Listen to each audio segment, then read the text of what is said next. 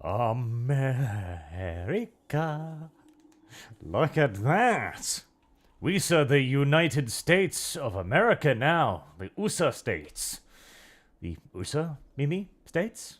The bunny-eared country? Might actually be a better nation than the United States, when one really comes to think of it, but we are rebels now. We's rebels. And unlike the real rebels, we're not going to need to do a lengthy campaign. All we need to do is win one battle, and that'll be it. Nice and simple. Now, the one unfortunate thing is that our glorious rebellion is nowhere near as popular as I'd frankly been hoping. As these, roughly 1,400 odd dudes, well, they were the only ones willing to actually show up for the rebellion. But, hey, at least we have horses. Look at this. Here's General not Washington, some dude, General some dude, who is leading the handful of people enthusiastic enough to get up this early, cold, and foggy winter morning to go and make America American. We are, of course, opposed by other Americans, bad Americans, who wish for America to remain English. I sympathize with their point of view, of course. To keep monarchy would be the only right thing to do in such a perilous world as this, but for some reason, I feel compelled to embrace the stars and the stripes. Let's see then. They've actually got slightly more good units than I do, which is a pinch perturbing, as the Jamestown militia are really actually the only ones halfway worth anything. But still, such is life. We now have two of them, take care of two of theirs, and then we will simply just throw the remaining soon-to-be civil servants at the other formation. Nice and simple, overwhelming them in melee. As, interestingly enough, part of our Revolutionary Guards are European citizens with firelocks. Ah yes, citizens of the European Union. A very modern concept. On the one hand, the forces of globalism fighting for America. On the other, the British. Just fighting for Britain as per usual. Nothing unusual there. At least we have one unit of actual American militias. You know, there are some Americans in the American Civil War. That's something. But hey, considering that most of the continent has been conquered by the Irish, I hardly find this to be all that ill-fitting, really. EU freedom fighters. Oh my god. Well, I suppose we're approaching the point where that's not going to be quite so crazy anymore. My Jesus. I'm sure Europe will overthrow the yoke of their oppressive overlords at some point. Just, you know, not today, not tomorrow either, but for that matter. But eventually. Unironically, okay, so Europe has been in a mildly interesting position lately. After the whole kerfuffle in the Middle East kicked off for the 72nd time, I'm pretty sure is statistically accurate. It is now illegal in all European countries, with the exception of Norway, for reasons unbeknownst to me, honestly, to be a member of Hamas or to be a supporter of Hamas. And I kind of love the fact that we've just abolished the right to protest now. It was inevitable, I suppose, but when it happened, everybody cheered. Like, literally, it's the meme. So this is how democracy dies. To thunderous applause. Yes, in a way. And hey, I'm hardly Hamas's biggest fan. I just find it so hilarious that we just gave up on all of it. Aye. The first volley of the first American Civil War. There has been two. This was the first one. Introduced by the American, or the Jamestown settlers, actually. This is actually just lovely. Yes, yes. Keep each other occupied. Meanwhile, we are going to employ a Napoleon tactic here. We'll deploy another unit of gunners, whereas the European citizens will deploy in assault column formation. Yes. You bastards being lazy? Do you have nothing to shoot at? I mean, they certainly seem to be able to shoot at you, so... mush.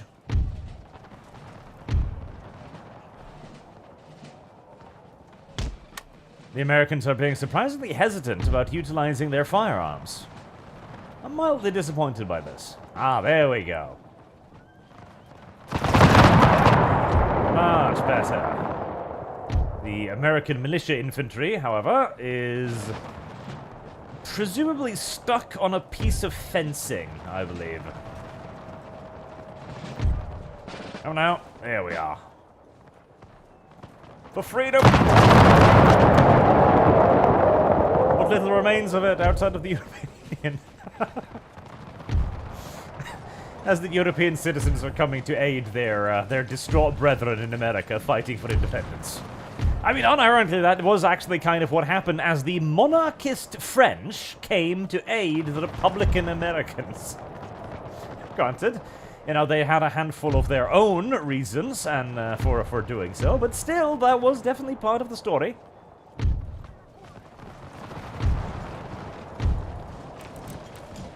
Good, good.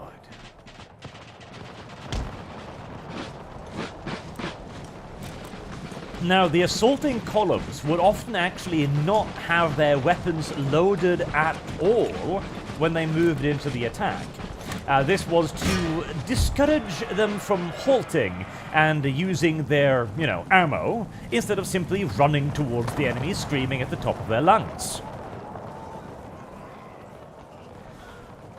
Which was, you know, kind of wasteful. They were supposed to simply charge them, get in there and break the enemy, which is, well, exactly what they managed to achieve today, so I guess that proves that the tactic works. Although, I feel like the column formation shattered a little bit quickly there, still. Not as quickly as the Englishman's courage. Alright, well, fine. Gang up on that unit if you absolutely must.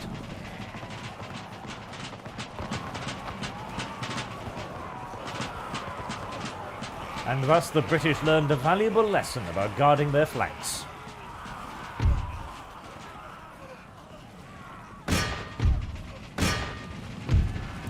And there you go. The somewhat anticlimactic conclusion to the American Civil War. It was a bit of a harsher conflict in real life, but now that the Americans have claimed Philadelphia, the entire rest of the map will simply have to transform into America.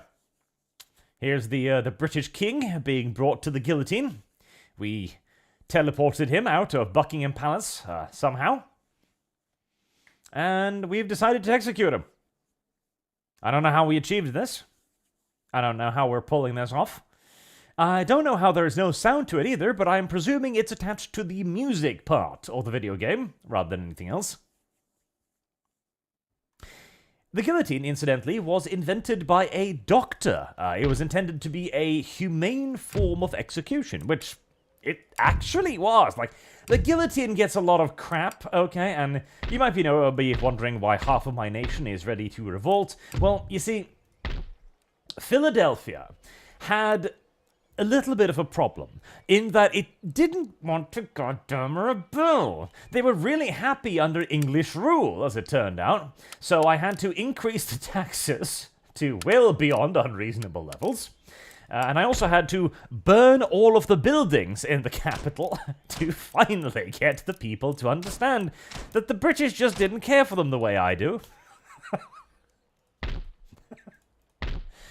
And now that we've created a few generations of orphans and poor people, they understand that only I can save them, because I was the only one with the power to burn all of their shit to the ground in the first place.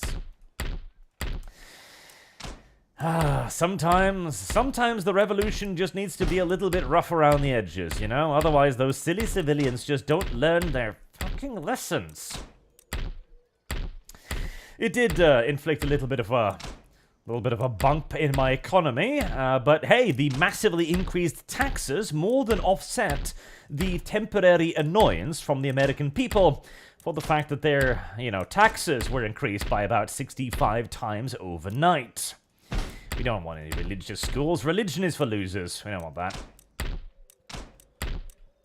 We do want better farms, though. Service guarantees citizenship. As at this point, I think America is actually producing so much trade material that we hardly even need foreign trade routes anymore. This, unironically, is America's modern-day advantage as well. It is so unfathomably resource-rich that it actually could survive just fine without the rest of the planet, which is indicative of many things. But seeing as we are streaming primarily to an American audience today, we are going to assume, of course, that it is indicative primarily of God's will and blessing of the American people, the chosen people, if you will. Reverend Norse donates 50 Swedish kroners. I do object to your nationality, but I'll accept everything else. They're saying, Arch, questions. Any 40k books that talk about the Night Lords before they found Curse?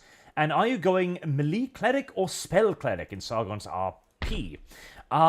Spell cleric, I'm thinking. At least at the moment, until I see if the party is going to need anything else. As right now, I'm going to be off-tanking for the simple reason that my spells are absolute, utter garbage. But I do plan eventually to transition... Oh, I'm still allied with Britain too. Oh, they took this whole separation from them remarkably well. Not to mention the execution of their king. We never liked that asshole anyways. But for the moment, I'll have to wade into melee a little bit as well. Their demand. Hey, teach us about this social contract thing. No. And off the top of my head, I don't remember any. No, I don't. Books about the Night Lords before they met Curse.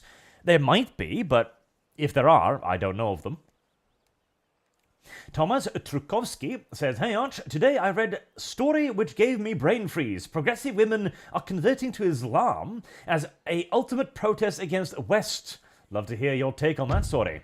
Well, Maine, you filthy, dirty cocksicles, how dare you rebel against me? Wow, Maine rebels.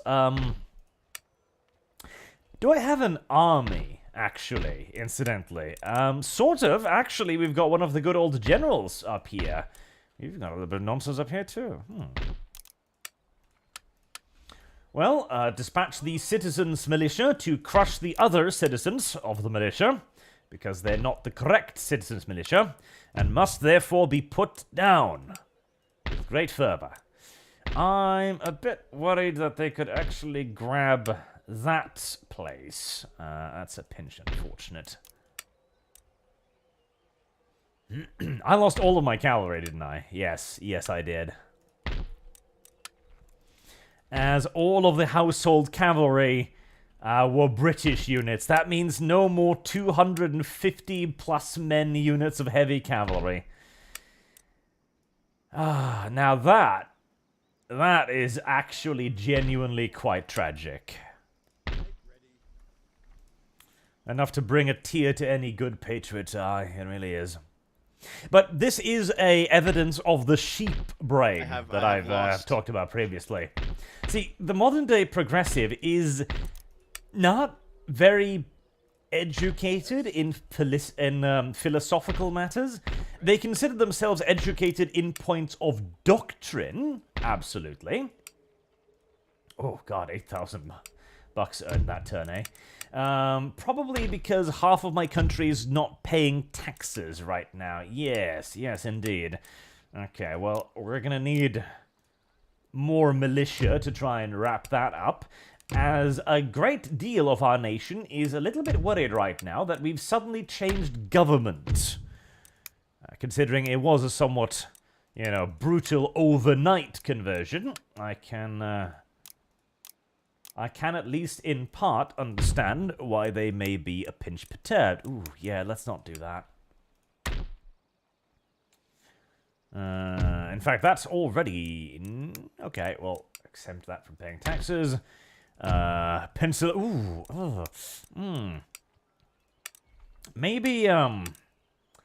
Maybe moving the army out of the city that just had a major rebellion was actually not the cleverest idea I'd ever had. Imagine that. Imagine that indeed. Garrison policing bonus? Yes. Okay, well, we're going to recruit you too then. As America seems a pinch perturbed. Okay, well, we can just calm as much of that down as possible. Make sure that people understand that we are doing this for the good of everyone. It is also, in part, going to be due to the fact that we have changed... not religion. We've changed government type now. As different government types will actually have different... Wow, you got way better dudes than I did. What the fuck? As different groupings will actually have different... derp. Actually, I'm tempted to retreat here, because I think you'd actually kick the shit out of these guys.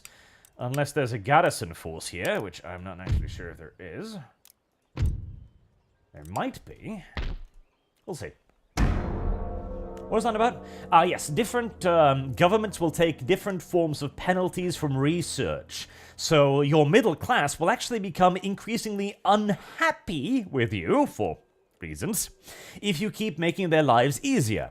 If you start automating things, for example, they'll start getting pissed off because the machines are taking their gerbs away.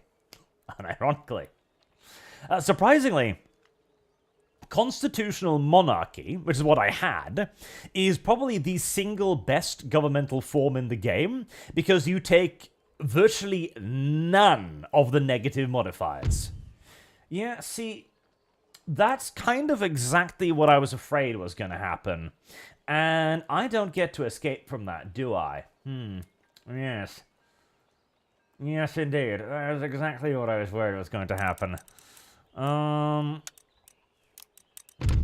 I probably just should have ran away, as I don't think there is... Accuracy 41 was 45. Yeah, that's not going to work out very well. Wait. Did they just get a garrison that I didn't? Hold on. Is that actually how that works? Oh, okay, video game. I see. How? Alright. Right. I'm gonna do the autosave. Wait, is that turn? Is that turn? Oh, God. Okay, well, we're just going to suck it up then, I guess. Right, the AI gets the rebel garrison, whilst I do not. This is unfortunate. Very unfortunate, in fact. But there's not a whole lot that can be done about that. Luckily, I do have Boston nearby, so I'll be able to recruit additional infantry reinforcements nice and quick. And, where... Oh, that general died, didn't he? Yes, he did. Right. You go over there. That should calm down Pennsylvania. It does indeed. Good. We are going to need to build an actual army to deal with the rebels that were spawned because of our rebellion. I suppose there is a degree of poetic justice to be found in that predicament. I could also just simply move, you know, this 500,000 strong garrison force up there as well, seeing as they're not really any... you know, use down here. But yes, to answer the question properly, this is the progressive sheep brain. It is well educated on points of doctrine. Absolutely, because that is what progressivism is. It is a series of doctrinal beliefs that you should not be allowed to go up against. Damn. Cultural unrest 28. Wow, we are going to need a tremendous amount of police forces to convince the populace that my rebellion was, in fact, in their best interest. Oh, boy. Right, a convincing procedure that might take a while, but I'm sure if we simply recruit enough bully boys, or the occasional coaching in, which I have been neglecting, bear in mind, we will commit. We will make the American public understand. I do also have several enormous trade fleets ready to take over when I can, but I don't really want to declare war on a foreign power right now, considering the precarious nature of my situation. So we'll put that off for a second as well. Imminent. Oh Jesus. Okay. Income next turn minus 19,422. Okay. How? The sea trade route of coast of Brazil is currently being blockaded. Great Britain, okay, so all of my trade routes are being blockaded. How exactly is this going on then? I don't actually know. In fact, I haven't got the faintest goddamn clue. What's doing this? What is doing that? I mean, it's not that, because I'm still allied with the British, somehow.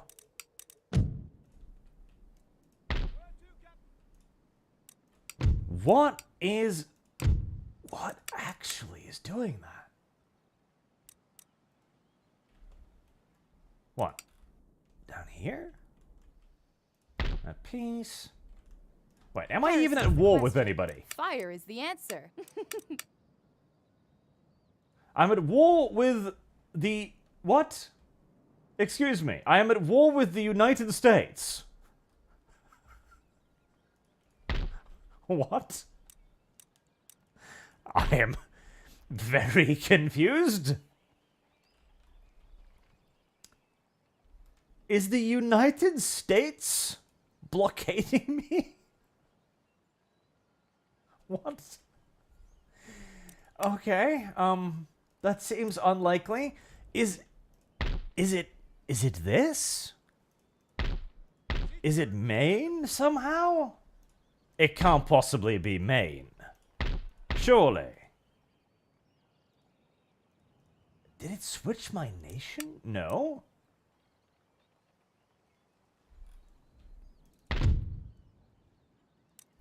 I am very confused right now. What on God's good earth? Okay, let me see. What was it? Maybe in the autosave warning mentioned, it tells me where the blockade fleet is. But yes, before I continuously get interrupted by trying to figure out what the hell just happened, doctrine does not protect you from other doctrine. See, that's one of the big problems. If the only way you can think in... Oh god, it didn't reload the things, did it? Income next turn, 18,000. Great Britain, Sweden. At war, nobody. Sir. What on God's good absolute fucking earth. So, apparently, the main rebels are blockading me?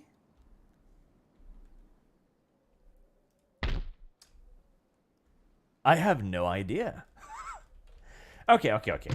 Let's take a step back to the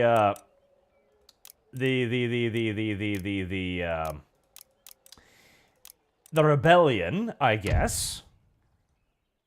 Because I'm presuming we've happened across a little bit of a bug, where America is at war with America, and therefore America's treasury is blockaded by America, because America isn't America? I don't know, I guess. This is the best theory I've got at the moment. It's not much of a theory, but still. This is also exemplified in the fact that after the Second World War, we discovered, for example, that it was very easy to turn a fascist into a communist, but it was very difficult to turn a communist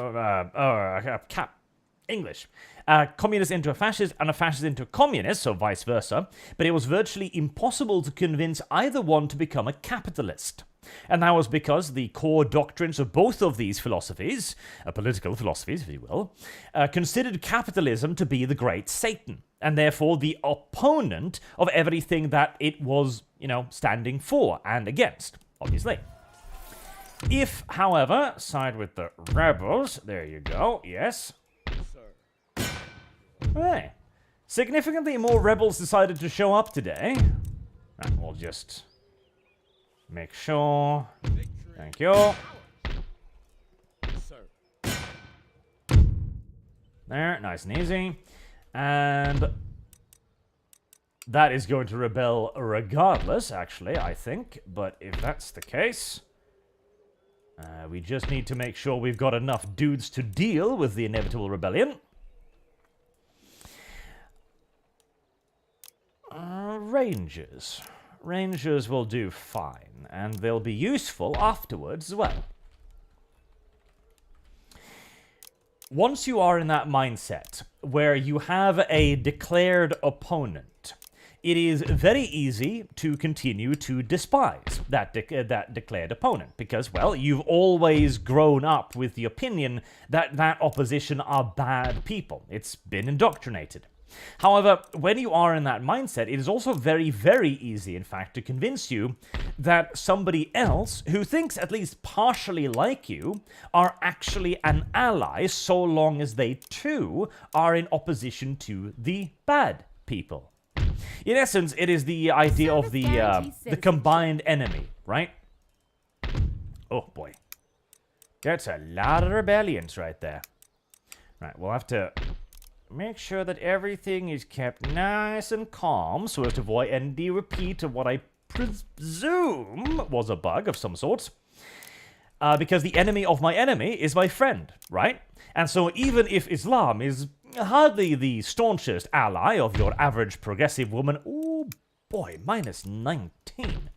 If the option then is either Islam or capitalism and the West, which is the great Satan, then they'll side with Islam. Regardless of the fact that Islam will crush them far more readily and far more aggressively than the West does. This is the issue with indoctrination and why we need to be teaching people how to, actually think, rather than simply accept that what your teacher tells you to be good is absolute good without any further points or questionnaires. Oh, you were actually garrisoning that. Okay, well, fair enough. The progressive sheep brain. As they will not understand that they are just inviting their own annihilation. They will, because again, remember as well, Islam is a religion of peace, remember? And so since it is a religion of peace, then surely, once the progressives make their progressive goals known to them, they will understand and become staunch and firm allies, right? Because that's how that works. Now, let's save 19,000 bucks just in case we're gonna run out of money again. Sandoom says, I have a lore question. Since you've been doing videos on the Imperial Guard stuff, does Terra have an Imperial Guard and what's their equipment? Terra is more important than that. It's going to have Imperial Guard regiments, but it's not going to have PDF. Actually, screw that. I'll need the trade. So Terra has standing armies. I think they've got a company of Imperial Fists guarding the Imperial Palace, and there will also be Imperial Guardsmen guarding it as well. Obviously, it'll be the overwhelming majority. The Lucifer Blacks I believe, have strengths on Terra still to this day, as they were never granted settlements rights, unlike a lot of the old 100 regiments were. Fappy the Clown says, on your review of Napoleon, you had talked about the 1970s Waterloo, truly a fantastic movie, but I was going to ask you if you've ever seen 1993's Gettysburg. It might be my favorite historical movie of all time, and use a massive amount of extras in that movies also. Oh yeah, absolutely. Let's see, did they... Yep. I wonder how they managed to spawn directly into a rebellion. That's actually rather impressive, considering normally you've kind of got to go through a few steps, but details. Can you reach them? The video game claims you can, and if you can...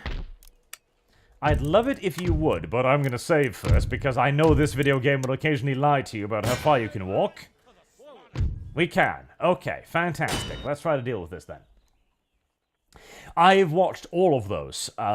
In fact, they're kind of a pseudo-series. You've got Gettysburg, and you've got Gods and Generals as well. Gods and Generals is probably one of my favorite movies ever, because it is...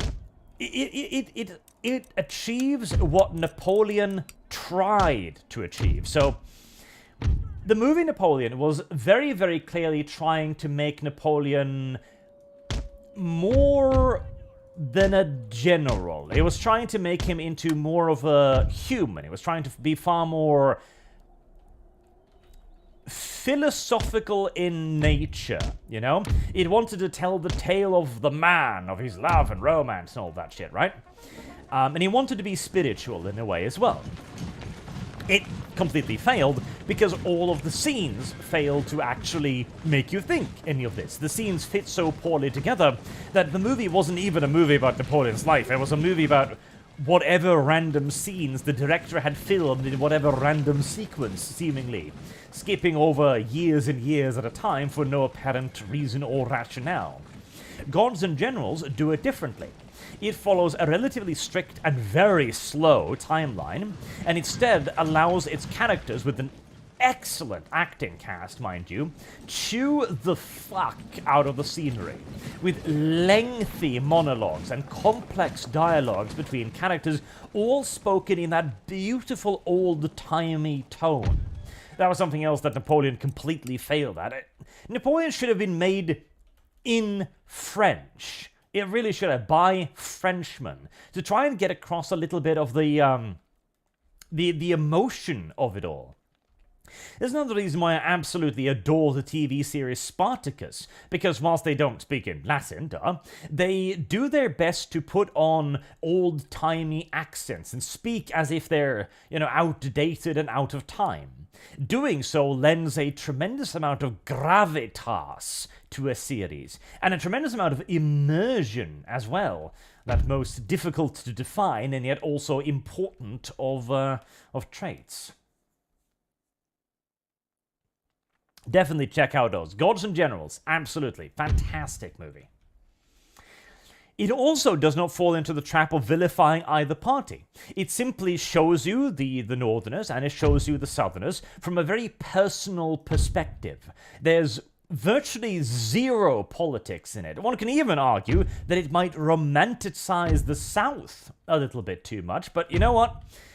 I'd rather a movie that romanticize the good guys rather than hilariously vilify them as if they were the bad guys in some sort of biblical screenplay, you know? The Real Horse Lady donates $5. Thank you very much, sir. Saying your video was earlier today, I'm presuming, was hilarious. We warned the progressives that if you use these tactics, they would be used against them. We did. They didn't listen.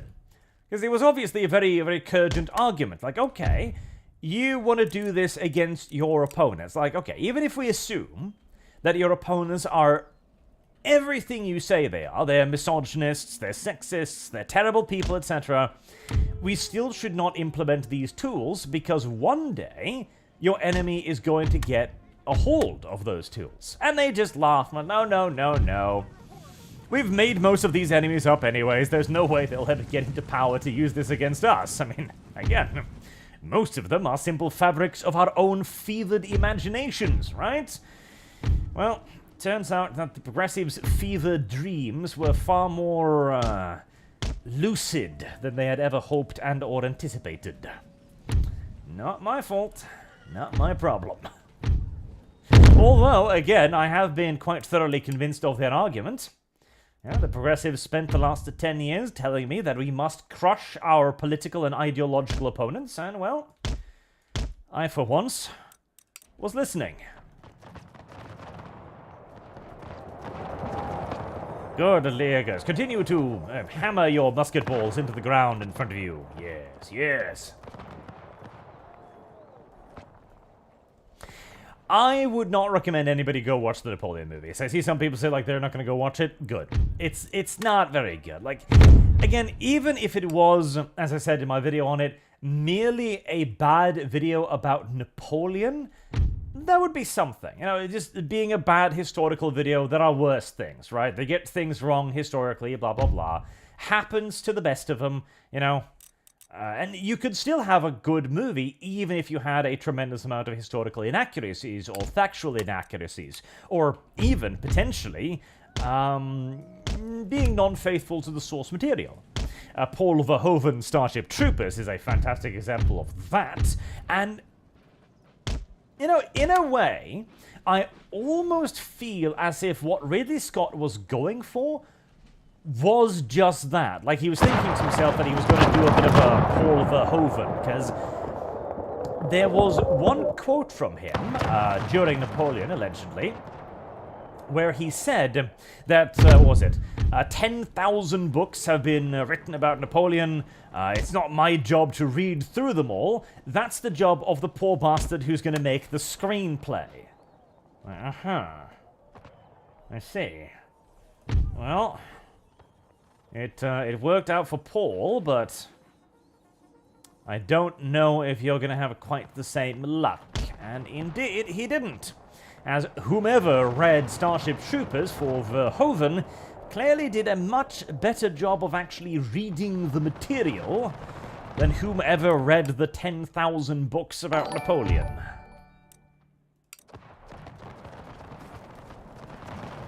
Ah, some American on American action here. Oh god, slaves armed with axes. I have come to fear the slaves armed with axes.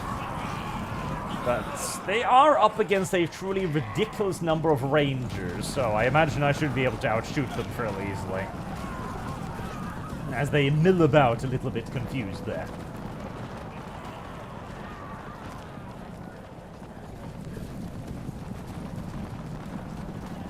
What should we do, Massa?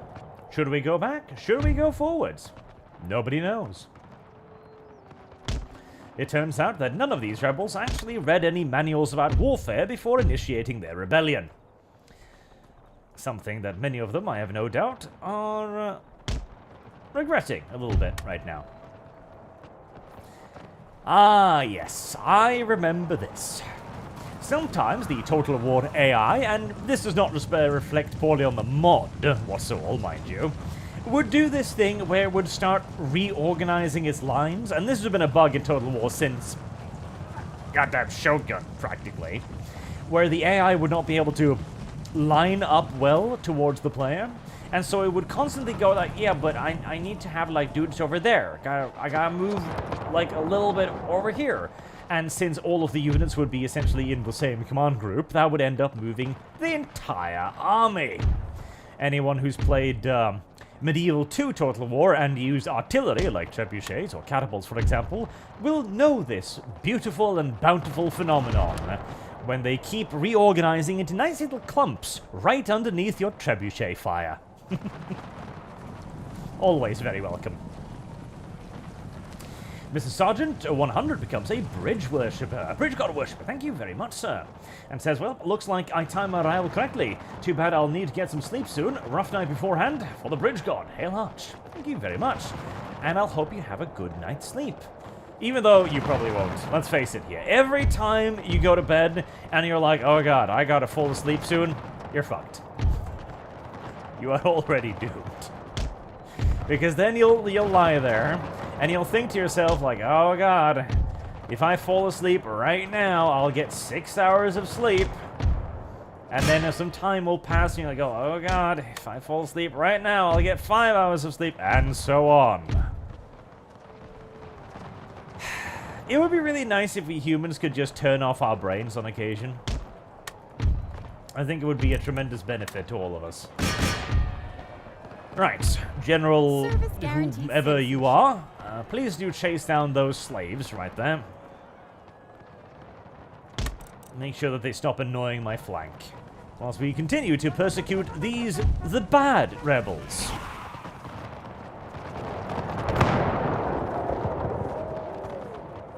Like, how dare you rebel against the United States of America? What do you mean? We're the United States of America. You've betrayed our founders and ideals. How can you tell? We've been a nation for all of 5 minutes. To be fair, I do plan on betraying all of the founders' ideals. Particularly those about non-intervention. I do love that Stone Toss comic, incidentally, where you've got George Washington, a guy goes up to him and is like, President, there's the Middle East is unstable. Shall I call up the troops? And he simply responds with, who the fuck gives a shit about the Middle East? See? That is a good argument. Who does care about the Middle East? Not America. Though, to be fair, you know, even though it would be a nice thing to just be like, how isolationism, yay. The simple fact is that if America isn't going to be the world police, then China sure as fuck will. So, you know, how much of the world stage are you willing to give up? Becoming a isolationist backwater nation has usually not turned out very well for your average empire throughout history. For better or worse, America's fate as the world police is pretty much sealed at this point.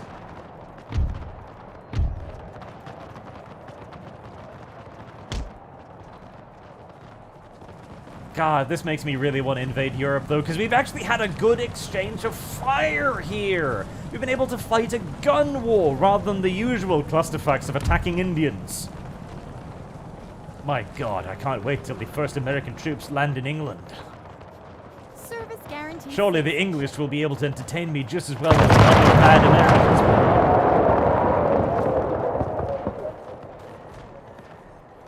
Come on, men. Fight for your nation. Which one? The same one that they're fighting for. Okay. That's confusing, but alright, sir. Fight for the Star-Spangled Banner. But not that one. The other one. The other Star-Spangled Banner. Oh, hey, they can lay down. You know, I really should buy more units that can lie down, because the Rangers can't lie down. I feel like that's a little bit retarded, because I feel if anybody should be able to lay down, it should be the Rangers, but... How long have you been shooting your friends in the back? How long? Be honest, how long have you been shooting these poor bastards directly in the back? Seriously. I don't know. We weren't given any orders to stop. Okay, well, I mean... Fair enough. You want?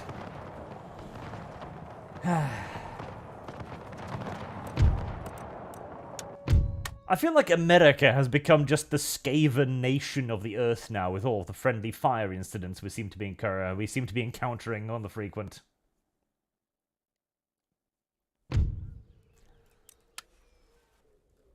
Hey there. Why would you... No,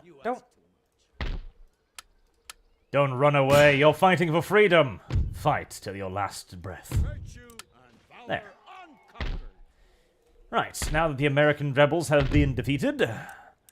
Damn, that place is still not doing very well, is it? It's still not looking very good. Okay. Am I about to run into debt? No, that was it. That was the issue. That was the whatever, however, buggly, waffly, woodle woodle that caused America to trade boycott America. Okay, well, I figured it out. I'm gonna need more American militia to keep the peace, though. Bring out ye old bully boys. I gotta crack some heads here to keep control and order.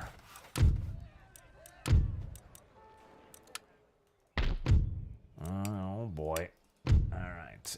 Okay, you're already exempt from tax. In that case, bully boys are the solution. A new town emerges. I think we're gonna start building coaching inns because it seems like we're going to be needing them. Right. Jamestown settlers, garrison policing bonus. But slightly better stats. Okay, well. Build 5 of those. I can actually tax this place, remarkably enough. Build grand opera houses.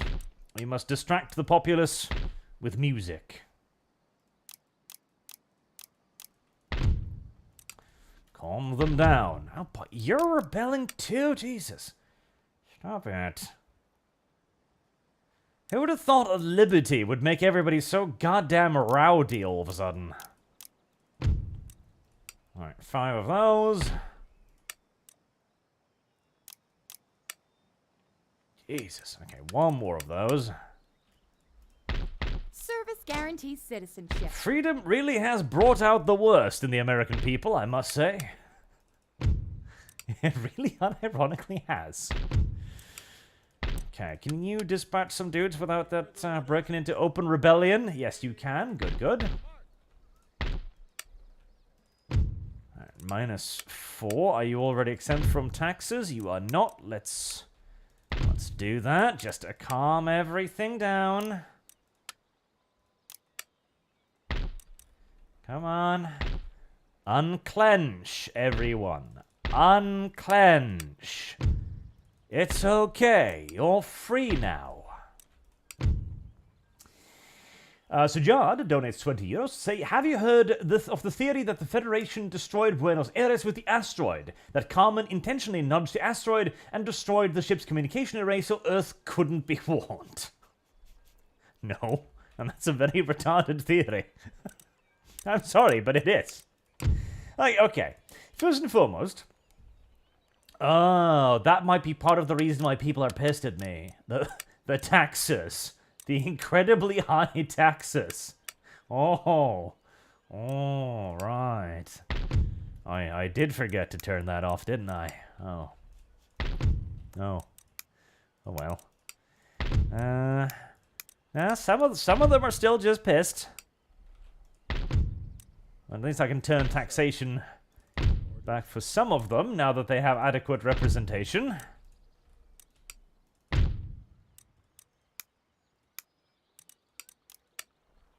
Alright, you're good.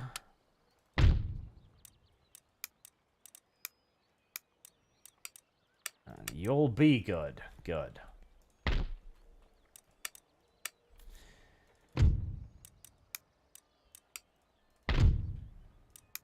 Come now, people. Pay your taxes. It's all part of living in a free nation. Don't you know? The freedom to pay. Right. Better. Better. Much better. I probably want to call a bit of a halt to this whole developing new fanciful things for a moment until people can settle down a little bit and start ignoring their demands. Believe...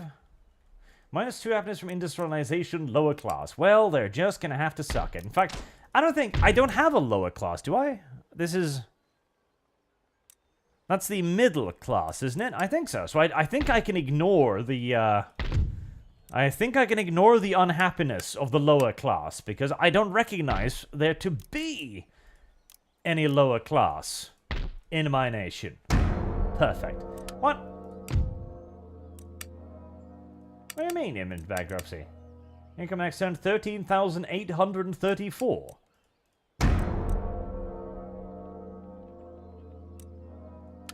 I don't think that's the case, video game. It is blockading me, mind you. Am I still at war with anybody? No, I'm at... Lost. I should be fine.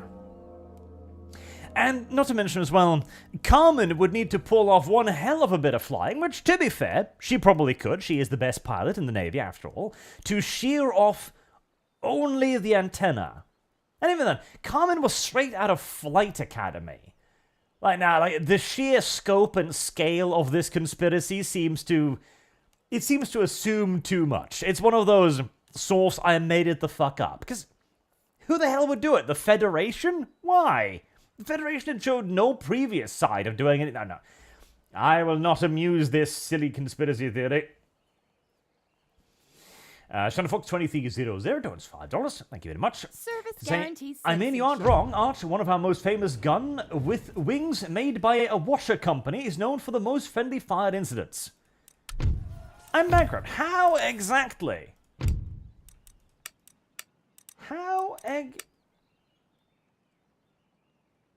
I am so fucking confused by this.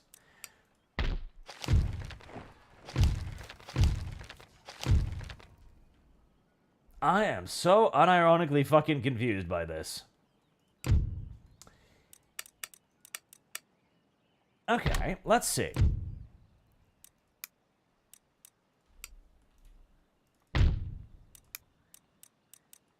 We can tax some more stuff.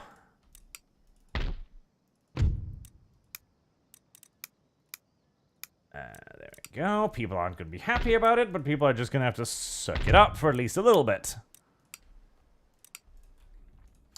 With new buildings coming online, that should help out a fair little bit too. So I'm earning 12,436. 9,725. I guess we can, I can't really increase taxes much either, honestly, without people getting a little bit pissy. Liberty is expensive, as it turns out, yes. Yes, it is, chat. That region is, still a little bit on the angry side, but so long as it is sufficiently occupied, it doesn't seem to mind too much. Except Philadelphia is looking a little bit problematic. There we go. 3% up. Right, so our trade is clearly being blockaded by someone. I'm presuming it's being blockaded because there's a war going on in Europe. That is my general assumption. And if there's a war going on in Europe, I can export to the Crimean Khanate and Austria still. Okay. Let's see. There's the diplomacy window. Let's see if there's anyone else. Nope. Poland, Lithuania hates my ass. There are very few people in the earth that likes me, as it turns out, with Great Britain being one of them. I don't know why Genoa doesn't want to trade. Like, I see no benefit in becoming rich. Okay. It's a weird thing to not see any benefit in, but very well. Georgia is still acting up. Oh, that'll just act up next. Okay.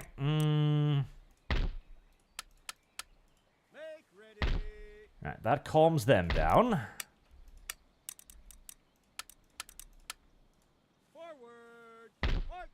That calms Georgia down.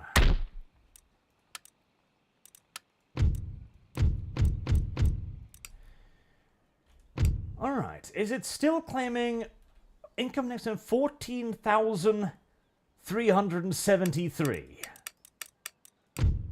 Am I still gonna go bankrupt? I hope not. Zero donates £2. So Arch, what else is on your 2023 bingo card? I mean, surely we can't pull off that much more stupid shit, right? Surely? We've had a nice big surge of right-wing parties across Europe. That's been fun. I imagine if anything. Because 2023 has been an interesting year, hasn't it? I mean, the whole Stephanie Sterling pregnancy, I definitely hadn't guessed that one. Geert Wilders becoming president in the Netherlands, that's unusual. A feminist being fired for inserting feminist propaganda into a video game, or into anime. I didn't see that one coming either. There we go. Now we're back in the green. Alright, much better, much better. Much better. Maine is still on fire, and is going to continue to be on fire for a while, but such is life in Maine. What can I say? It sucks living there. It's an unfortunate place. Alright, seems like people are getting a bit more used to the tax level as well. That's good. Carolinas, they're behaving themselves. That's fine, that's fine. Philadelphia, however, is still antsy. There you go, that calms them down. Oh, not slaves. Plantation owners. Right. To be fair to Philadelphia, I did burn all of its good buildings to the ground. So, you know, I can understand why the populace are a little bit annoyed by this. I did burn all of their shit specifically to make them rebel against the government. I understand that there is perhaps some resentment. What? Again? How? I am so fucking confused by this. I was earning 9,000. God, help me. Heresy's the question. Fire Is the there answer. anything I can get rid of? Well, apparently Fort de Chartres is very loyal, so I can disband those. A random boat I was using as a taxi, I guess I can disband that. I probably don't need these. Disband that too.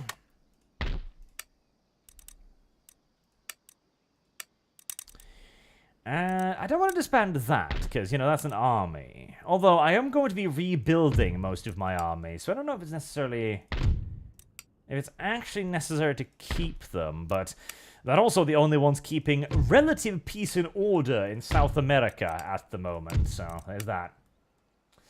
The trade wars in Europe continues, I see. Okay, coast of Brazil. Let's check out what's going on at the coast of Brazil.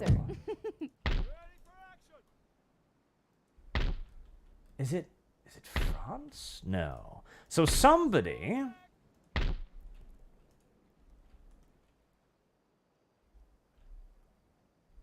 is squatting on these trade lanes.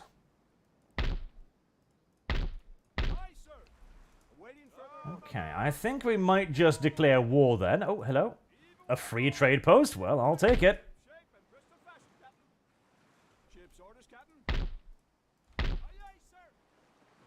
Alright, well, I'll grab that.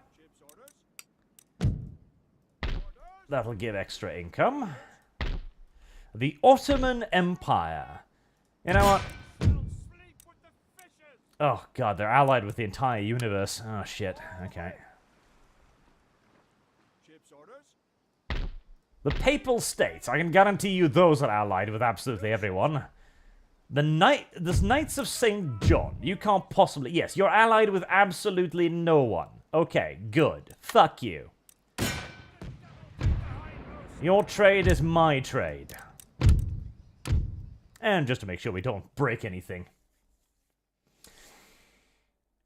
William Holstead donates $10 to say the progressives created their enemies. They didn't dream them up. They created a union of everyone who disagrees with them. And guess what? That most people, and especially the military... I need to not press that button because it minimized the video game. That is a very good point, Holstead, though. It absolutely is. Wait. Can I not quickly select all of the Indiamen?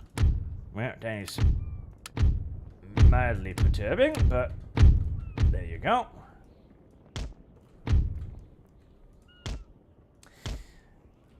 It is sort of the meme. It didn't have to come to this. I just wanted to play video games, but unironically. Unironically, though, that is actually true. Like, none of this was a problem until they started it. None. None of it was an issue. None of it was an issue. Here we have the fleet of the Knights of St. John. They have a flute. They have a race-built galleon. In fact, they have several race-built galleons. And some privateers. Well, I am intending to simply sail straight down all of them, blasting as I go. That is my general idea. But, of course, they did so, not understanding or thinking about what was going to happen.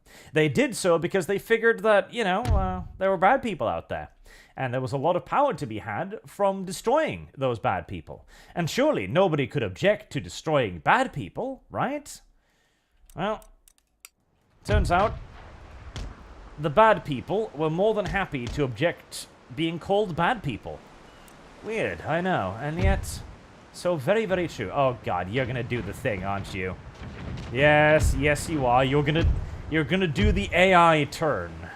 The straight turn directly into the path of the player's fleet. Oh, naval warfare and Empire Total War is barely functional.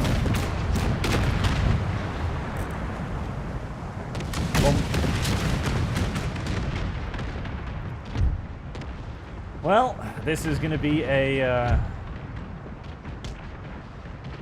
good old-fashioned massive retardo brawl in that case.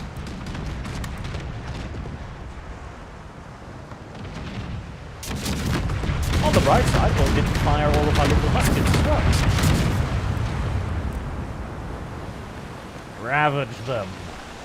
Break their neck. That does do a lot of damage. I quite enjoy that. See, in any game that does naval warfare, you have to add in the ability for the player to manually fire a salvo.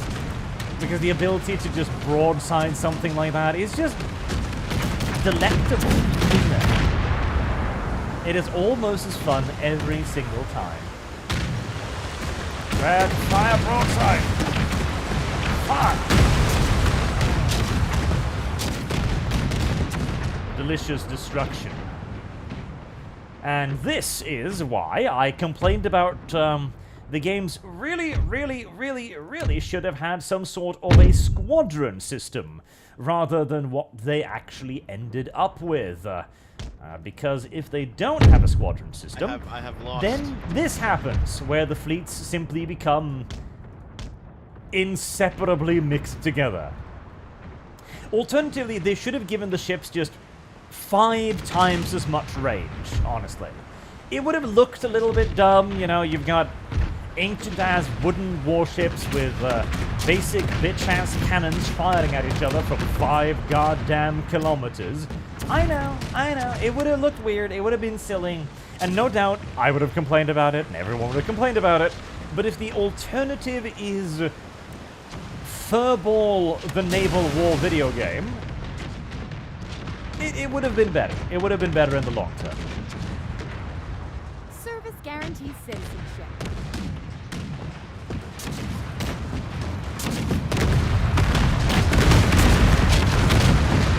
This is some close-up and personal combat right here.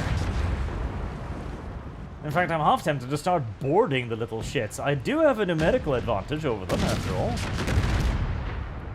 Each one of my boats is significantly larger than their boats.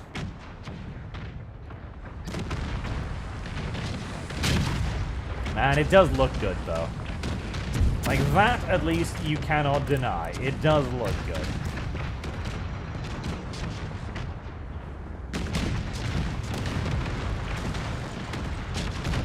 I wish this title had the cinematic mode instead of Rome. Because Rome looks so good. Theoretically, technically, and Yet I almost never do the whole zoom in and enjoy watching stuff thing in Rome. It's probably also, to be fair, because Rome is a much faster game where the average battle is over in 5 minutes, including maneuvering. Whereas in Empire, you can have some pretty meaty maneuvering phases. You know, if the AI was better, you could have some really great maneuvering phases too. The Real Wholesale Doge $2 say, we could mushroom cloud the city. I vote LA. It's a progressive idea. It's one worth bearing in mind, at least. That would definitely not be on my bingo card for 2023, though. Although, I imagine... Okay, if Biden really wants to win a re-election, he'll just show up at a prisoner exchange, I was about to say, at a press conference, and he'll be like, I've elected to detonate a small nuclear device in California. And everybody in the room will be like, that's very funny, Mr. President. Now, why did you call here for? Turns towards the window. You should be just able to see the glint in 3, 2. And then the sky lights up. Which it wouldn't, because California is very far away, but you get my drift. Now that would be news. And it would probably have a significant portion of the internet going based.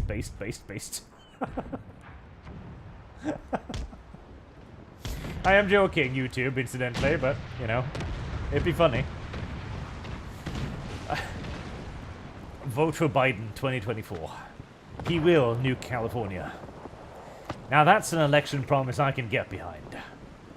Then again, it's gonna have to be one hell of an election promise, because, you know, after how the Trumpolophagus was treated last time around, I imagine he too has a few bones to pick with the average Californian. I have lost.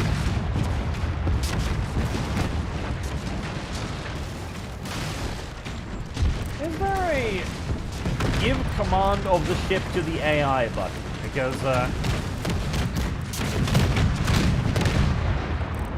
honestly, I think it might be, damn near preferable. As this ship is currently trying to follow all of the other ships, but because half the enemy fleet is turning in around itself, a good portion of my fleet actually literally can't move. Oh well, still.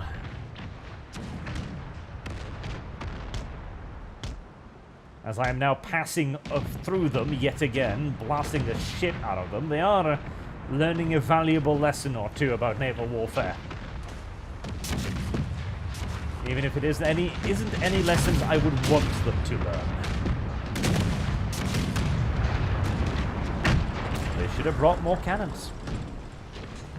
God, I would have loved to be able to... Okay, you know, cinematic mode in this game, where you can go inside of the ships, would be so fucking cool.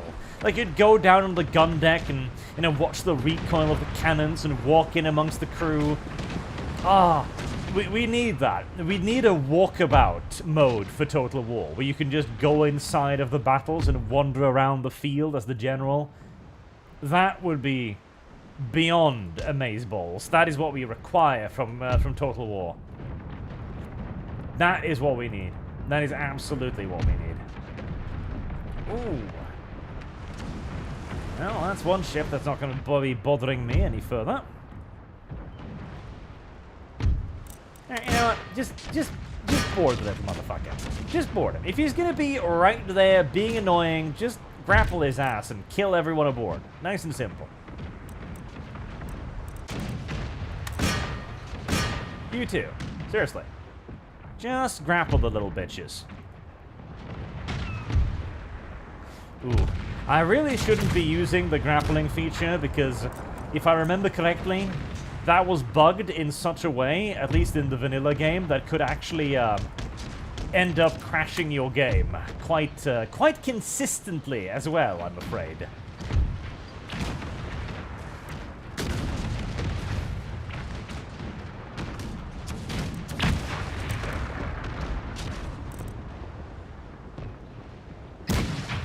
Are you doing something?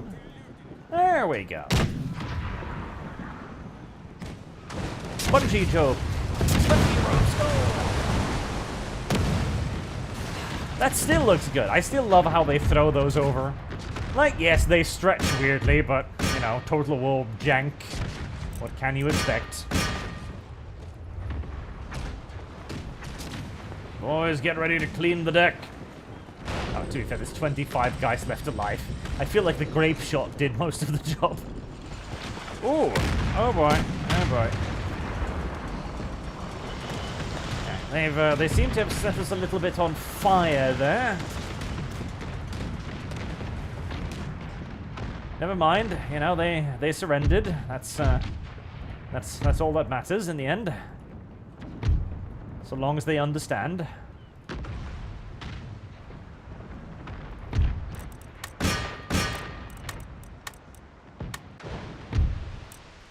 Grape shot, man, grape shot. You don't want to hole my new boat, do you?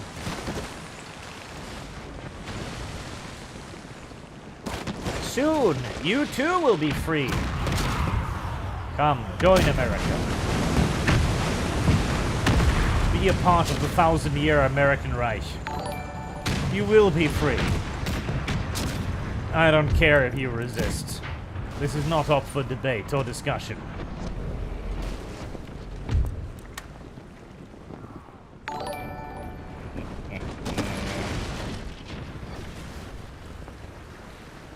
You too can be free.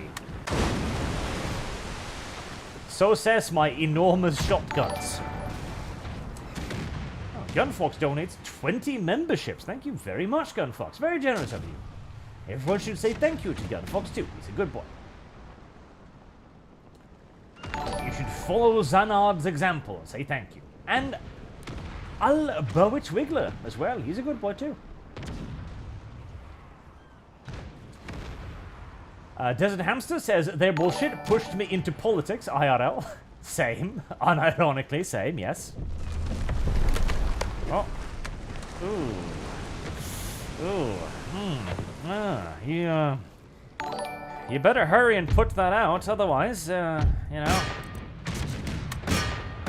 things could get uncomfortably hot awfully soon. Enemy admiral killed? I bloody hope so, yeah. We're just gonna go in front of the enemy ship, Admiral. It's gonna take us another 2 hours to board that enemy vessel. Could you hurry it up a little bit, though? Because, you know, one of our ships is currently really, really on fire. Oh, no, I think it might be a little bit too on fire, actually. This is why boarding actions are not always clever. Not always clever indeed. That was one hell of a turn. Good job. There's almost nobody alive on this boat anymore. To be fair, enormous massed volleys of continuous point-blank grape shot will do that to you. Meanwhile, the last little enemy vessels are desperately trying to escape. Getting pounded by trade ships. That's got to be a little bit embarrassing. Rest of you, help out with the crossfire.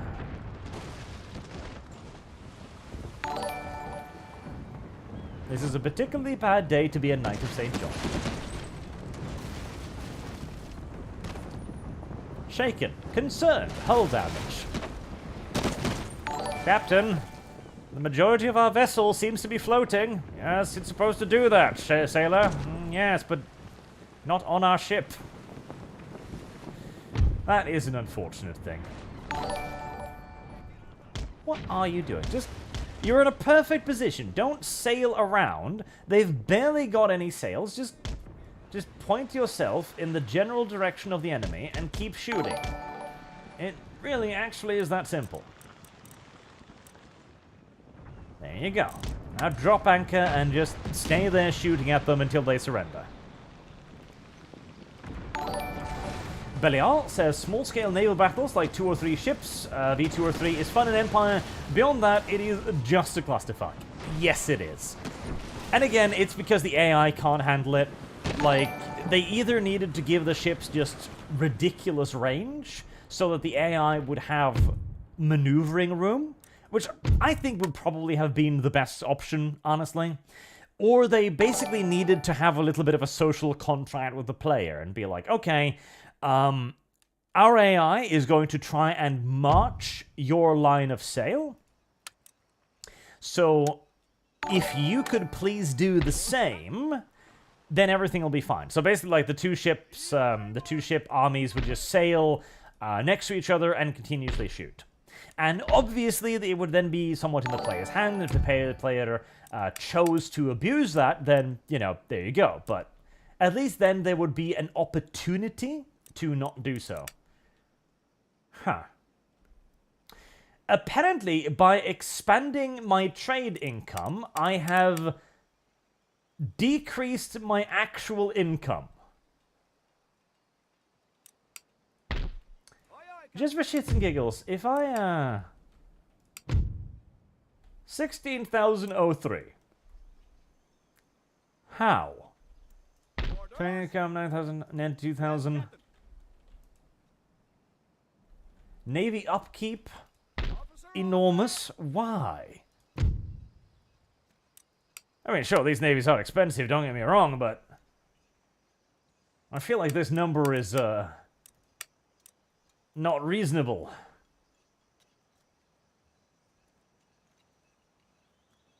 It's being blocked. What? Where? How? Okay, let's go to America. Right, the big old fuck-off battle fleet. You're gonna need to go to Europe and figure out whatever is somehow doing this, as my deficit has actually only increased from expanding my trade. Somehow. Somehow indeed.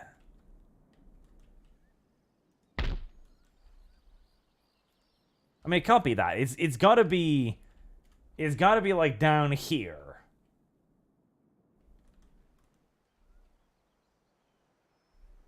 "13 colonies. Multiple nations, some enemy." I'm only at war with the Knights of St. John, though, and I feel as if that's not going to be a long-term war. Nor do I really feel like the Knights of St. John are going to be particularly good at blockading my ass, especially as their navy is currently in port. I mean, yes, the majority of the world actually kind of, you know, hates my ass, but that's pretty normal. Hello. Would you like peace? They don't want peace. Hello, Genoa. Trade? No. Genoa still sees no point in trading with me. Come on. Nobody? They're also very angry with me because I'm a different government. Very weird. Very strange and confusing. 16,000 miners. From 4,000 plus to 16,000 miners in the same turn. Interesting. Very interesting. Is there anything I can do about that? Sort of. I can increase taxes. That'll fix it. It will also see my entire nation spiral into rebellion, but, well, that can be dealt with by increased levels of repression, which is exactly what I am probably going to do.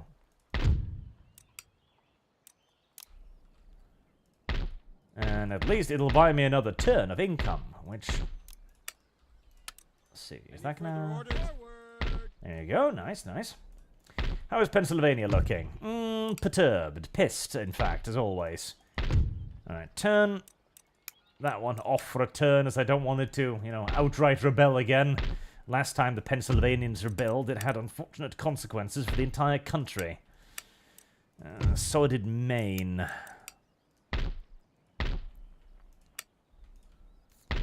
Alright, everyone else is still happy to pay their taxes. Well, happy might be an That might be a little bit of an exaggeration.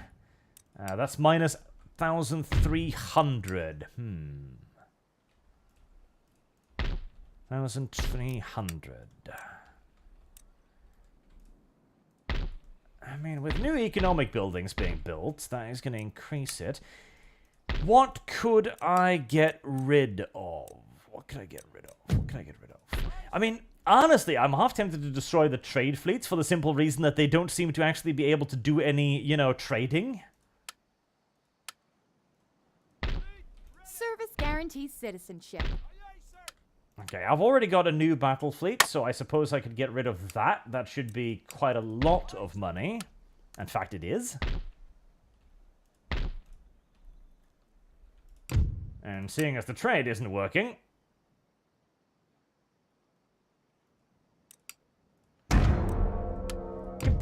It's a video game. Okay. The economy has clearly freaked out pretty hardcore since transitioning to America. I'm hoping it'll work itself out. Burnton says, I look at the 25% tax rate here and think that's a lot. Then I remember that about half of what my employer pays goes straight to the government. Yes. I mean, hell, it could be worse. The answer. It could be a lot worse. The tax rate over here is usually about 50% overall. Sandoom donates $5 and says, finally decided to become a member. As you did indeed. Congratulations and thank you. I use the app more than I ever do the website. I am now an official rat brick. Please our Lord and Savior. Praise our Lord and Savior art. Oh, please. Praise. Workers on strike everywhere. Okay. Well, I'm supposed to be earning money. I'm not, but I am supposed to. Right. Are you the one? Are you raiding something? I don't... Trade with multiple nations. 13 colonies, 0. No, I'm not trading anything here, so it's not that. Any orders? Orders received and understood. All away. Ship's orders. Wait. No, that was Hanover, not the Knights of St. John. Ship's orders, Captain.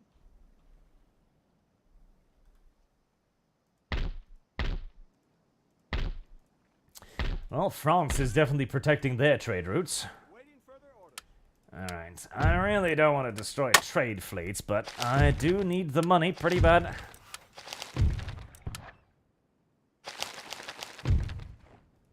Alright, that gives me plus 9,000, which you'd think would be pretty good. At least it will hopefully buy me enough time for the fleet to arrive in Europe to figure out the source of all of this discomfort. Can I put the... No, I cannot.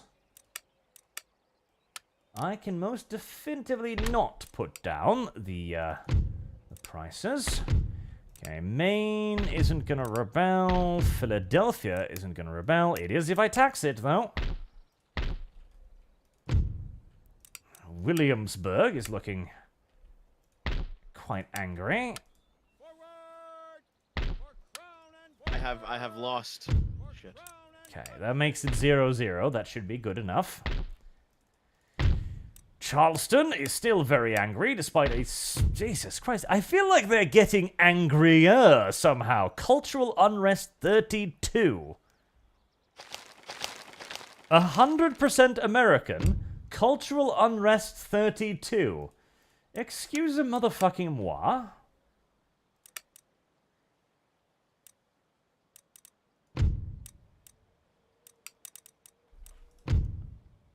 How on God's good earth? So, primary culture. Republic. Primary culture, English. So my primary culture remains English despite being American. Okay. How? How? Actually, how? Actually, motherfucking how? Okay. What about... Okay, so is it because I'm a protectorate of Britain? Is that it? That might be it.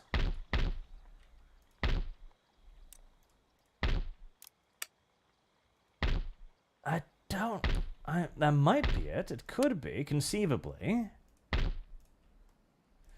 Alright, they do have armies on my soil, which is slightly annoying, but... Okay, let's see if I can, just declare war. Yeah. Let's see. Primary culture is still English. That is a problem. The minister's window, family tree, okay. Hold instant election, maybe that'll change it.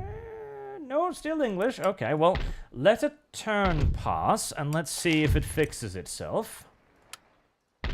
Following a nice, free and fair election. Still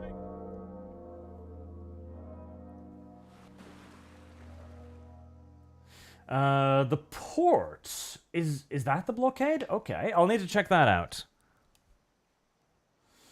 Aaron Grew says, Arch, when is next D&D? It's for the coming Thursday.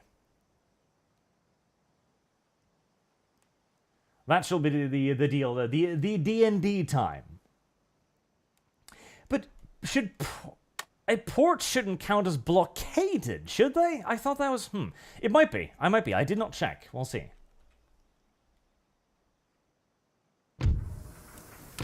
Right, does that change my culture? It does not. How does one on God's fucking good earth change culture? Alright.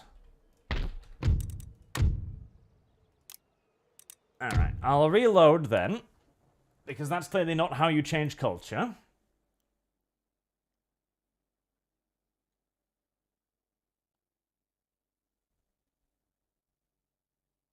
Port damage because of unrest, that does make sense.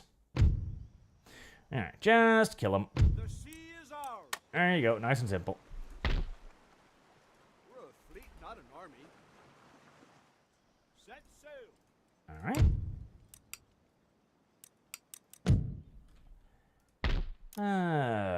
Repair. Let's see. Are there any...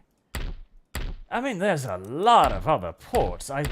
That can't possibly be what's blockading all of it. Especially as it's not coming... We'll see, but it says that I'm blockaded from East India, coast of Brazil, and Ivory Coast. But I'm actually exporting stuff from America. So it'd be very weird if that was it, but... It could be. Still, I am dispatching you to Europe. See what the fuck's over there.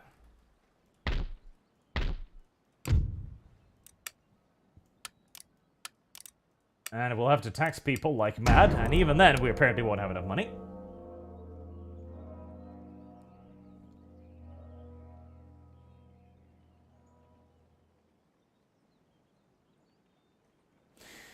I hope that fixes it. It'd be very illogical if it did. Especially as I don't even think that's my main port, because New York isn't the capital. But this might simply be a weird Empire Total War mechanic I'm unaware of. Entirely possible.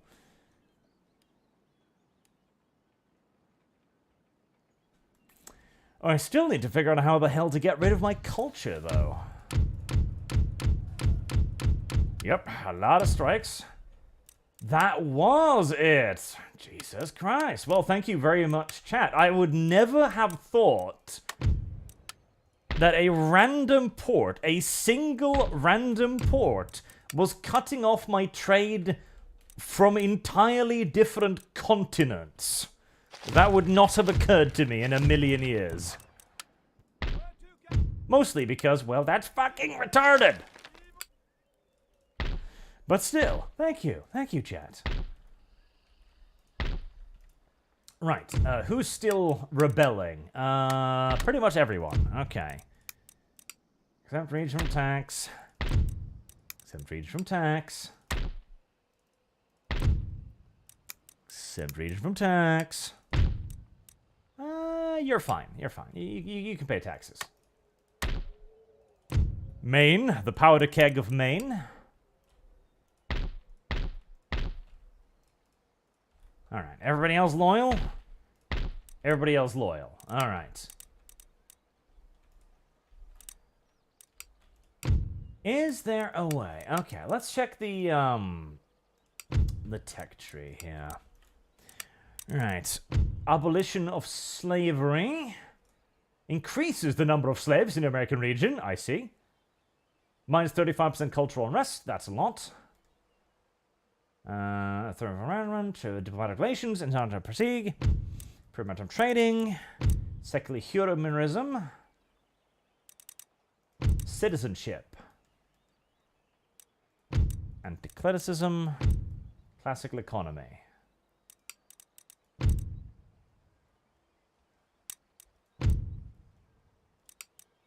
Well, I am definitely going to need that. It's going to take 18 turns, but I gotta start working on it.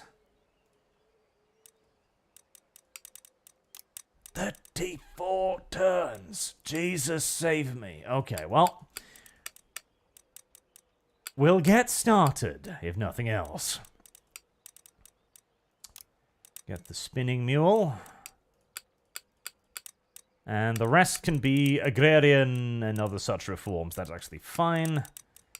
Actually, if we can be researching cannons, I would much rather be researching cannons. Nice.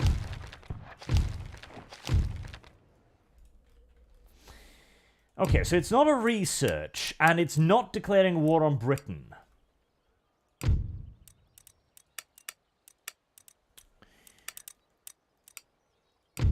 I very much so doubt it's the building browser. Agents, regions, armies.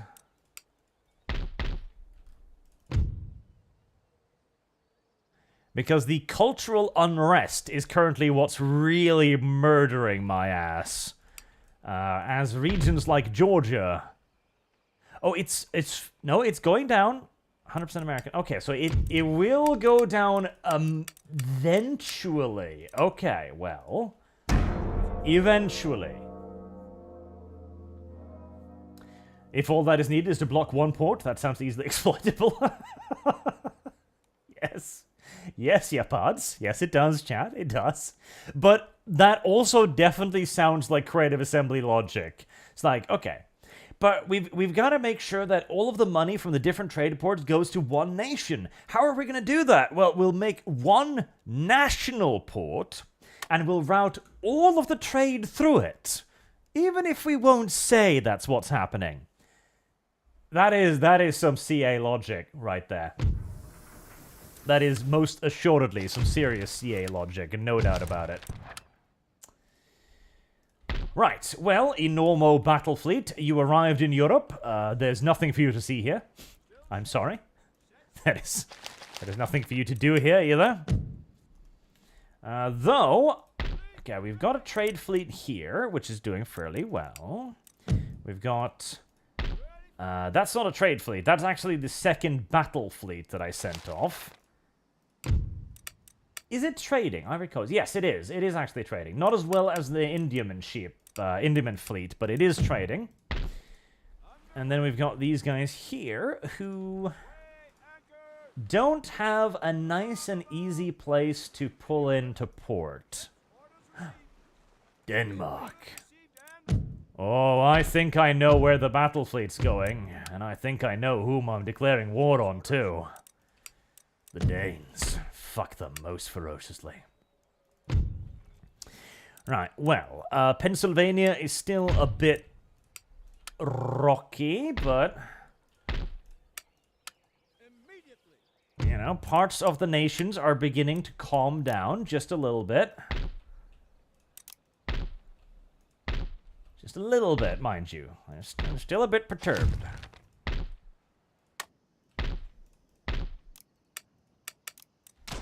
Alright, build those. Those will increase public order. And build those. Those will also increase public order. Right, at least that fixes the monetary problems, which is, thank God. Sandum says, if Trazen Infinite has a fully intact STC and the Mechanicus learns about it, what would happen? Would they send every ship they have? They'd send a lot. The Mechanicus has even been known to invade the Eye of Terror on the rumor of STC technology hiding within the Dark Mechanicus forces. So yes, if they figured out that Trazyn the Infinite had a fully intact STC, they would probably mobilize just about everything, okay? Because that's a fully intact one, because most STCs, of course, are merely fragments of the whole. This would be like Trazyn owning the entire internet, basically. They would send everything they had. They'd probably force the entire Imperium to invade it. Oh, the Amish have arrived in America. Oh. Good for them. Now, unfortunately, they are arriving during a period of, well, extreme public upheaval, but besides that, America's a pretty nice place. You know, if you ignore the enormous, violent, and constant uprisings in the streets, etc., we're doing okay. More orders? Men, More orders indeed. ready and waiting for troops. All right, how many? No more than that. Okay. Oh boy. Liberty is not easy. Liberty is, in fact, difficult and violent in the extreme. Okay, well, you have, if anything, a little bit too much garrison forces. Everybody else happy up here? A little bit of clamor for reform, but that's fine, that's fine. They can clamor all they want so long as they don't actually do anything about it.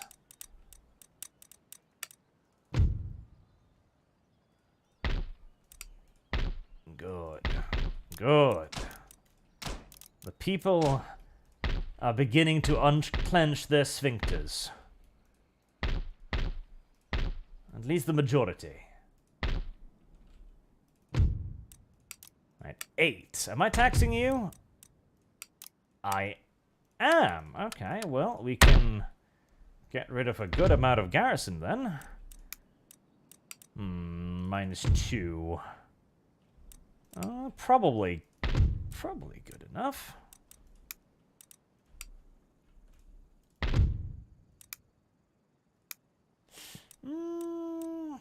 Probably good enough, yes. And shortly after the American Revolution, there was a period of mild upheaval in the United States of America. Some did not appreciate their new freedoms. Some wanted to return to being serfs and slaves of the crown. These peoples were repeatedly and stridently told to shut the fuck up and get back to the textile mills where they belong.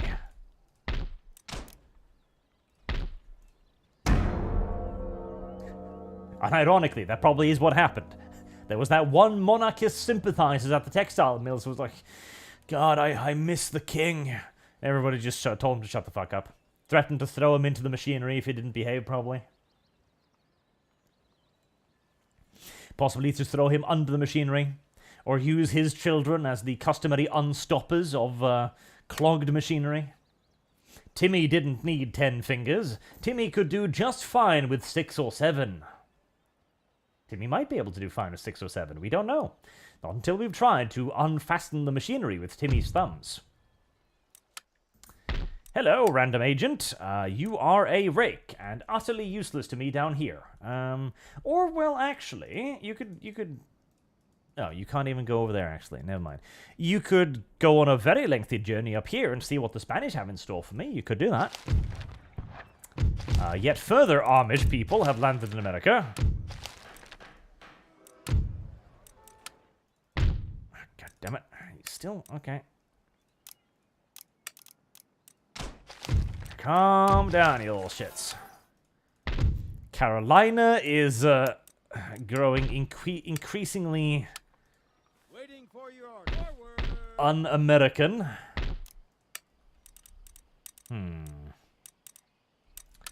What if I moved all of them? Further orders. Florida would still be fine. Jesus, still not happy, huh? There, another massive wave of plantation owners. Aye, sir. Underway. Shortly before we necessarily declare war on Denmark.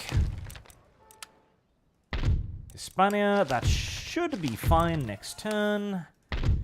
That place is probably gonna blow up. That place is fine. And that too should be okay. Oh boy. What tremendous upheaval.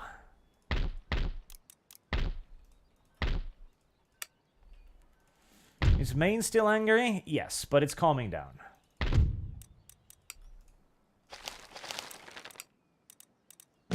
Right, Denmark. Take ready. Any orders? You know what you did. For home. And You know what? prize. It's worth it. Denmark deserves to die. It's okay. Even if I've got to cancel a few trade agreements, Denmark must be destroyed. Simple as.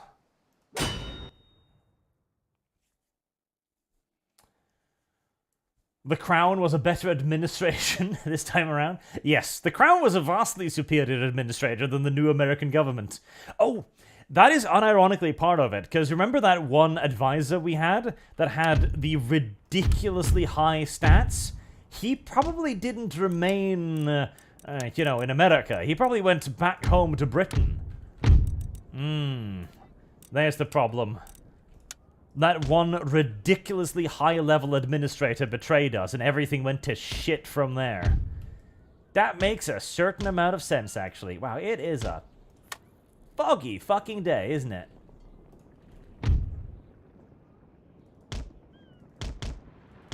Alright. Advance the Navy, just a pinch.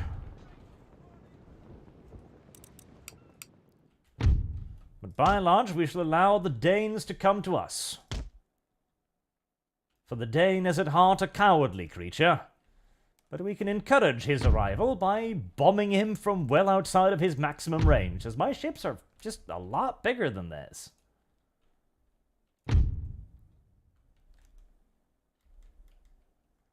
And so began an extraordinarily unfair naval exchange of fire. To be fair, the Danes should be used to it. They did have their entire fleet burned in port by the British, after all.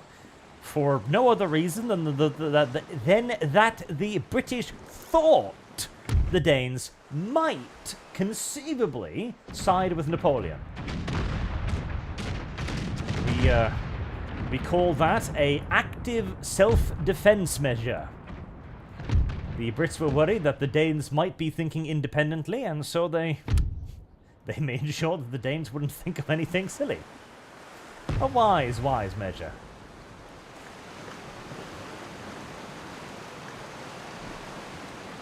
This seems extraordinarily unfair, sir. Our opposition don't even seem to know the range of their own weaponry. Well, what is that but a good thing? Second rates. Big, beautiful boats. Is that a T-pose I see there? Nope. Oh. You seem to have evicted some sailors with that last salvo. Would you, can I pick those up again? No? Alright, well, America isn't that far away. I'm sure they can swim or something. I'm sure it's within swimming distance. It'll be fine. Reverend North says, only thing Norwegians and Swedes agree on is Danes. They are the inferior Scandinavians, and there's simply no doubting that. I have lost. To be fair, the American marksmanship also does leave something to be desired. They're dunking a frightening amount of steel into the ocean right now. Well, probably iron, but you get my drift.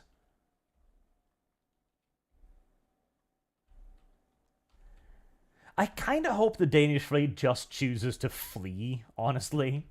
They just elect to run away at this point. as the seemingly unending stream of American second rates continue to bombard them mercilessly. Wow, this is a cruel and unusual naval engagement, isn't it? I mean, this is what, like 90 guns per ship, 15 ships. There's something like 1,000+ cannons currently bombarding this handful of retarded Danes as they continue to sail in a fucking circle. Oh, Denmark. You're just not a proper country. I'm sorry. I am sorry, Denmark. You are just not a nation.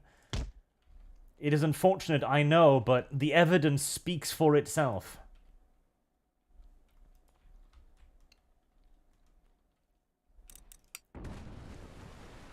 Just surrender. Save yourself the suffering and the misery.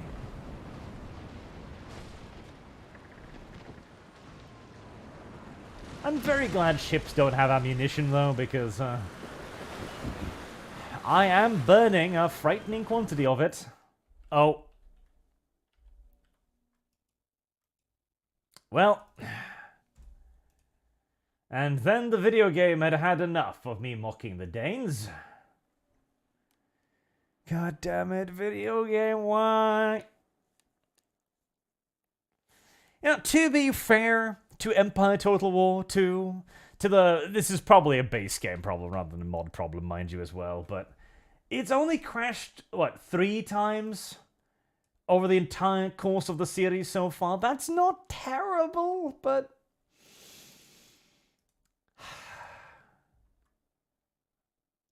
it certainly is antagonistic.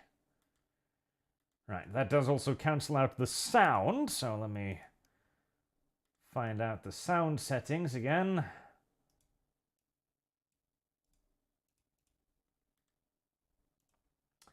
Empire Total War. Choose primary sound output.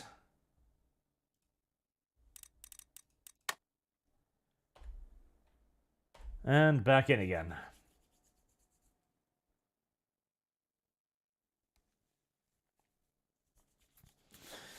The only way the Danes could succeed was by cheating.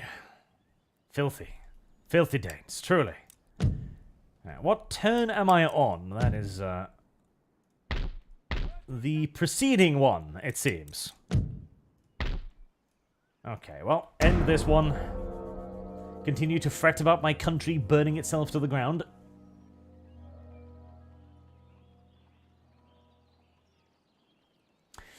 Probably should have quick saved. Oh god, I am dreading moving on to the mods for Medieval 2 though.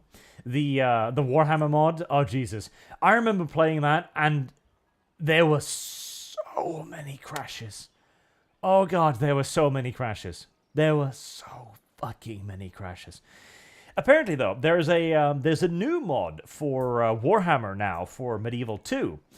Beginning of the End Times, bots or something like that. That one's supposedly more stable, which I sure as hell hope is true. I've heard a lot of very good things about it, so I'm looking forward to trying it out. Keep building plantation owners to calm down the Colonies. New York is fine. New York isn't rebelling. Calm down, calm down. I have lost. Shit. Dev has lost, it is true. And I've heard nothing but good things about the Lord of the Rings mod as well. That one I'm looking forward to.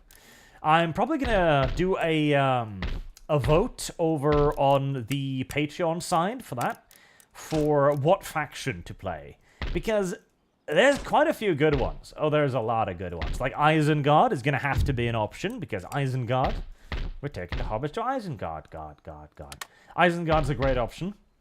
Gondor, if Dol Amroth isn't playable. If Dol Amroth is playable, then I'm going to pick Dol Amroth, because I fucking love Dol Amroth.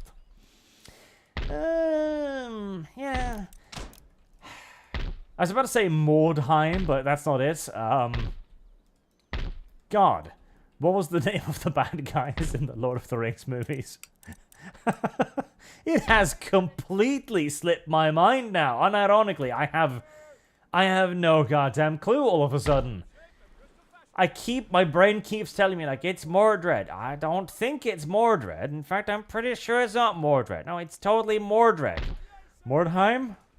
Mordor? Mordor! There you go. Mordor. I figured it out. Yeah, they're allied with even more shit than the Danes are. The Crimean Khanate. There you go. They're not allied with anything. Go murder those. There. I'm not taking any further risks. We'll simply burn them to the ground. Can't sail there, Captain. Ship's orders, Captain. There. Orders. Proactive securing of trade routes. Yet further Amish are arriving in America. That's good. That's good.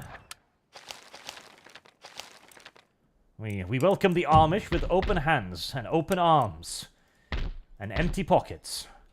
And immediately we hand them a musket and go, right, the right to bear arms. I'm sure you've heard about it.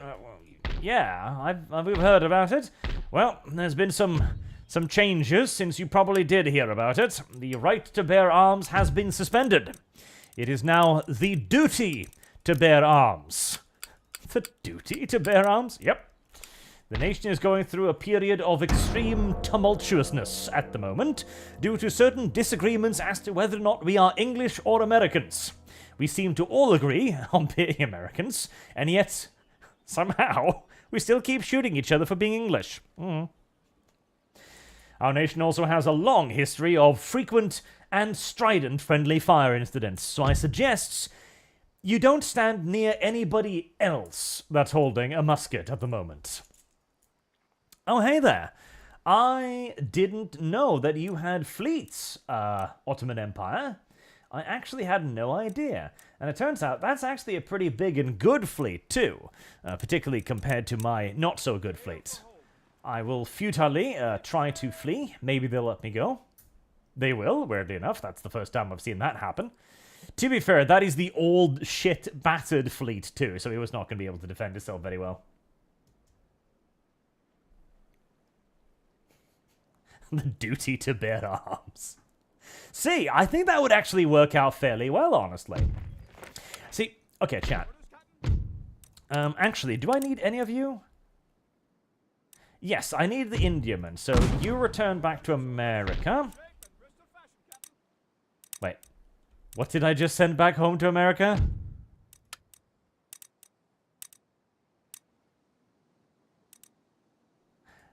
I just sent the actual good fleet back to America, didn't I? Yes. Yes, I think I did.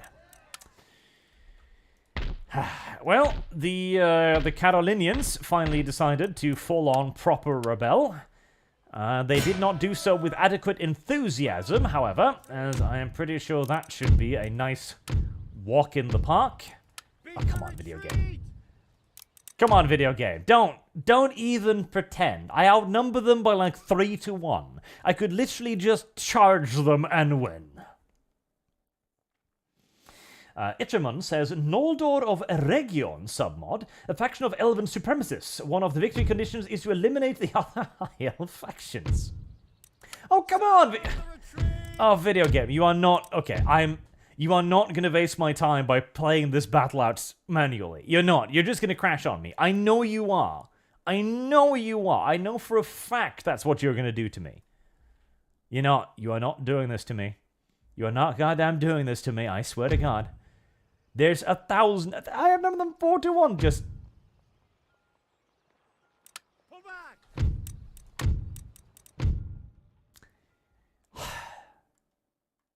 Okay then, video game. Lost. Shit. I guess we're doing it your way. And to demonstrate what I know to be the fact, I am simply just going to charge your ass and overwhelm you as swiftly as conceivably possible in an avalanche of musket butts.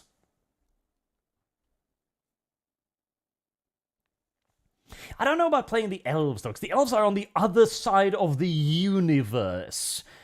I played them once, I remember, in the preceding mod. Turn off your guns, men. We will not be shooting today. We're gonna be fighting a good old-fashioned medieval battle today, gentlemen. No firing of weaponry will be allowed. And I remember I tried to play the elves for a little bit, and the elves were just so far off in the middle of nowhere that nothing happened.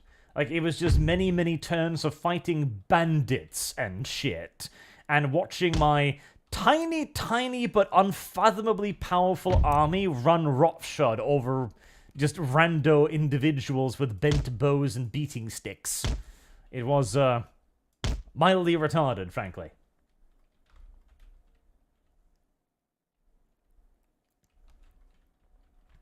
Wait, can we go down there? I don't think we... Can we go down there? I think we can maybe go down there. Okay, well...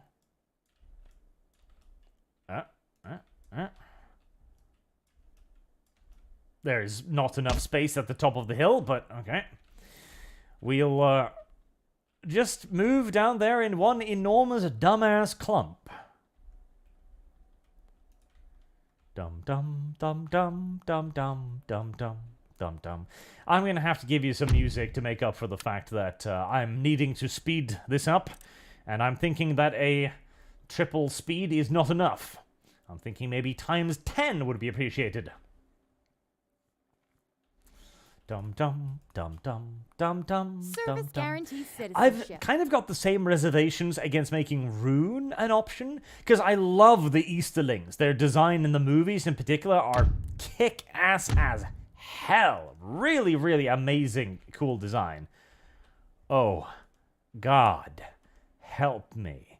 That's gonna take a while. Oh, Jesus. Now, careful right here, men. There's a narrow point. We're gonna have to, you know, waffle through one by one. All 3,000 of us. Hey.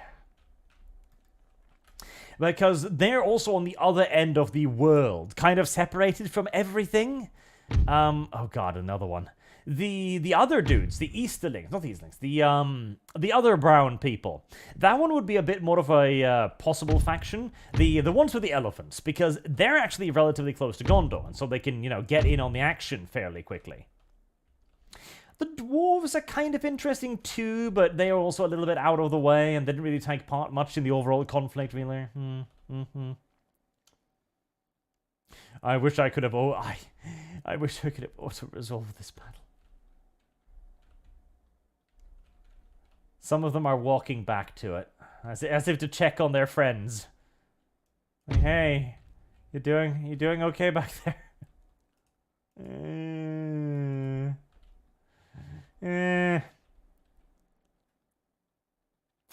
Come on. This, on the other side, though, this is very representative of what's currently happening here. An assload of random civilians are just showing up to the battle, you know?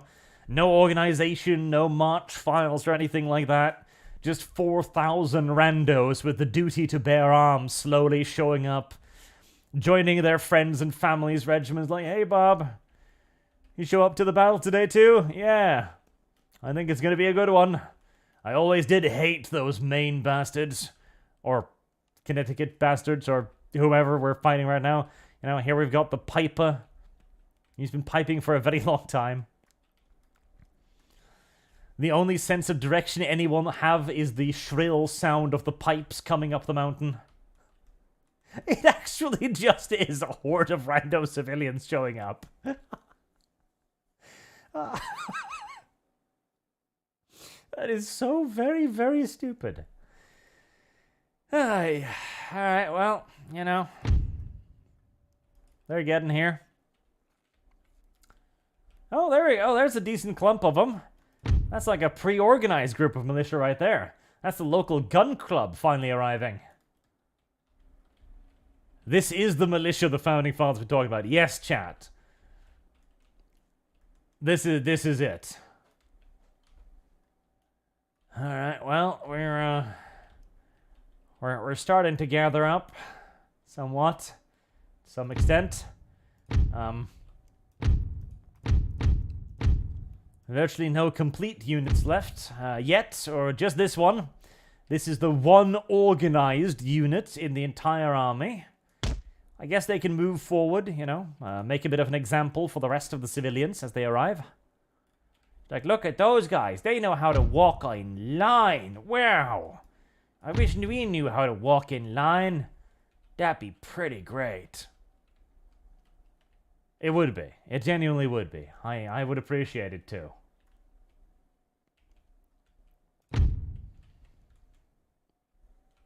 Irregulars. Yep, I think that title fits pretty well. Okay, boys. Time to continue the march.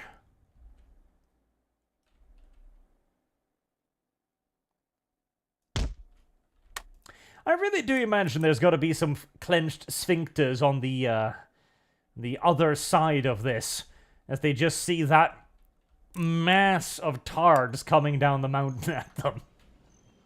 It's like, bro, that's a lot of dudes. Why did we show up again? Oh, American Royalists. That's kind of a cool flag. I kind of like that flag, actually. It's a pretty neat flag. Should we wait for them to all just... Oh, God, no, not another one.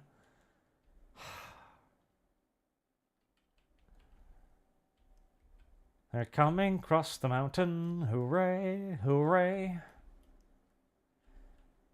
Oh, God, this is not the total war I envisioned. Oh, Jesus, fuck me gently. Sand Doom. Done its $2. It says, need artwork of this line march, but of rat bricks. It certainly would, it would be the rat brick IQ level, if nothing else. It would be fitting. Oh, God, are you done yet, men? Oh, God, the stream of fucking randos. Alright, I'm gonna need you guys to form into, like, divisions or something. You know? Something resembling military order, so that you're prepared to run screaming towards the enemy.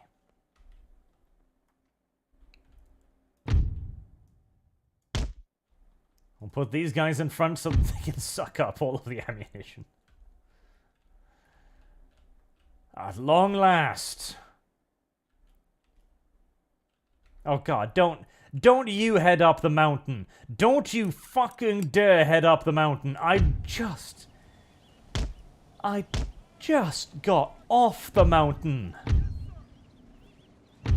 Oh, God. No. No. No. No. Heresy is the question. Fire is the answer. Okay, men. Back the way you came. This is some fucking military strategy right here. Help. Oh, you coming down? You coming down? Oh, thank God. Okay, just there. Just start closing on them. Let's just get this party on the road. Come on. Come on, then.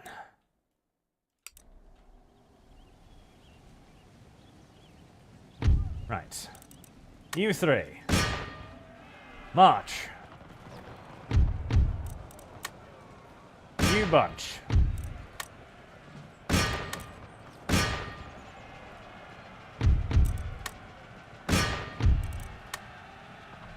Go on, Americans. Form an enormous, relentless mass and charge.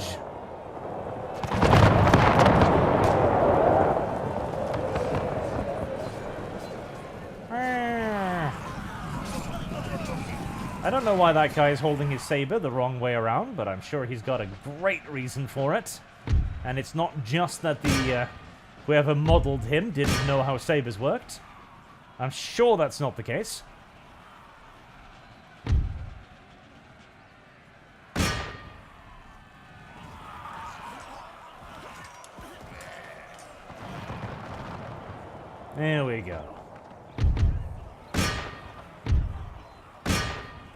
Overrun them. Overrun.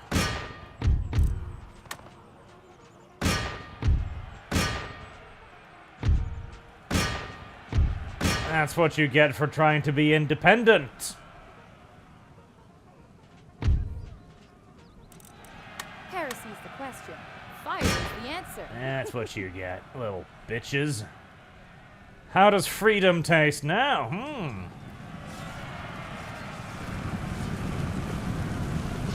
They were a danger to democracy, chat. And they had to be put down. That's just how that works, I'm afraid.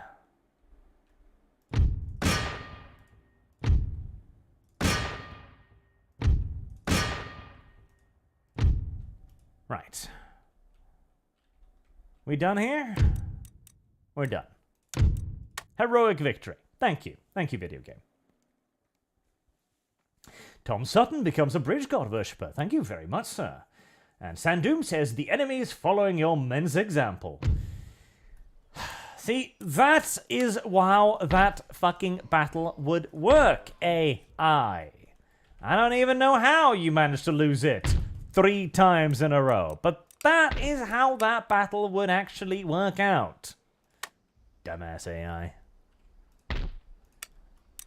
Okay, are we beginning to get, No, not really. Well, I can exempt it for tax for a little while, I guess, as I continue to build the medical militia members on that.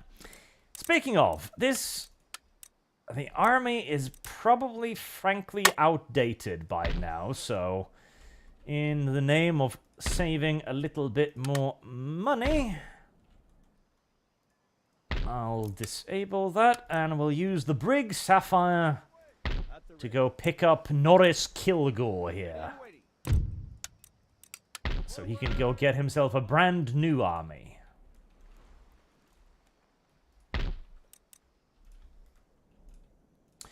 And I've got 14,000 bucks to waste, and I intend to do so.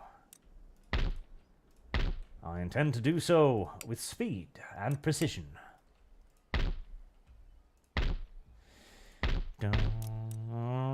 Water-powered clothing mills. Maybe. It's a lot of extra region wealth, but first and foremost, Philadelphia, you need upgrades. Yes, you do. Yes, you do indeed. New York is calming down, at least to a degree. Everybody else built their new fancy barracks buildings? Yes, you did. Good on you. I've got to check over the armies and what kind of unique units I get. Because there's a lot of cool little things that we can build here that will be amusing. Subpar, in all due likelihood, in terms of efficiency, but amusing. And when there's a question between efficiency and amusing in terms of army composition, I, like all good people, always fall on the side of amusing. Tom Sutton, did he read my chat earlier? Did you send one? Oh, there you go. No, I missed it. Very sorry, sir. Spain immediately declares war, as is usual. Tom Sutton says, when can we get the art history videos? I miss them. I am planning on doing them. In fact, I do have several episodes actually already recorded and edited as well. But I'm looking at the timing right now as to when it would be best to do it and how best to do it as well. I'm also doing work on this Sabbath Worlds Crusade series at the moment, which I did promise. It's not going to happen this year, I admit. It'll probably be relatively early next year because I still have 2 more books to read before I'm done. And there ain't no shitting way in hell I'm going to get those ready in time for December. And I do want to have all of the books read before I really start delving into it, because there is a tremendous amount of details in the books. Even when the books don't really deal with anything that is directly relevant, because the majority of the time the Gaunt's Ghosts are just a tiny part of a much, much larger conflict, mind you, obviously. But it is very beneficial to get like an overall view of everything that's going on, because then you can add in details here and there as to who's doing who and where. Right. You guys can go to South America, actually. Aye, aye, Captain. And Orders, Captain. Fleet, ready. Where to, Captain? Ready and waiting. you'll be the new Waiting for trade army over there. Spain does still hold some pieces of America, which we are obviously now going to move to liberate as swiftly as possible. Let's see. Is everyone still pissy with me? Yes, sort of, kind of, in a way. Maine is definitely still angry. Yeah, it's not looking much better either. New York? -6, yes. Okay, well, they're calming down. They're calming down. It's just taking a while. I'll have to get started on an actual army now, too. Alright, 30,000. I should have more than enough income for that. I am going to take a little bit of a smack to the trade there, though, which is not ideal, of course. This place, I can probably tax it? Yes, I can. That's good. I'm not going to be happy about it, but, well, that's too fucking bad for them now, isn't it?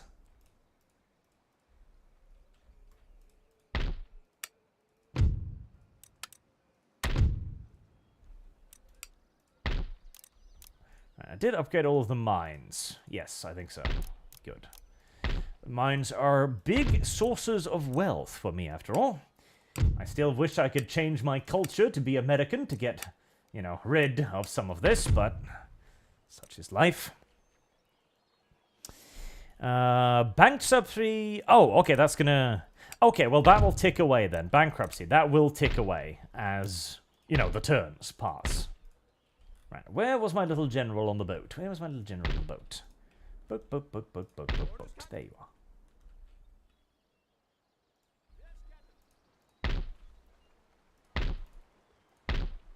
Ship's orders.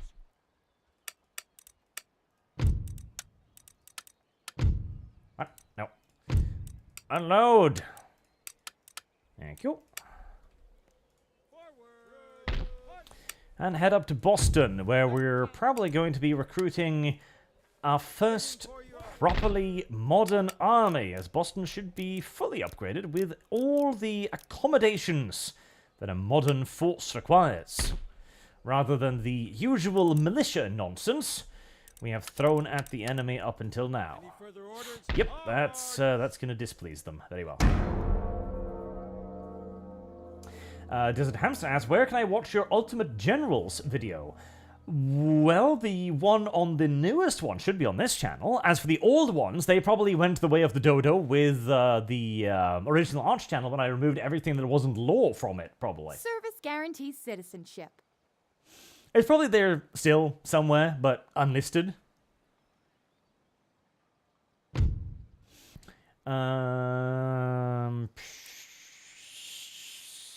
Yeah, sure, why not?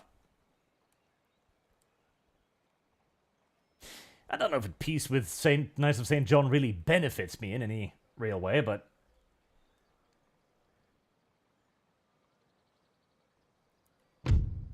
$16,000. They're still fucking rebelling. My actual Jesus, good God. How can you still be rebelling? Okay, well, just reinforce them and hope to God that there's enough of them this time to stop them from being such enormous shitfucks. Hello there, Ottomans.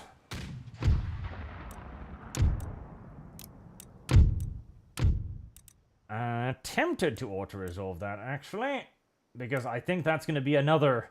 They're going to sail in a circle. We shall rule the wave. Right, yeah, I'll take that. Aye, sir. Somebody else I'm at war with down here, is there? Orders received and understood. No. Everyone else understands their place in the universe and the cosmos.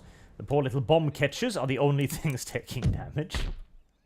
Mostly because the bomb catchers are probably absolutely and utterly useless, but hey, they looked cute, so I decided to recruit them. Right, what have we actually got now then? So let's have a look here. American Michelin, Engineering and Rifle Corps Irregulars. With stakes in a fortified defensive position. Abilities can scam, become well, can hide buildings, risen more shocks. Okay, well their accuracy is garbage, but that's an interesting thing. Engineering Team Irregulars, their accuracy is slightly better, can't skirmish. Okay. Invalid Garrison. United States Marine Corps. Oh, that's pretty cute. Hessian Regiment of Foot. Pennsylvania Light Infantry. North Carolina Light Infantry. Rangers, of course. American Infantry Mercenaries. American Volunteers. Boston. Company Infantry. U.S. Marines. Elite Infantry. 60 fucking accuracy! Jesus! Mother of fuck. Yeah, okay, that's pretty good. It takes 3 turns to recruit them, but criminy cricket, that is absurd. Okay. 12-pounder foot battery, Boston. Apparently Boston Special Battery. Marine 12-pounder artillery, independent company. Regular 6-pounder, 3-pounder. 24-pounder garrison, 18-pounder garrison. 64-pounder carronades.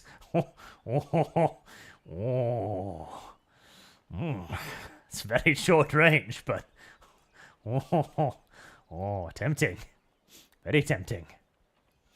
As for infantry, Colonial Light Infantry, Company Cavalry, and American Provincial Cavalry. So my cavalry is ass.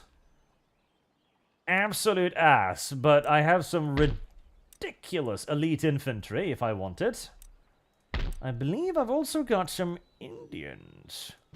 I do indeed. I have Indians. Hunters of the North. Spearmen, scouts. Foot shooters. Infantry of New France. Ah, yes. What's the core of the next American army? French infantry. You know what? You know what? Yes. That sounds like a brilliant idea. Let's make the Army of Canada. Yes, the Canadian Army. I like it. Alright. A first order of 8 of those. We shall produce the Canadian Army. Advanced siege artillery, explosive shells, that would be useful. 24-pounder heavy horse artillery. Ooh. That would be pretty sweet. In fact, no,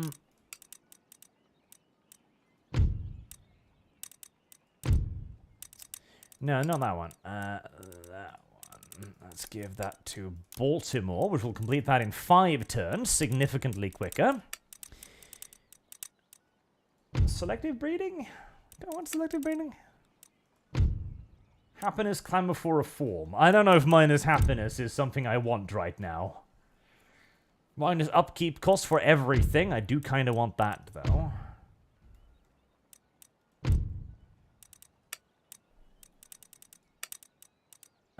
Never mind. You can get started on 110 gun ship of the line.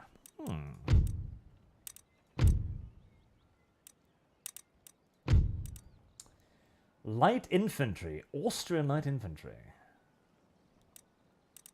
22 turns. Yeah, let's not. You can stick with that then.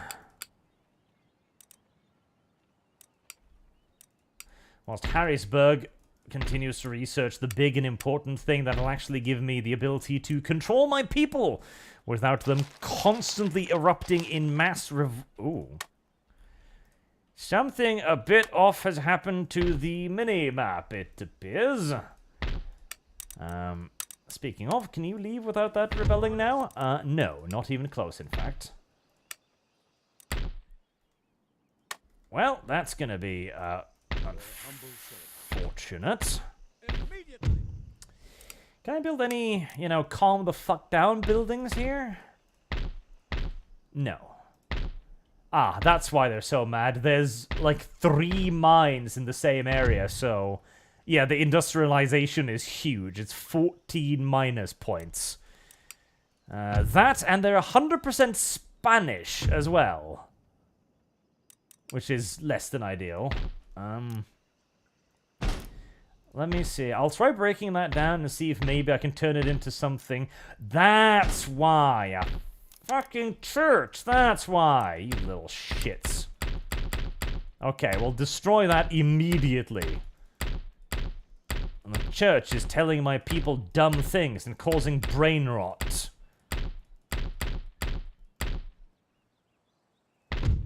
I'm taxing you. Okay, well, build a coaching in regardless. That'll calm them down a little bit. What I can do is I can see if I can put them up on the Patreon at least, the Ultimate General videos. I was thinking of releasing more of the old stuff over there, so maybe. Plus, it'll give me a reason to push you towards that. Yes. We are building strip clubs. Yes, we are. It seems to be the only way to mollify the population. The game will allow you to get the Napoleon era tech, TBA. You can't really go beyond that, but you can get up to Napoleon. And this time it's Poland and Lithuania who's apparently doing something weird and derpy. God damn it. Okay, well, we'll just have to sit there and wait till they be done. You can get pretty advanced, like the 24-pounder unicorns, quicklime shot, stuff like that. Everything that is an Empire Total War, I'm pretty sure is actually in this mod as well. So you don't need to stop at the usual stopping point of Empire. I think the end date is 1799. So just before basically the proper 1800s. Little bastards.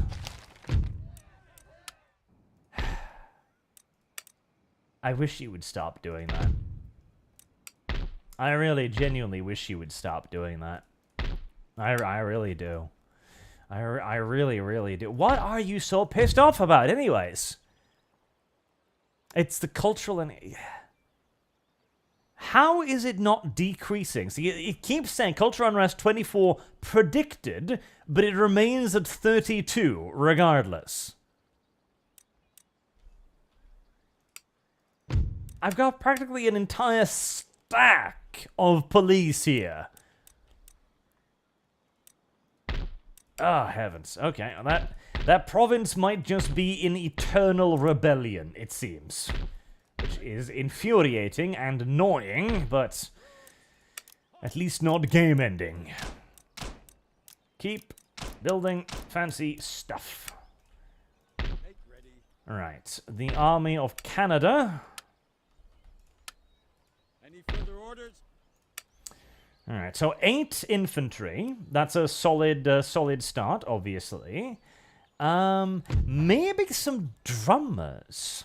I mean, they're a pretty useless unit, I imagine, but scares enemy, can skirmish, or well, can rally comrades. That's cute. Honestly, if I could get the 40 versus 40 mod to work, I would absolutely use those, because it'd be kind of cool to have some dedicated drummers in the army, wouldn't it? But, meh. Well, the Canadian army is definitely going to need some Indians in it, obviously. There's no doubt about that. There's absolutely no doubt about that. I don't know why the shooters have higher melee capabilities than the dudes with spears, but anyway, well, 4 hunters of the north as well. We've got to have some actual Canadians in the Canadian army, not just French Canadians. Well, that place is nice and stable, so I can move those out. I can, in fact, move those to Maine, where maybe they'll free up the Rangers? Orders? Sir. Well, maybe next turn, anyways. I don't know about cavalry, though. The best I've got is company cavalry? Melee attack 12, charge bonus 24, defense 11, defense 12. The American provincial cavalry are actually a tiny, tiny, tiny bit better. Not by much, but tiny bit. Does any of this unlock good cavalry, perchance? No. No, it does not. A true tragedy. And somehow I doubt any of the naval or artillery technology is going to unlock any better cavalry either. I guess we're just going to have to suffer with shit cavalry. Alright, wait. They're just going to burn something, and they're going to be allowed to burn something until I can go out there and try and fucking deal with them little goddamn shitheads. Send those two over there. They'll help out. And disband that. I really wish I could just have a navy on the side of the coast there, bombarding them for shits and giggles. Right, I'll save and reload just to get the minimap back, because having that back is kind of useful. Could you imagine army of devs coming to your aid? Well, night motorcyclists, at the very least you'd hear them coming, and feel them coming too, as the very earth would shake beneath their tremendous treads. There we go. That's a minimap again. Right, I forgot where I put the main fleet. I'm thinking they're probably in transit somewhere, aren't they? They're probably in transit somewhere. I don't need to worry about the fact that I haven't seen them in a while. I'm sure they're somewhere nearby.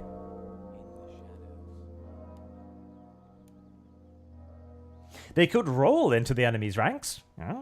You got a little bit of a hill. All of the devs just lay down in perfectly regimented orders, flip over onto their tummies, and then they just roll down the hill. Kind of like a cavalry charge, just fatter.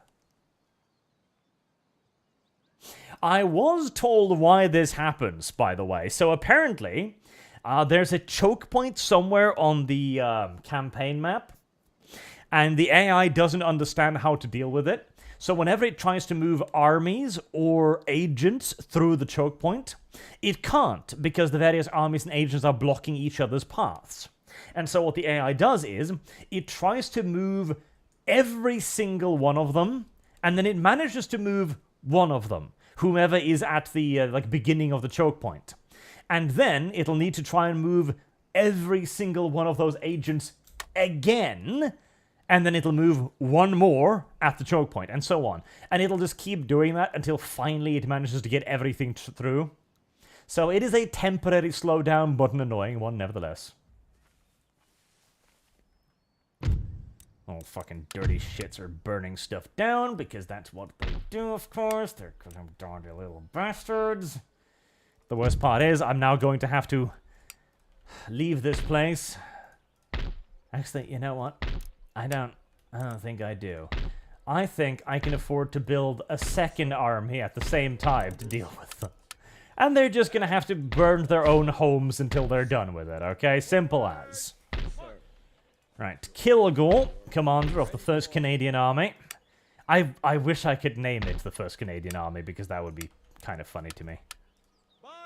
Alright, 1, 2, 3, 4, 5, 6, 7, 8 units of Canadian infantry.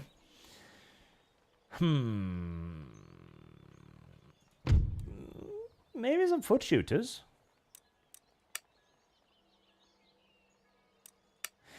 I mean, they were doing pretty good. Their accuracy isn't bad. I mean, they're not modern infantry good, but it's not bad. And since they can lay down, they can actually be pretty good at sucking up a fair bit of shooting, so...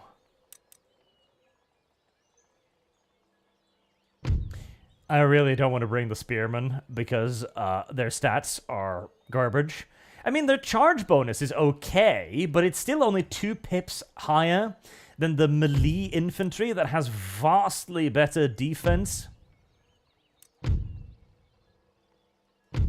Oh, 12 compared to 8. Oh yeah, 8. No, definitely vastly better defense. 25. Yeah, they should if they had double the charge bonus, then that would be worth it. But they don't. They don't at all. Any other Indian stuff anywhere? Any other Indians? No, tragically not. Alright, 4 foot shooters then, as skirmishers, basically. Right, we're gonna need an army of US Marines, because their stats are just bonkers. They cost an arm and a leg and a kidney, and 3 goddamn turns to recruit, but that accuracy is absurd. So let's get those.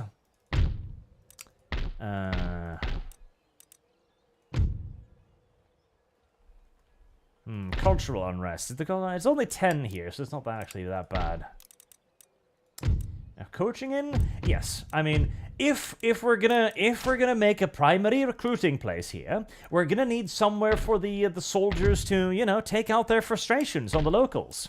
They need some way to get a good goings-ons with the local populace. Yes, very important. And we'll make a coaching in there to calm down the middle class. You know, to try and get them to not be quite so upset about having to work in the mines. Day in, and day out, and day in, and day out.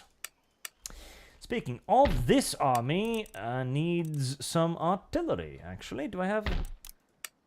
No, okay. I do have a little bit of a boat, the American sloop. The sloop, you can come... Actually, I've already got a boat there, okay. Guns. Did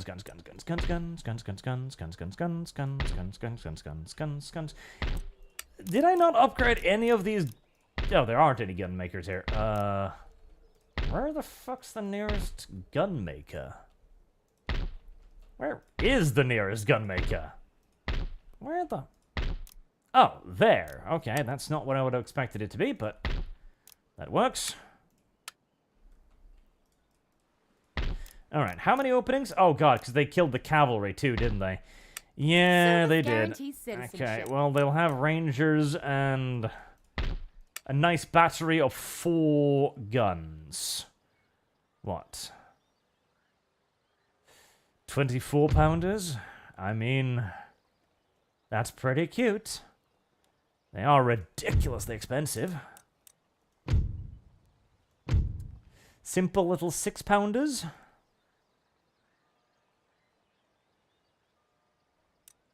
I feel like since they're going to be in the jungle, some nice little 6-pounders would probably do the job. I'm going to need a... Oh boy, okay, maybe not. That's quite a lot of stuff.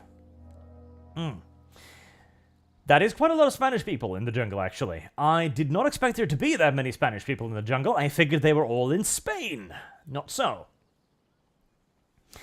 Belial donates $5, thank you very much, to say, as an American, I approve of the message that the right to bear arms should be a duty.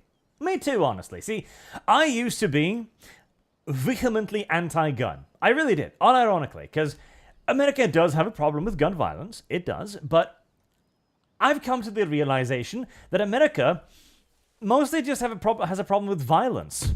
Not necessarily gun violence, just violence. Just the tremendous quantities of violence in the country. And, well, one of the best ways to discourage violence is often to make the cost of violence higher than anyone is willing to pay. How does one do this? Well, the mandatory duty to bear arms is certainly one way to make the cost of violence prohibitively. There you go. Prohibitively high. If nothing else, I think it would be an interesting social experiment, wouldn't it? You know, just to test it out, just to test it out. Let's see if everybody's got a gun. How many people decide to be assholes to other people? Just for shits and giggles, you know? I imagine the number is going to be significantly lower than it is today. I in fact imagine that we might have a considerably more civil society. Although I also, admittedly, do think that we are probably then also going to have a significantly more, why can I only make...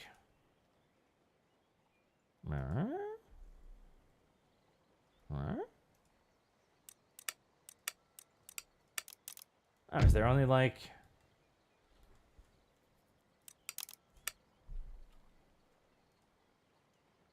Weird.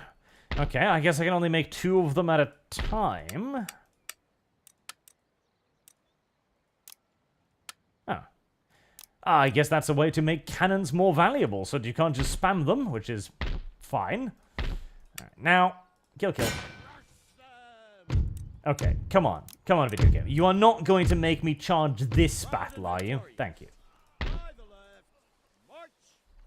It would be an interesting social experiment. Maybe it'll work out, maybe it won't.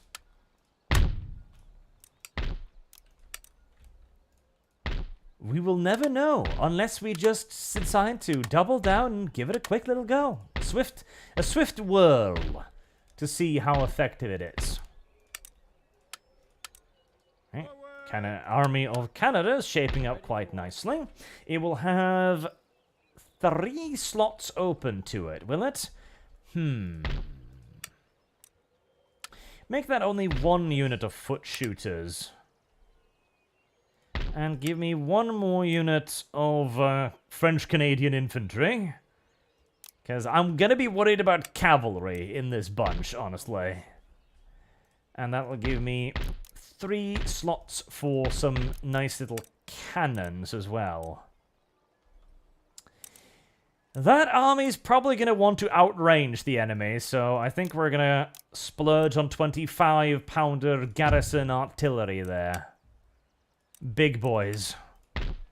To make sure that the enemy is suitably encouraged to get within shooting range, rather than sitting back and being cowardly little shits somewhere else.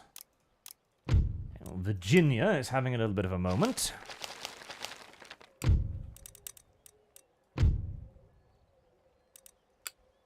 Two more turns, and we might actually even unlock some even more cute artillery, which I'm looking forward to.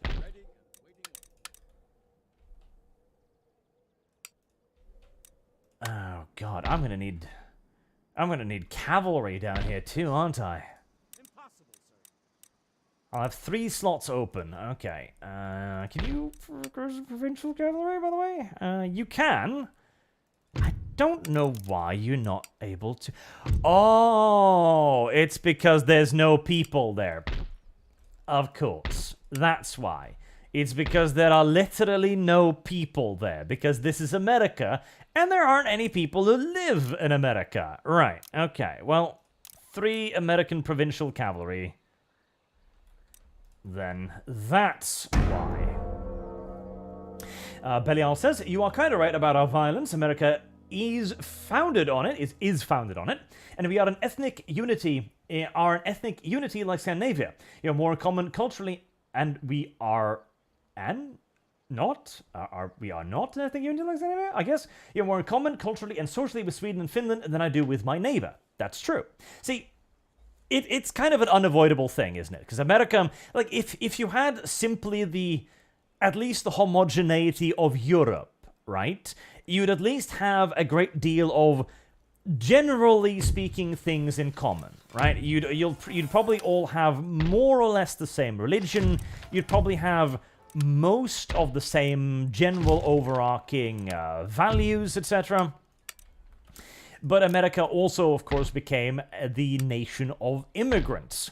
And a lot of the immigrants that America Paris chose is the to question. accept Fire is did the not answer. have that. And it started, of course, with immigrants from South America, which a lot of which actually do share a fair few of American values in terms of, for example, conservatism. A lot of Spanish people, for example, are quite conservative and quite religious. But they shared very few of the cultural commonalities of Europe. But then that just kind of continued on and on and on until you reach the current day, where even that slight homogeneity of just being fellow Europeans is completely gone. And so what you have instead is the full-on melting pot. And not just the full-on melting pot either, that would be plenty bad enough, really. But you've also got the melting pot of diversity, where diversity becomes a strength, and not just a strength, diversity becomes a virtue. And the lack of diversity, thus then, inevitably, of course, becomes a sin. And you then start developing even further problematic things, like, for example, the development of the elite structure of America, which America was not founded on. See, that's one of the interesting things as well. America, quite differently than Europe, was not founded on the elites in anywhere near the same way. Of course, America had always had elites. You know, the larger plantation owners were obviously more... had more gravitas in society than those who had just a couple of acres or whatever, right? Obviously. But it was still a far more bon vivant, equilibrium... Oh, God. My English is failing me hardcore right now. Equal society, right? You can't actually pay any taxes, can you? No, you'll freak out at me if I make you. Oh well. The whorehouse will eventually make them open to the suggestion of paying tax. Just not today, I'm afraid. And things like that is obviously going to cause a degree of violence. Simple, just cultural differences. Misunderstandings, differences in values, what one group values greatly, what one group doesn't value at all, etc. But even then, America wasn't always like it is today, really. Like, it was a far more calm country. I do believe that good old-fashioned multiculturalism is probably a lot more to blame than any, like, inherent violent tendencies on behalf of the American people. Now, of course, there is an easy way to solve that, and that is simply to enforce American culture. And what could be more American cultural than the right to common defense, right? Then independence, then the privilege to defend your own property, to claim your property, to defend your life and liberty, etc., and your pursuit of happiness. You could absolutely build a cultural bedrock on that, and indeed, that is what the American cultural bedrock was built on, until progressivism moved in and started chiseling away at it. And this has been going on for a very long time, like... The chiseling away of the American culture predates progressivism. It, like, the earliest cases of that is the America bad narrative, right? And this is back to the... roughly the Bush era, even before the Bush era, but the Bush era was probably the culmination of it. Because Bush was a very easy target. And so being like, oh, Americans are so fat and dumb and stupid, that became the thing. It became the meme, right? And America lost a tremendous amount of international prestige during that era. But because before then, America was Jesus. America was actually genuinely, unironically Jesus. Like... The reason why McDonald's spread across the entire world was because the entire world wanted to be like America then. They really did. America was the ideal Western nation, and everyone wanted to be like them. Everyone wanted a piece of it. Everything American was unbelievably popular, even if the food was shit. Like, we base our armies off you, and the foreign aid programs. Like, the Norwegian army was like 98% Swedish stuff. Well, sort of, in a way, yes, but not quite. American stuff for the longest time. Right, that's... How many? 1, 2, 3, 4, 5, 6. Okay, well, we're going to want at least 2 more. Did that unlock anything cute? I don't think it did. Ah, we need the Great Arsenal to unlock the next level of cute artillery. Okay, well, fair enough. I guess it doesn't unlock any cavalry, does it? No. Does this unlock any cavalry? Vanguard, Morgan's Rearguard, Continental... Possibly, but it's always a bit difficult to discern. Well, it's going to be too long to get that anyway, so let's get them... 3 provincial cavalry... I kind of hate the way they look, though. Just to have some cavalry in this army, because we're going to need it. We're going to need something to try and deal with enemy cavalry, at the very least. Right. Didn't unlock anything up here either, did it? Nope. Another great arsenal would not be a terrible idea. Let's get 2 of them up so that I can produce plenty of cannons if and when I need to. I think I'm at war with somebody, but they don't seem to be bothering me, so I'm kind of ignoring it. There's also, of course, the fact that American culture became the culture, and still is today. The creation of Hollywood was, hello, Poland, Lithuania. They want loads of stuff. You know what? Yes, you can have government by consent, because it's probably going to send your nation into a massive revolt, because it'll increase strikey nonsense in your nation. But the creation of Hollywood was an enormous achievement, because it managed to form culture incredibly well, to the point that now Western culture is, in essence...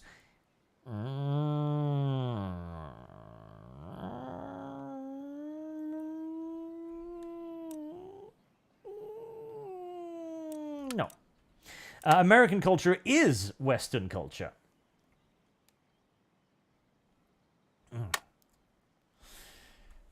Oh god. That means that we too will start becoming We Hate Ourselves at some point. Your humble servant. Alright, get you boys on the boat. Get on the boat. And off you go. Speaking of boats, all of you cram onto that tiny brig there. I know, it doesn't seem physically possible, but believe me, it is. Somehow. Creative Assembly decided to not have transport fleets in the game, and so instead they simply just made it so that an infinite number of troopers can cram themselves onto an infinitely small boat. An interesting compromise, to be sure. Alright, that still actually leaves me with 2 slots open. And, nothing really to fill it with. I don't want to go up there and fight that with 2 slots open.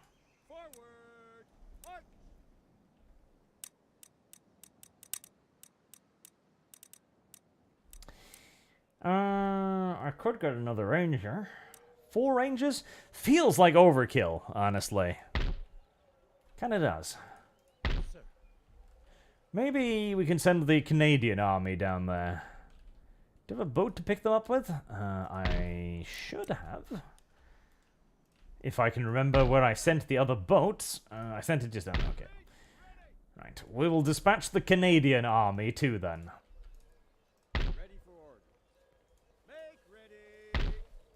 And the first army of America still under construction, and Anything more? that actually fits. It means that they're not going to be able to bring their cannons, though. Boy. Okay, just build another tiny little dumbass boat. Little sloop. And we'll transport the cannons via the sloop. Oh, boy, that's slow. I guess that's why it's garrison artillery. Will that slow down the army? Because if it will, I might have to reconsider. That would make a lot of sense, that garrison artillery is slow. But that is too slow. Okay, you, come over here. Let's see. If they move as slow next turn, they do. Okay, right, so when they say garrison artillery, they actually do mean garrison artillery. Okay. Very well, mod. I'm not going to complain about that. I am just going to be a tiny bit disappointed. That is all. Alright. 6-pounders it is then. Actually, wait, 8 turns. Foot. I kind of want those. Yeah, I think I want howitzers. Screw those. I want howitzers. Because howitzers are amazing. Howitzers are going to be kick-ass. The howitzers were by far the best in Empire. See, cannons are cute, but at the end of the day, most of the time, the cannons are going to rely on actually bouncing through units, whereas howitzers, well, high explosive shots doesn't need to go through a unit, it only needs to explode somewhere nearby or above the unit to cause casualties, which is far more useful in a far greater variety of circumstances. On the topic of culture, though, we might be seeing a transition of culture from the West to the East. As, of course, Japanimation, is an enormous rising market. Now, it's not going to be eclipsing Hollywood just yet, at least not in terms of, like, sheer scale and production output and all of that anytime soon, but it is getting there. Like, it unironically is getting there. Already, like, franchises like Pokemon are bigger than American entertainment franchises like Disney, for example. And with, of course, wokeism getting an ever more toxic reputation, anything and everything connected to Hollywood is probably going to be viewed with deep and significant distrust for quite some time. Can I tax you now? I can. Lovely. Whether or not Japan will be able to seize on that, though, that is a very large question, because one of the big problems with the Japanese is that they're, well, patently retarded. I'm sorry, but that is in fact true. They are actually genuinely, unironically retarded when it comes to stuff that has to do with business acumen. They refuse to translate any of their entertainment properties, for example, for the longest time. In fact, getting, like, translated manga, officially translated manga and anime, that is a very recent phenomenon.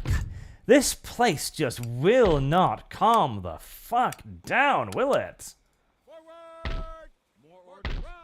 Like, Charleston, Carolina is forever in revolt, it seems like. Is there anything I can do about that? I don't really actually think so. I think it's just going to have to keep rebelling. Until finally it learns valuable lessons about genocide, I think.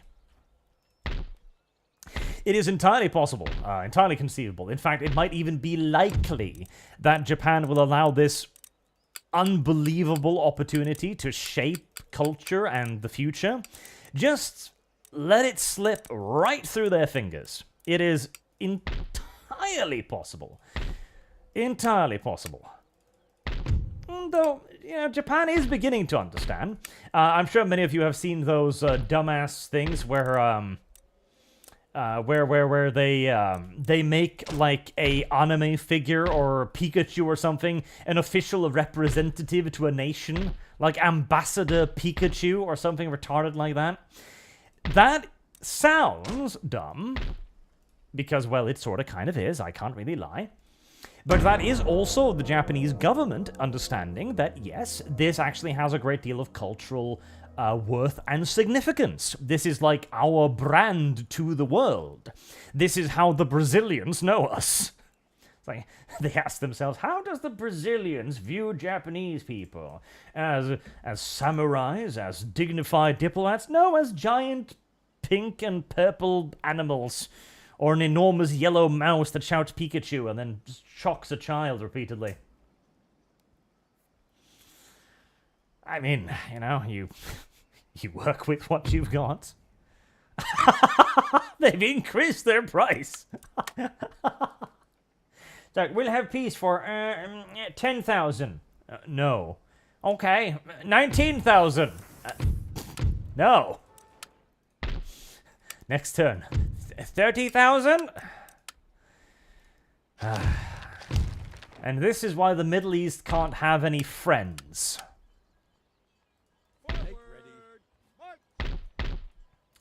Alright, the Army of Canada, minus its cannons.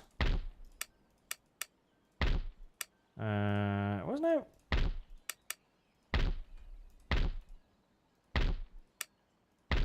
Was I not making cannons for you? Was I not making cannons? Oh, yes, I was going to... Yep. Derp. Ah, God help me. Okay. Down. Oh, no, no. Wait, no.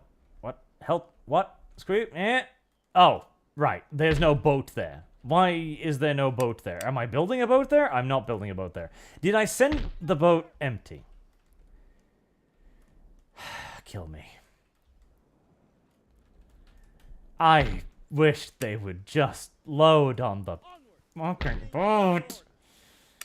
Okay, I'm gonna need boats like everywhere to make sure that the fucking retards actually get aboard their boats.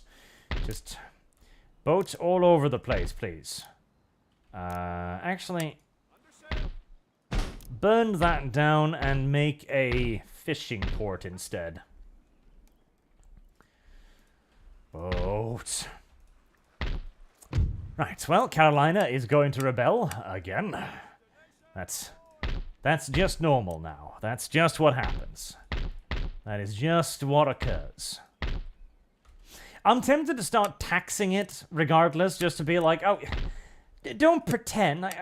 But if you tax us, we get very angry. You're already very angry. Now pay your fucking taxes. Pay up.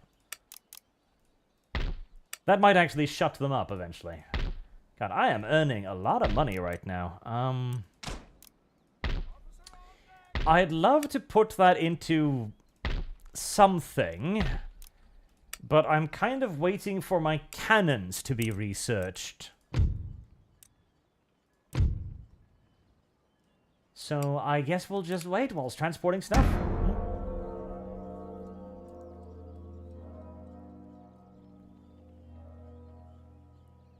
It would be funny, though.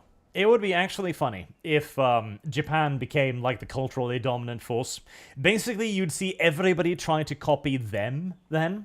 Everything would be anime. Like, live-action movies would be considered, like, a bit weird and avant-garde. It's like, well, you made a movie with actors in it? How unusual!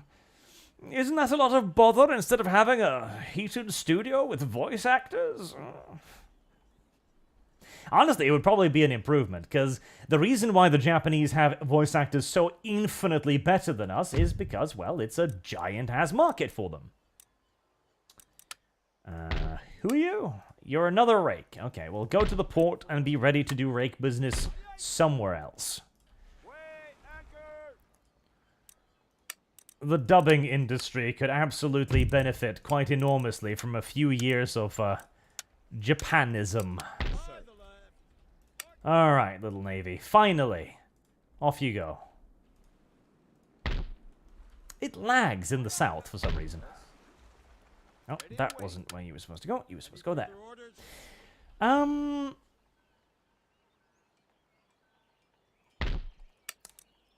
I feel like I'm just gonna want, like, 10 US Marines, honestly. Your humble servant. and then we'll just have an enormous fuck-off battery of like 6 pieces of artillery. Yes. Yes. That sounds like a solution to most problems in the world. And a fishery port to try and grow the numbers down here from 0 to something. You can actually go spy on the Spanish whilst you're over here, since you're not actually doing anything worthwhile. I mean, it'll give me research, I suppose, so I might as well build it. They've even got a wine yard, and still they're complaining. Oh, shits. Oh, I could build roads. I could build roads literally everywhere for the enormous quantity of cash I have. Metal roads. Was that a thing people actually did? I imagine not only would that be an enormous pain in the ass to make, but Jesus Christ, the upkeep costs. Like, surely you would have to constantly switch out, like, worn down metal plates all the time. Or weld them together or something, as the slightest scuff would separate them. That just seems awful on every single conceivable level.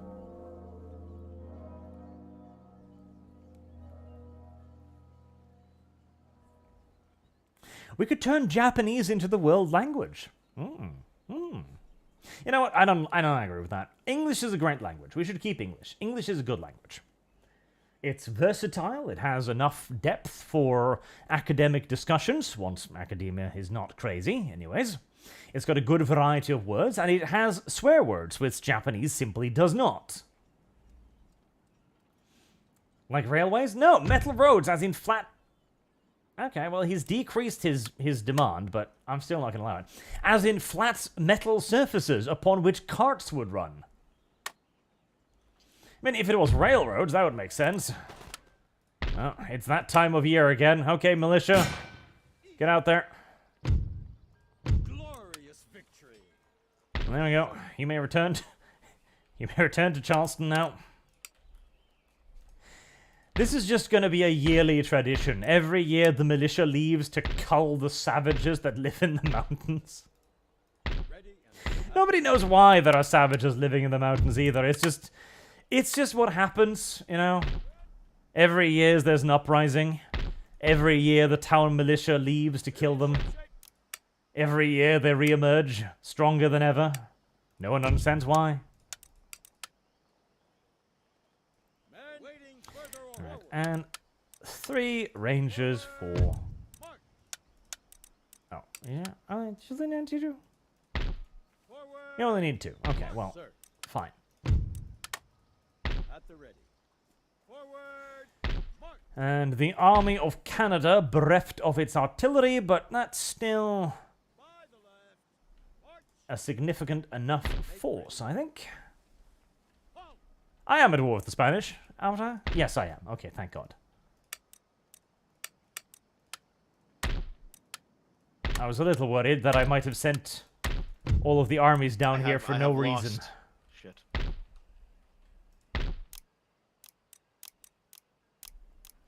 I'm not sure why I put so many of my main military buildings in a place that literally can't build military units. In retrospect, it seems silly. Oh god, they burned the research center. They are savages. Okay, well, rebuild it immediately. That wasn't the one... Oh, it was, wasn't it? No? No. No.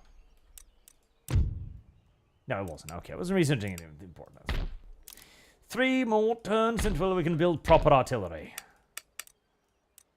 Ooh.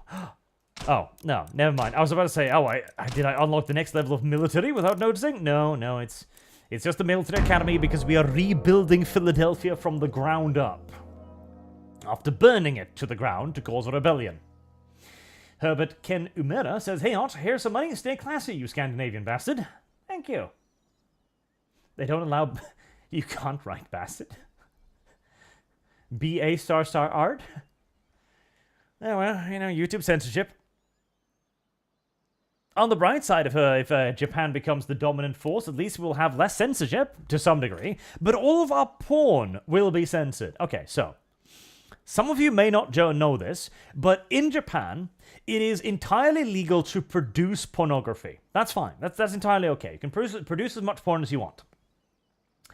But you have to censor it before you sell it. This seems like something that would defeat the entire point, to me, at least. But apparently to the Japanese, this made a sort of kind of sense at some point. It's an incredibly unpopular law. The entire porn industry, of course, objects to it vehemently, as, weirdly enough, censoring your porn in the age of the internet is going to lead to you being outcompeted by, well, grandma with a video camera. Not a tremendously good state of affairs, really. And they even made an estimate recently that it cost Japan something along the lines of, what was it, 140 billion yen or something? Which isn't as much as it sounds, but it's a lot of money still. Because even censored, apparently dirty foreigners are still quite enjoy the Japanese pornography. And so if they would simply just uncensor it, they could actually make a major industry out of it. As Japan also has apparently a really big porn industry. Interesting, isn't it? The country that does the most in its power to make porn unpalatable turns out to actually have produced one of the largest porn industries in the world. It's almost as if forcibly suppressing something that is literally a natural and unavoidable human urge only causes it to grow stronger. Weird, huh? Puzzling, even. Truly puzzling. Oh, so stupid. There has been repeated petitions to change it. None of them have ever gotten anywhere. Because Japan also has a lot of old people, and a lot of old people who really dislike the ecchi sketchy. Which is weird, considering how thoroughly perverse Japan is on every level. Oh, the price for peace has increased yet again. You really would think they'd be a fairly permissive nation, but no, you would be very incorrect in that. You know, I think the Turks might piss me off at this rate to actually earn themselves an invasion, despite the excessively long trip that is going to require.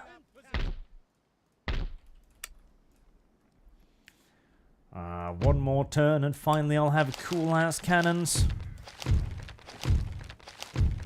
I think that'll be the first job of the US Marines, in fact, and in that case, let's see here. Let's have 3 batteries of Marine 12-pounders. And hopefully they won't be as slow as the regular ones. Speaking of regular ones, where is the main fleet?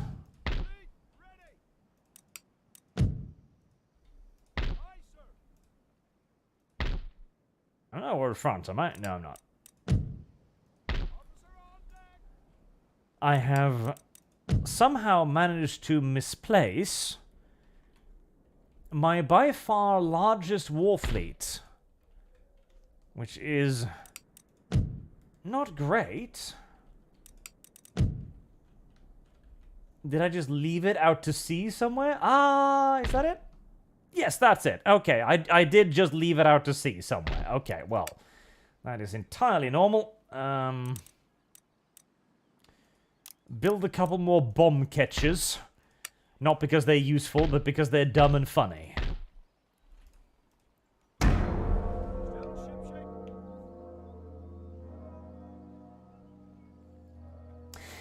Yes, now motorcyclist actually points out a thing as well. The old people in Japan are actually dying. There's a whole phenomenon in Japan where entire regions become de facto abandoned because all of the young people, they want to grow up and live and work there. Like, that's a dead end place. Nothing happens there. So they're trying to move to the cities, or at the very least the larger regional metropolises, meaning that the villages are just populated by old people who eventually start dying off and leaving behind actual genuine ghost villages. Not a cheerful thought, but it will be the fate of the West. Eventually, we too will produce ghost villages, except ours will be populated primarily by, immigrants from Africa. Which, have we got ourselves another little graphical bug? No, it eased up. The European definition of a ghost village will be one with 98% immigrant population. Which, I mean, can you deny it? Can you argue that isn't a sort of a ghost village? I didn't think so. Right, cool cannons, right. 8-inch mortar, is that it? Did you keep all of the cute stuff from me? You bitch-ass piece of shit. Oh, God, is it locked behind percussion shells? Okay, yes it is. Alright, well, never fucking mind then. I really want to bring one of the 64-pounders. Because that's just hilarious, but they would move at the pace of a snail, so probably not. Really? You didn't bring nothing else cool was unlocked from that? Oh. Alright, well, just bring 3 more 12-pounders then, I guess. That should be sufficient firepower to put the fear of America into the Turks.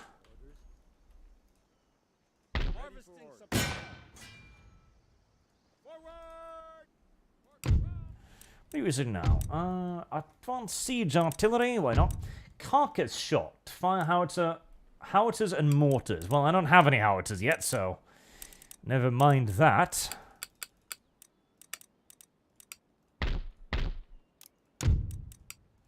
Alright, well, everyone just keep researching whatever you're researching, I guess. I probably should start spamming armies now. Yeah. But I want cavalry, though. Maybe I'll find cavalry in the Middle East. Maybe. That would be nice, because I need cavalry. Maybe some nice lance cavalry.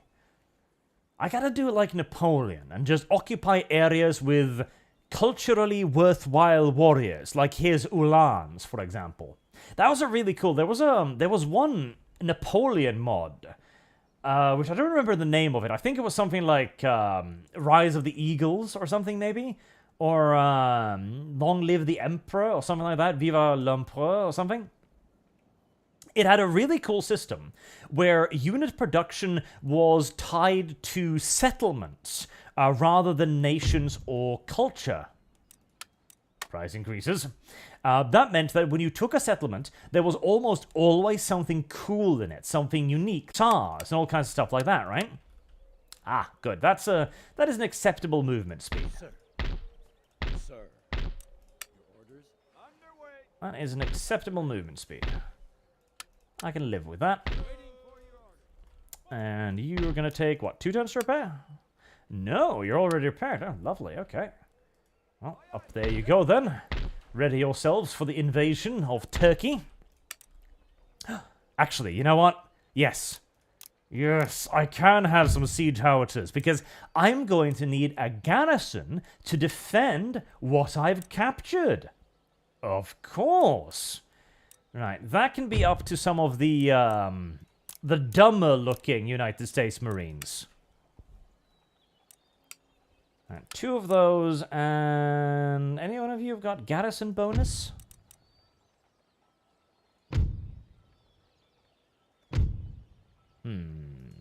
No.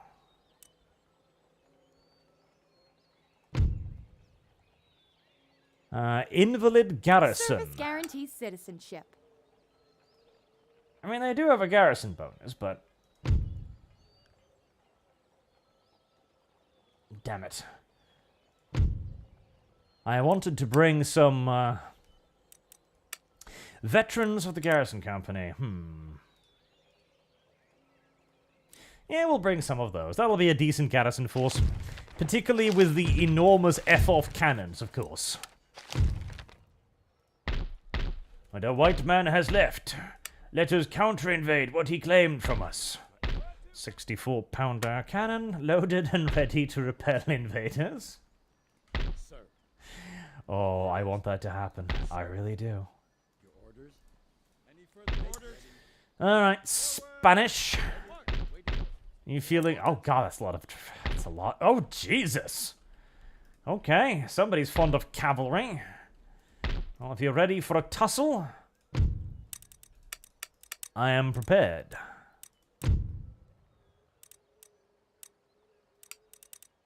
What's the military academy going to need? The military academy requires... not that.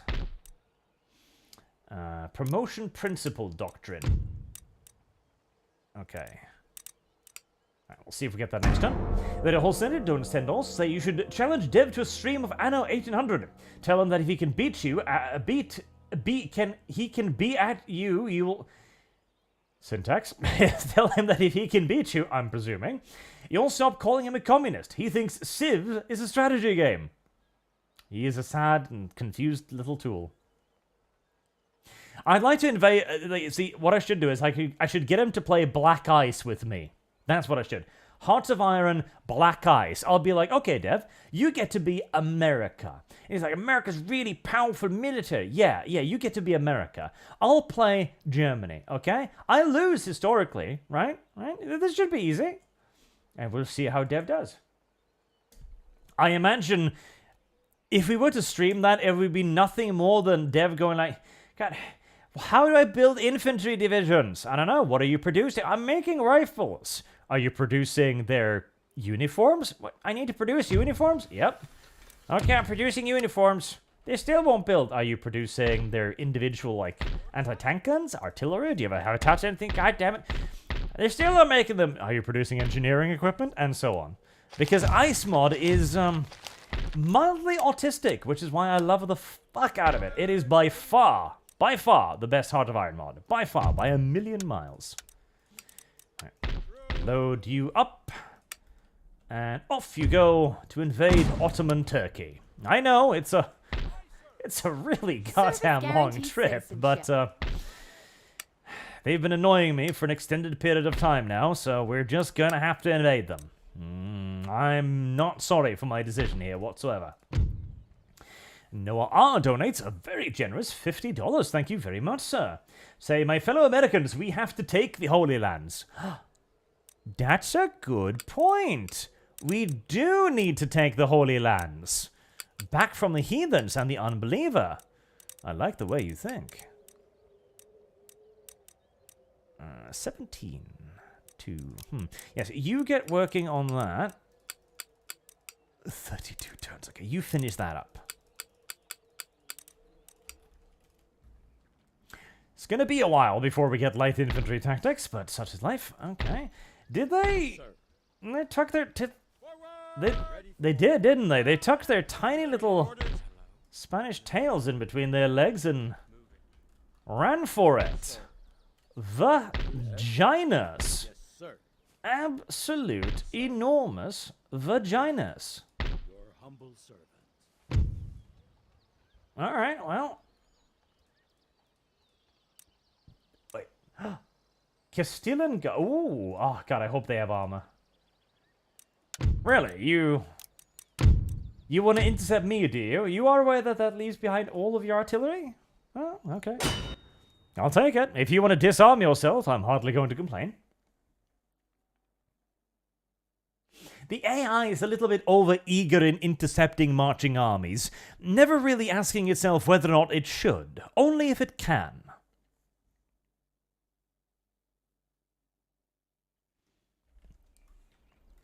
Ah, finally.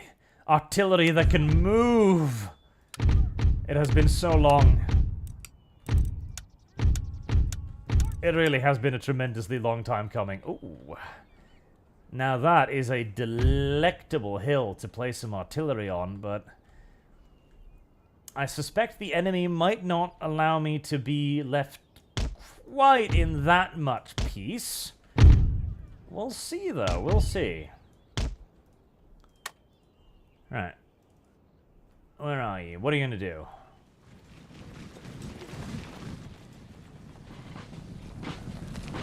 Pikeman. Aha.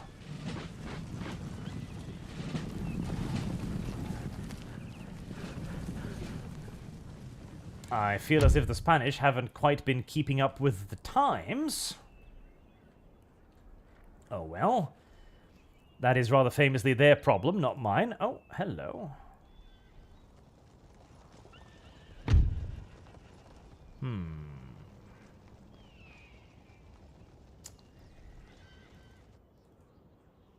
There's a tremendous temptation to try and intercept all that, but I have no idea how many of them there are. Well, I do know there's a lot of them. Okay,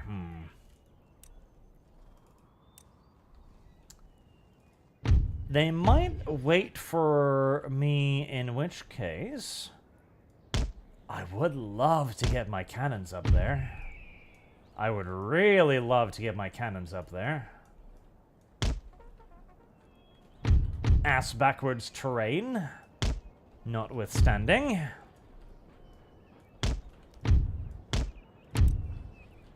Let's see if I can get up there.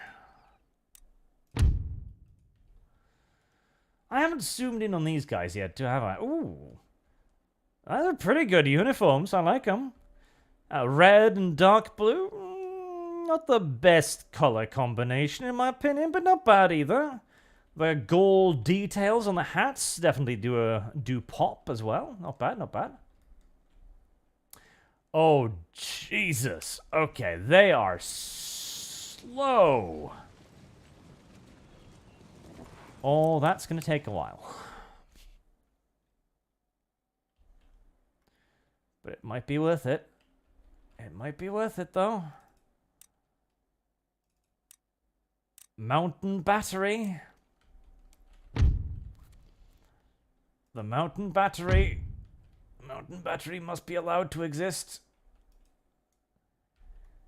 Let's... Perhaps leaving behind some guards for the mountain battery would not be the worst idea in the universe. Yes. I think we'll leave the cavalry and the rangers behind.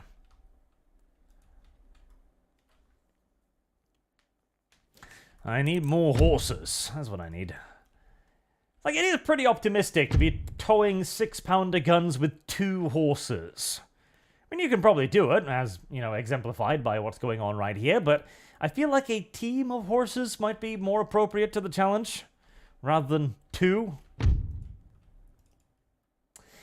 The single-mast line formation. See, this is another problem that Total War has always had, and the devs do not seem in any hurry to fix or even acknowledge, for that matter. See, armies didn't fight in single lines, for the exceptionally simple reason that once the single line was broken, the battle was essentially over, which is why armies started fighting in multiple lines, in depth, in fact. A lesson that the Romans taught to everyone they came across, and quite effectively as well. The Total War engine is the perfect engine for actually simulating that, you'd think, but CA has never made any sort of a conscious effort to try to do it. Then again, it is CA. As far as they're concerned, innovation is adding in a logistical system that consists of a slowly ticking bar that becomes empty, unless you stop by nearby settlements for a while every now and then to refill it.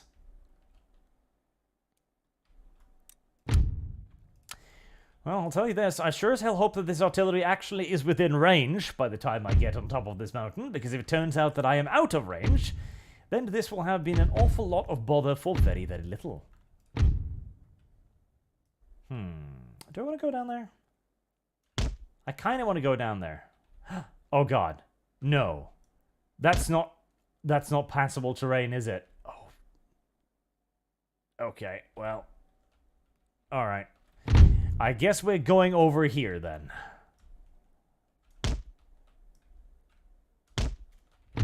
This hilly terrain is awfully hilly, I would like to point out. Well, on the bright side, that means that I can move the battery all the way over to the edge here without worrying about it getting charged by the 5 million cavalry that the enemy has procured.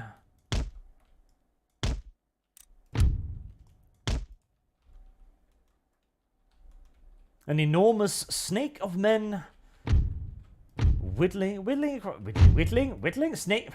See, I was about to say snaking its way across the land, but then I called it enormous snake of men, and that somewhat undermined it, and then I was trying to find some way to say it poetically, and I failed, as is evidenced by the fact that I'm still rowing. Okay, well, on the bright side, if the enemy wants to fight me line on line, they're gonna have to deploy in front of me now. Oh good, Rangers, you're gonna slow down that battery's progress up the hill a little, are you? Good, fantastic. Very, very well, very well.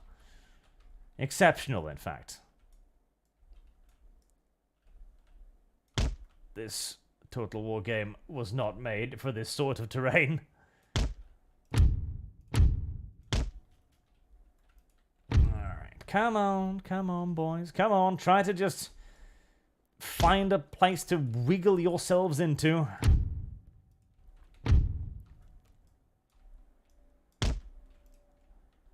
One battery is almost in position. The second one still struggling up the hill. To be fair, I don't think you could get an artillery battery up an incline quite that steep, but nor would you have an artillery battery with infinite ammunition either, so no reason to complain. Normally, I would wait for the full battery to arrive to get the full effect of the firing, but considering how long that might take, let's not. Let's just start shooting at whatever is unfortunate enough to be in range. Should probably leave behind a little bit of a rear guard.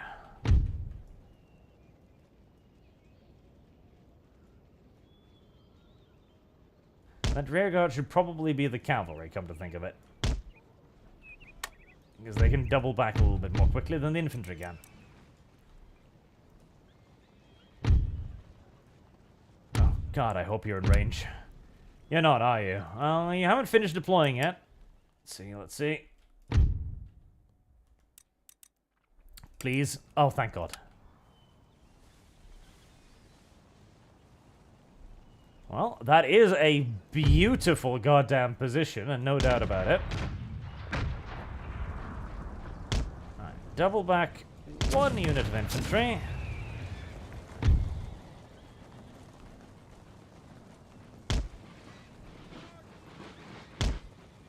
Because I am noticing they are moving a lot of dragoons over here in this direction.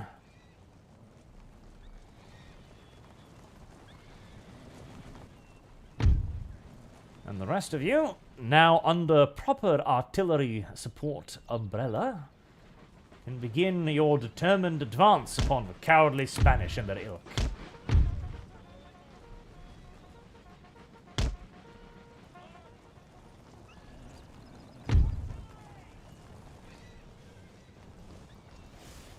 That is a beautiful, beautiful firing line. Fantastic oversight, shooting straight down into the marching columns of cavalry. They're still somehow managing to pummel most of their rounds into the dirt in front of them somehow, but they are making an effort.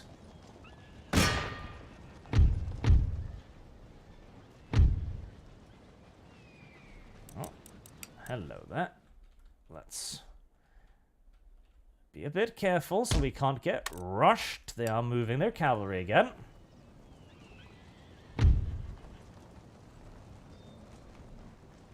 Alright, they're definitely sending something up the rear.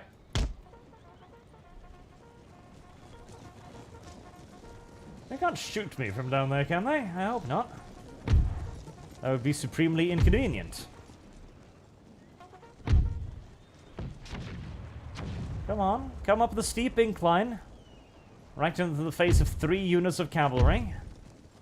Not the heaviest cavalry I've ever commanded. In fact, they're practically just civilians on horseback, but they'll probably do better than your random pirate dudes. Oh, here we go.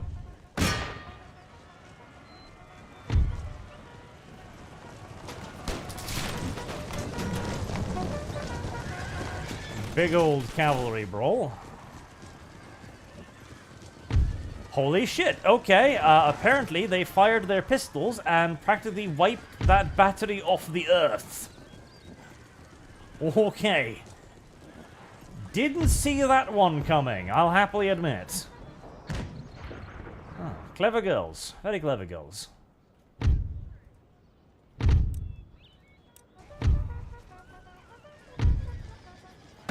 Apparently, flintlock pistols are very, very accurate. Oh, God, you little tards.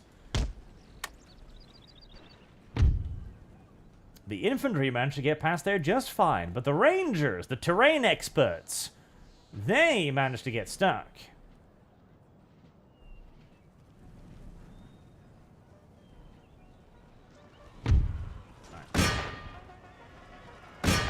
Keep at them, keep at them. Your advantage lays in melee, not in allowing them to shoot their incredibly accurate pistols at you. Oh, looks like we're rearing up for an engagement over here too. I'm more than happy for that. Right, let me get on top of that hill if at all possible.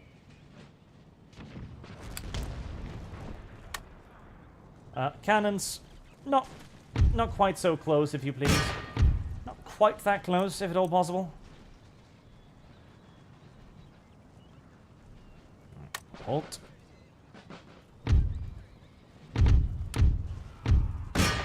Keep going into them. Don't stop and get shot, dumbasses.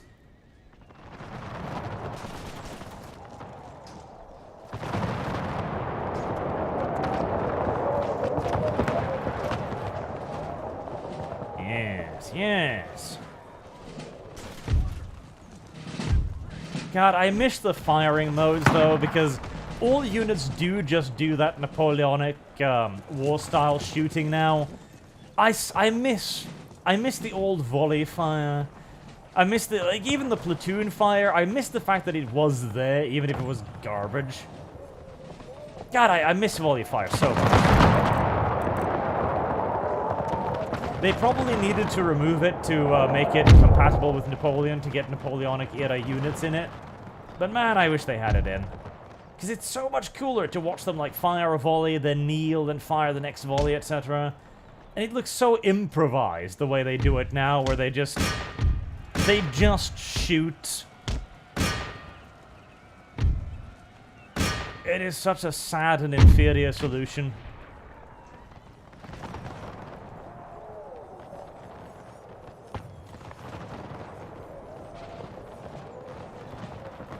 Military police.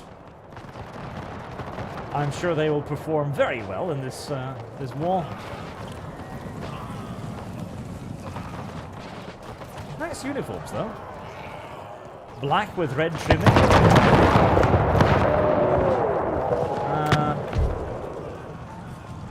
Would you guys over there perhaps care to fire?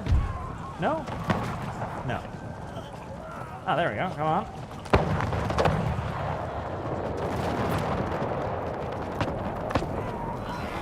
Not bad, not bad.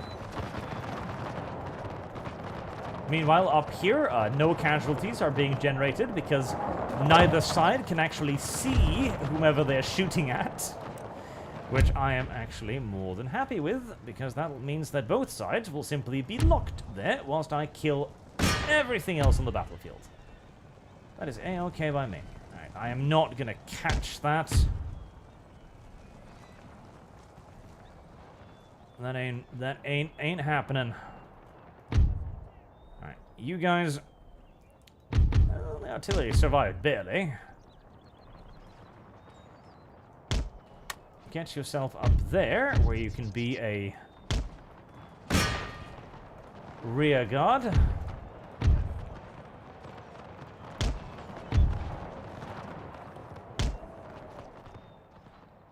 got reinforcements coming in from the rear. Let's have the Rangers stretch out behind us to deal with that.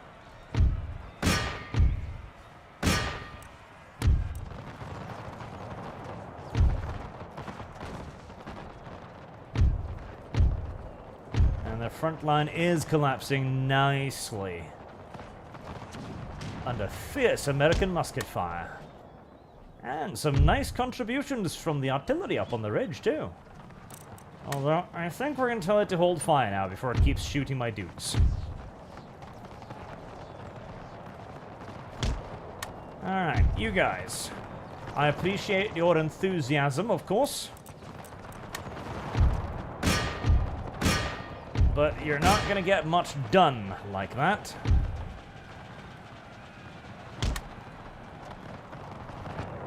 So it's time for a good old-fashioned American bayonet charge. Oh, they've got proper cuirasses. I wanted those in my army. Those look great.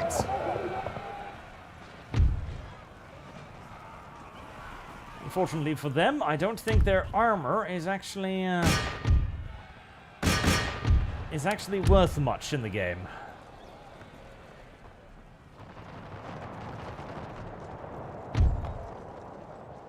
Bit worried that those dragoons are simply just going to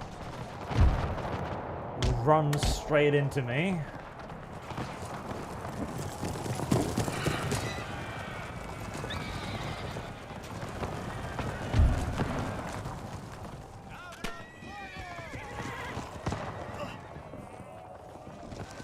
Or stop in front of me, one of the two. I prefer stop.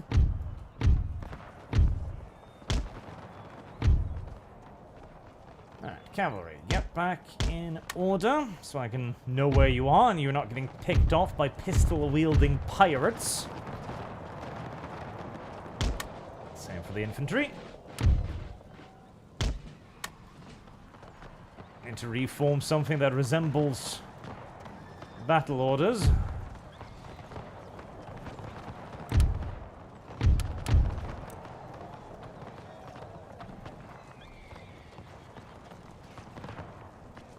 Good, good.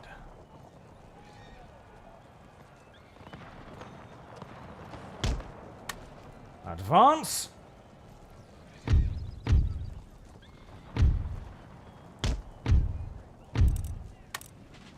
Turn off their fire at will, just in case they feel tempted to, you know, be American about it. Alright, you're just gonna charge me too? I mean, you're just fucking dragoons. I don't think this is actually something you should be doing constantly, but as we have learned from this AI, charging is kind of what it does.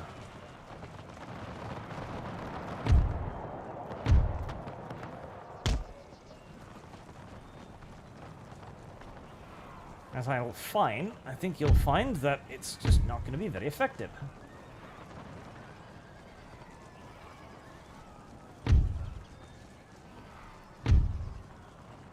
And there they go.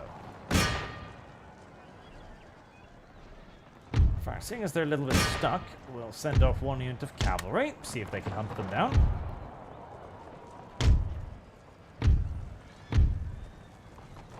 What 3 units of infantry do I actually have here?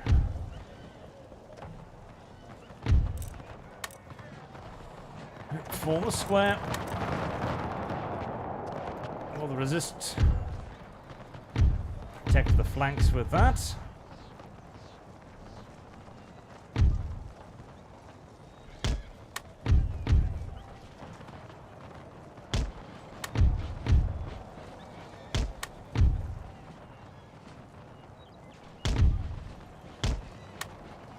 Skirmishers will be more valuable over here where the actual shooting is happening.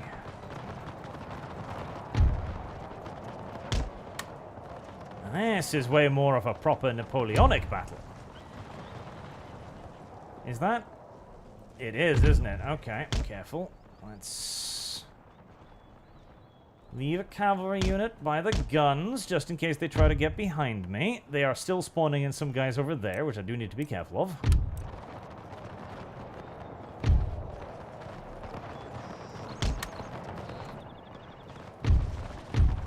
ranges.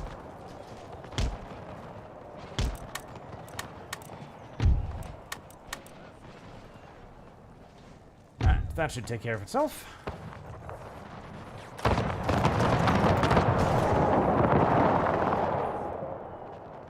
I don't know why their fire was so good against the artillery.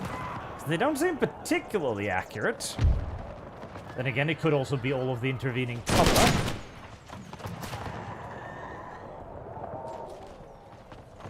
The pistol-armed horse doesn't seem like a very good idea, but it actually was. There were a lot of nations that focused a lot on pistol-armed horse. Oh my god, they've got people who lie down too? Again, Spanish cowards, I tell you.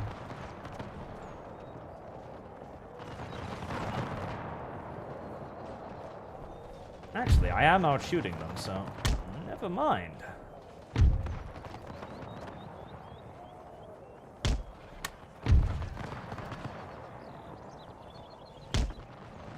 We'll just apply ourselves to shoot them more. The fuck was that sound? Oh, the pirates have pistols too. Okay, that's kind of cute. I don't know. I might be changing my mind about not hiring pirates.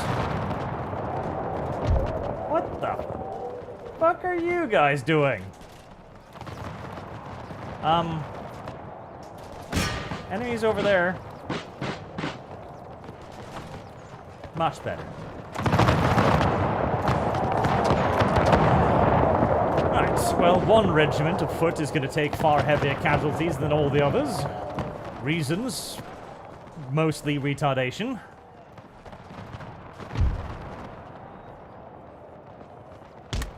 Why did this unit suffer so badly in the last fight? Mostly sheer-minded, bloody stupidity, sir.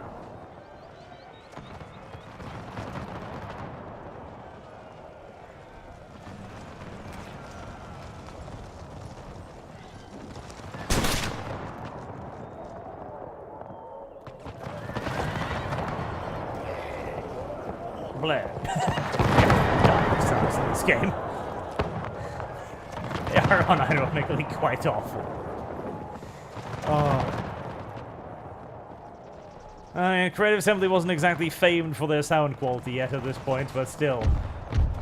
At least it's not... See, at least it's not the Wilhelm scream or anything, so, you know.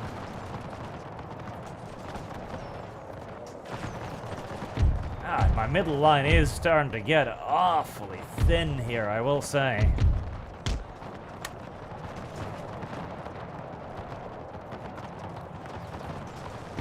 I'm wondering if maybe a little bayonet charge might not be the cure for what ails me.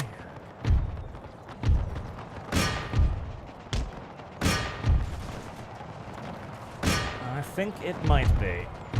Alright. Fall back those two units.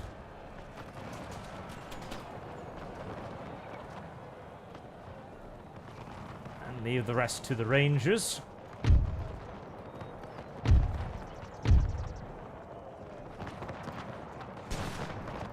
They seem to be doing okay. Alright, in a break in between reinforcements, go and chase off those little laid-down bastards. Their unsportsmanlike behavior have gone too far.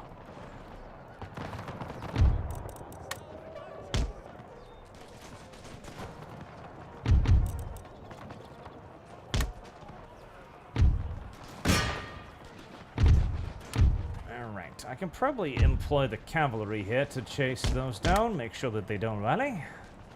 I'm a little bit careful with them because they really do not have the punch of the old cavalry, which you could pretty much send off anywhere and they'd do the job. These guys, not quite so much, I'm afraid.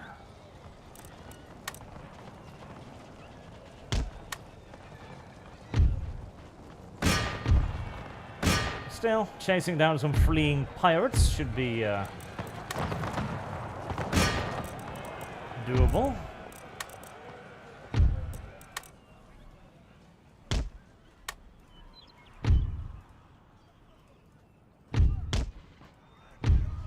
Good job. That'll see off those little bastards.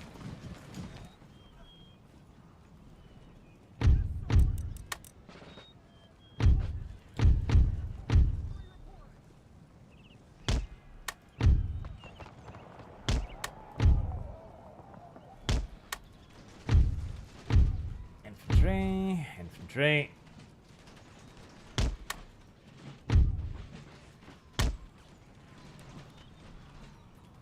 Alright, still some enemy reinforcements coming in from the north.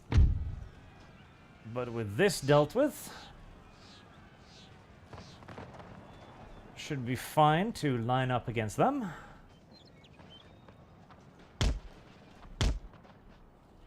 I'd love it if I could catch them in the open there. Let's try. Don't like running with my guys whenever possible because it will exhaust them, but if I could get the benefit of cover and deny it to them...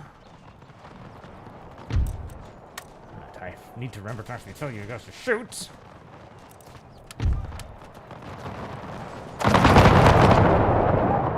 Man, that's a lot of dead pirates.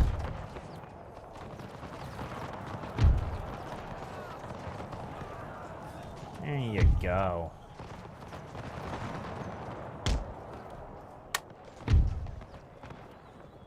And now that you have learned a lesson about piracy, you will go home and be nice and honest, straight, productive members of society.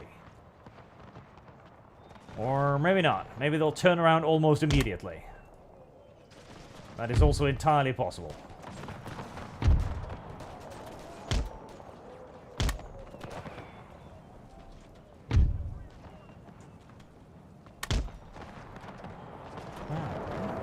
The pistol-armed dudes do actually seem to be able to outshoot muskets. But at least they don't outshoot them anywhere near as quickly as certain half-naked slaves with axes do. Tisk. More dragoons. At least we'll get to fight them in the forests, where their pistols will be less effective too.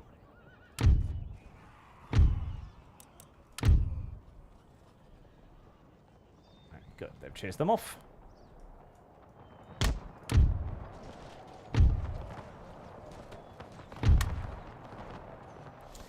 Fighting a bit of a two-front war. Not necessarily recommended.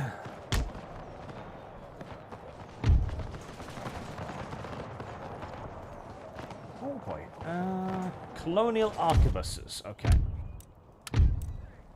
Let's try and get the cavalry in here to start breaking some of this up.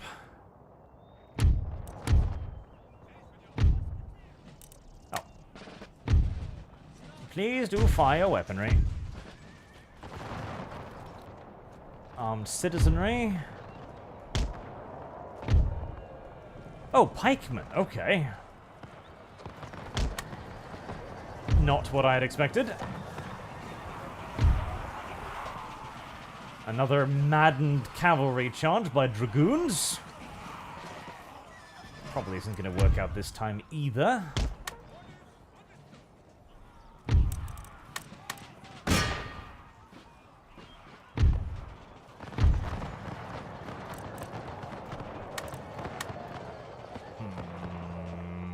Slightly dodgy. Okay.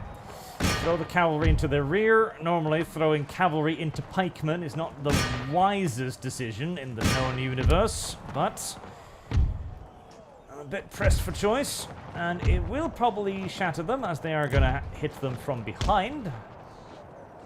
I am amazed this unit of bandits have not been murdered yet. Did you not hear... Oh, that wasn't cavalry. Okay, well, saw them off regardless, so...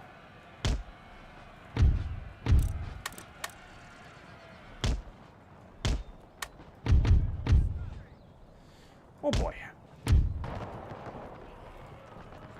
It'd be really nice if I could free up some rangers. Uh-oh, that's potentially very dangerous. There, finally those pirates were dealt with. There's now another massive force of irregulars. Is there anything else coming? No? Okay, in that case, Give them steel.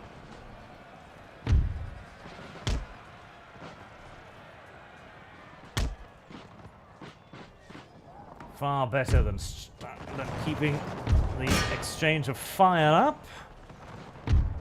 Come on, provincial horse, I believe in you.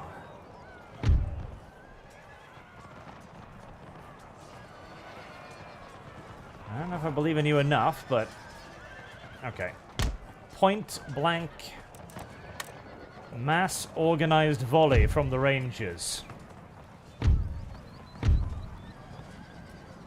Resist the temptation to fire early. I need to break them as much as possible with this before the cavalry begins breaking.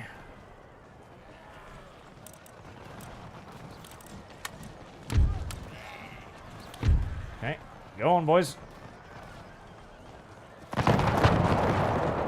There we go.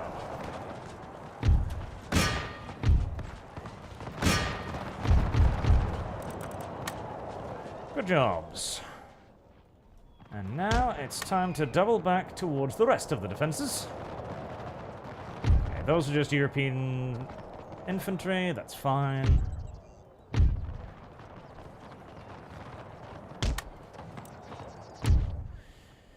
Do I need to continue guarding the artillery? Honestly, probably not. Seems unlikely. How am I on ammo? Okay. There's the irregulars getting overwhelmed.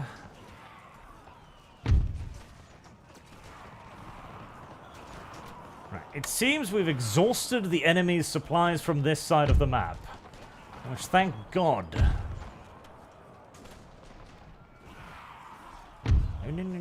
Break off. Get up. There.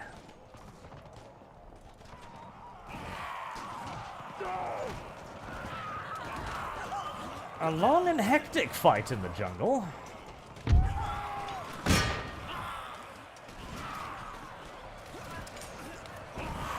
Partially due to the irregulars, which performed surprisingly and annoyingly well.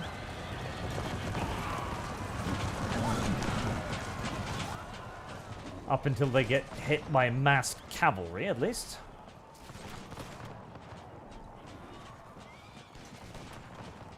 And then they perform not so well.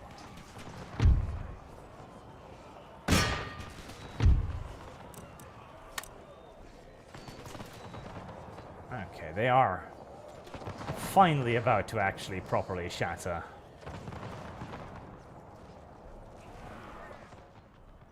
Alright, begin doubling back. More reinforcements.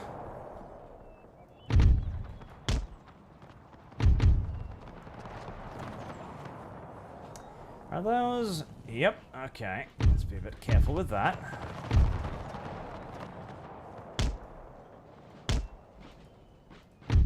Don't want to get caught in the flank with a full volley of pistol fire. I imagine that would be unpleasant.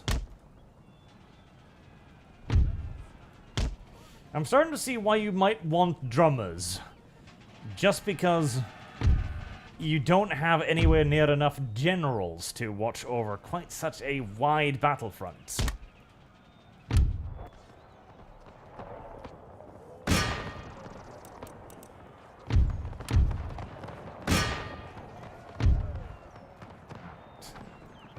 That'll finish off the last...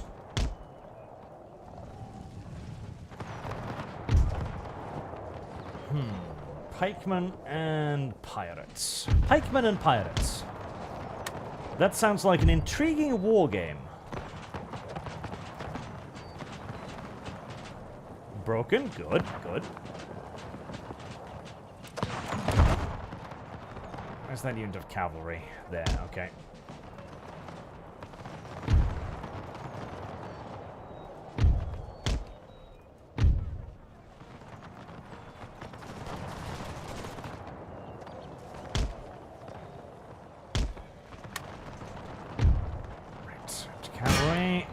Keep on those, chase them down.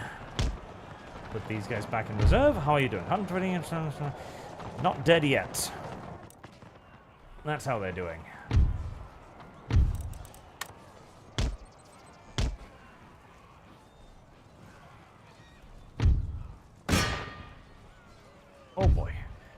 only one more flank left to go. The hill artillery could have played a larger role in all of this. In fact, it can now. In fact, I should have had them shooting at that ages ago. But my paranoia of having them butcher my own men prevented me.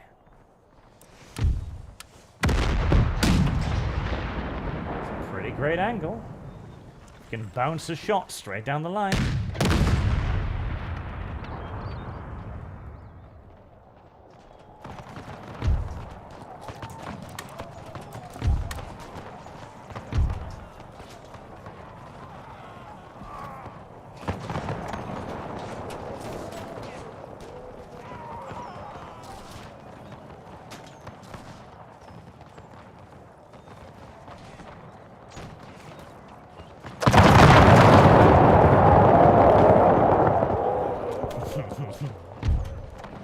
That gave them something to think about.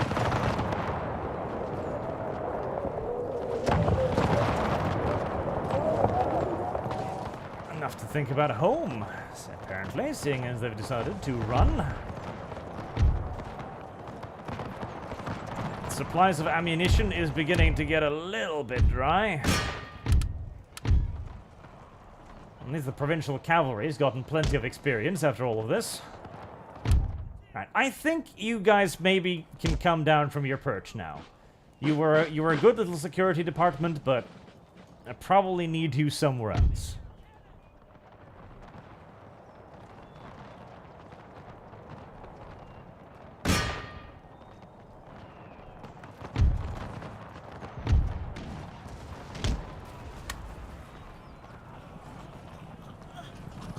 Spanish bandits. I feel like Spain wouldn't necessarily recruit enormous numbers of bandits to be the primary occupying force in their own colonies, but then again, all I really know about the Spanish colonial empire is that it failed miserably, so maybe.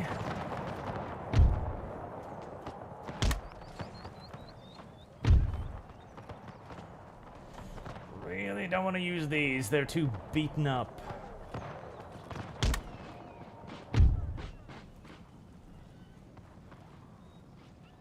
Cavalry keeps on the fleeing enemies.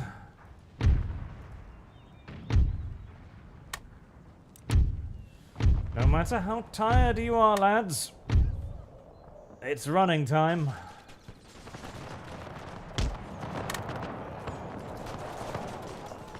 I wonder where the enemy general is. I have no idea. I haven't seen him dead. At least not that I've noticed. So I'm presuming he's still alive somewhere, being annoying. Be careful about my general so he doesn't catch any stray rounds to the back of the neck.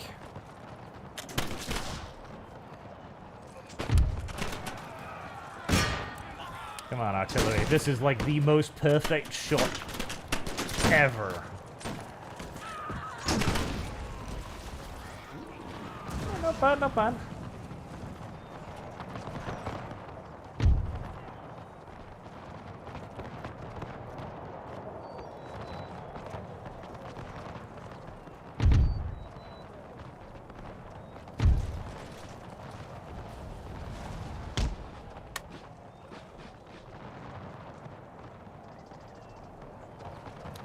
Is that?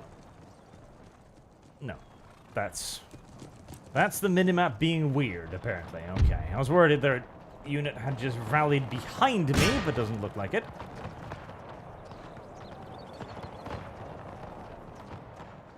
Okay, cavalry. Well, it is your duty to make sure that those guys don't come back to bother me anymore.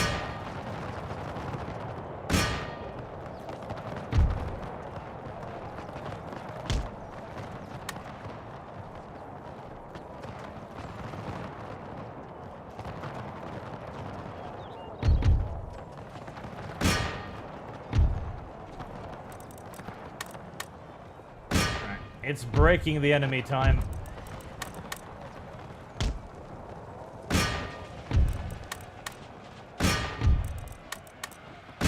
Bayonet o'clock.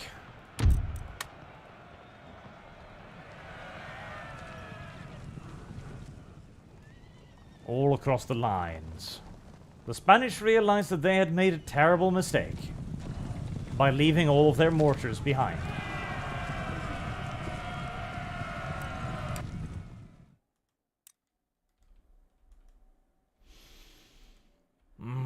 Delectable. Wait.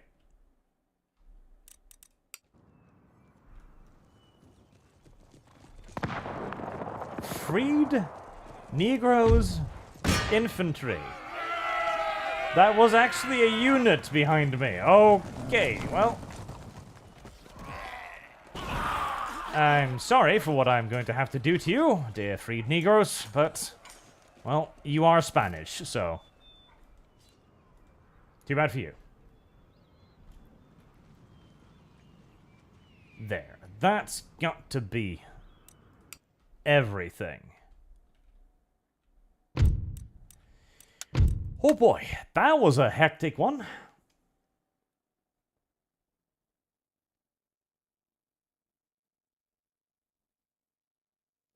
That was a hectic one indeed. Quite a lot of casualties too. 1,300, it's probably a solid fourth of that army. Granted, I didn't have to call in the second army, the Canadian army, so there's that.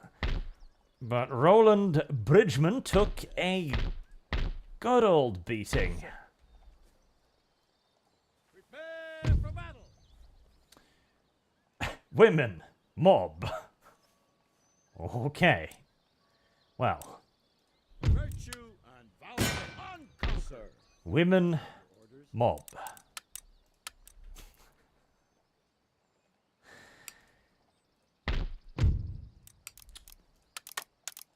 I don't know what to say about that. That isn't going to get me tossed off YouTube, so I'm simply just not going to comment.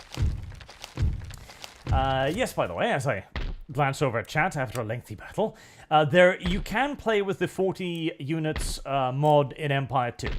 But for some reason, every time I do it, whenever I make a control group, it crashes. Every single time. And I have no idea why, so I have elected to not bother trying to fix it, because I haven't the faintest fucking clue where to start, frankly. But yes, you can have 40 unit armies, and if you can do it, so it doesn't crash, I would recommend it, because 40 unit armies are great. But mine does not work.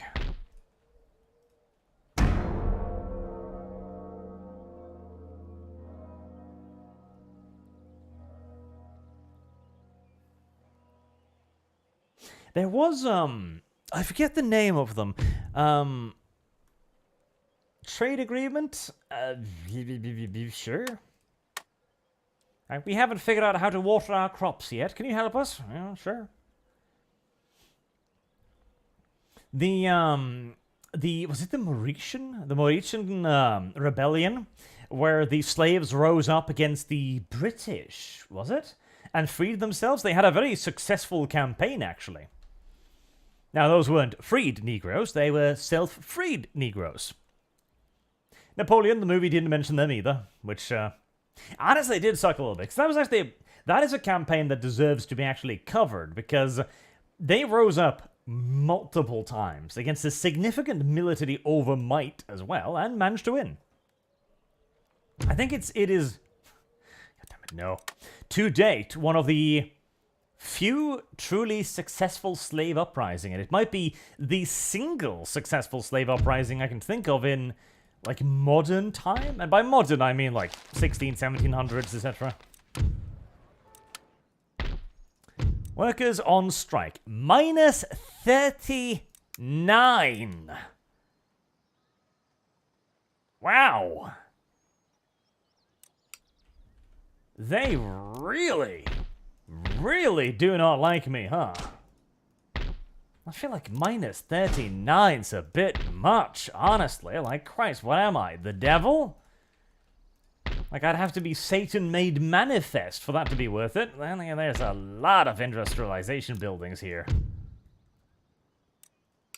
I think I'm going to prove them wrong and actually burn some of these to the ground and build some whorehouses for them to play around in instead, which will make them happy rather than miserable, which is what they are right now.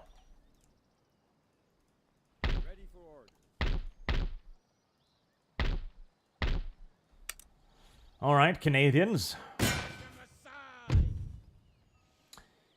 I think it's time for us to head up into the mountains and pursue the enemy with their freed Negroes.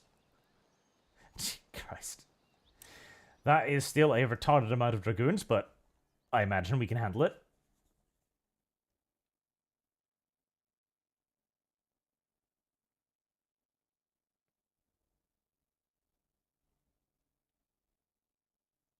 This guy still reminds me a little bit of Henry Cavill. Even though he doesn't even necessarily really look like him.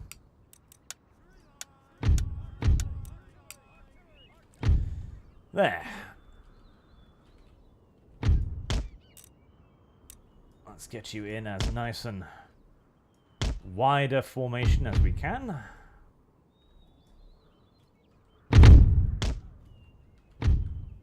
As you will be providing distractions for the rest of the army. Mortars over there on the flank.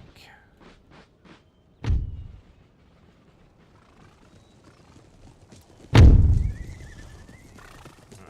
Mounted Canadians, go!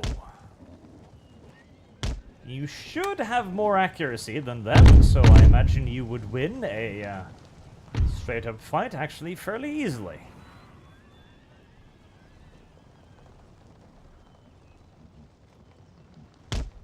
Meanwhile, we'll have the rest of you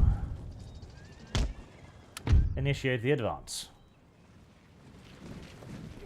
The native Canadians will move ahead and absorb the first few cavalry charges so that the French Canadians can deal with them with their bayonets.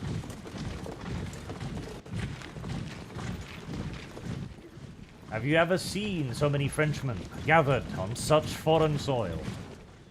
Probably not. The French were not big conquerors. They were not very good at this, honestly.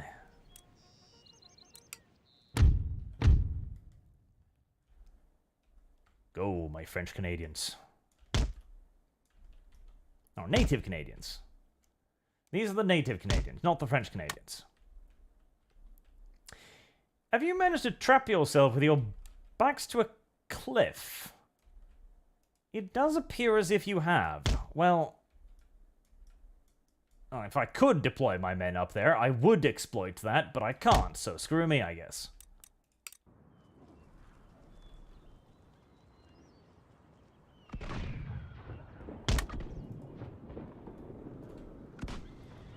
A little mortar fire. A little light rain. This is not safe, what I'm doing here, because if the enemy simply decide to not bother with the shooty thing and just throws all of their dragoons directly in against my Canadians, I feel like sheer numbers will prevail quite quickly.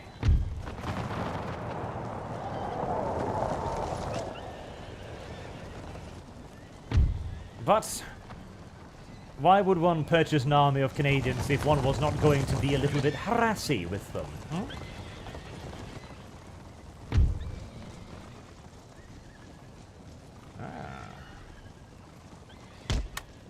The enemy fear the Canadian.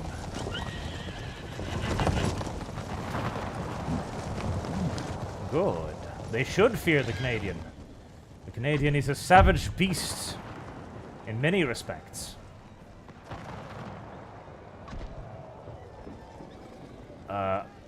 Jesus, why are you how the fuck are you breaking already? What on fuck's heaven? Heresy is the question. Fire is the answer. Was there a...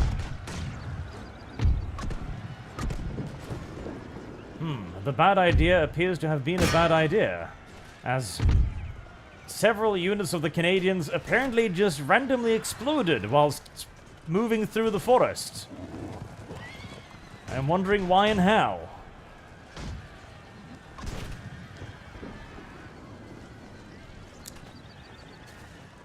Apparently, the Canadians fell prey to whatever happened to my cannons, when my cannons just exploded from a single volley of pistol fire. Jesus Christ. Okay. Apparently carrying rifles is just not very useful at all. You're supposed to carry pistols. Pistols are far more effective at long range than rifles are. They got mined? Maybe.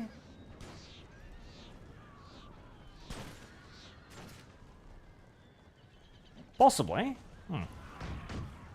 Well, the other units just broke because they're retarded. I'm very disappointed. Most of them are still like half strength. Very disappointed in the Canadians. Tremendously disappointed in the Canadians. They did not put on a good showing at all.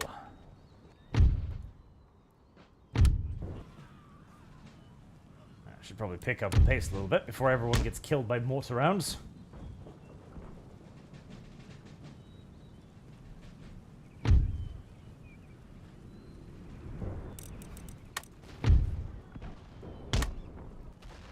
You should also be a bit careful about those dragoons, too.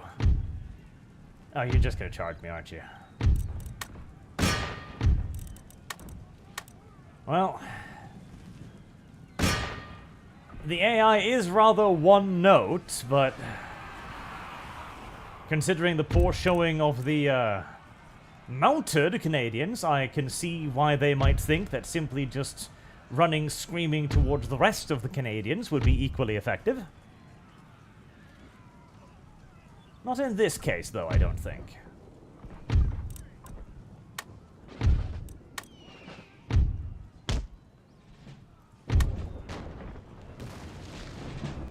Come on, French Canadians. There's Spanish people ahead of you.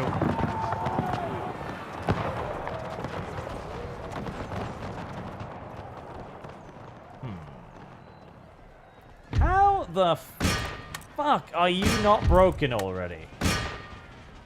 Oh my god, seriously? Seriously, you're gonna charge these units with 13 men. Lay off, AI.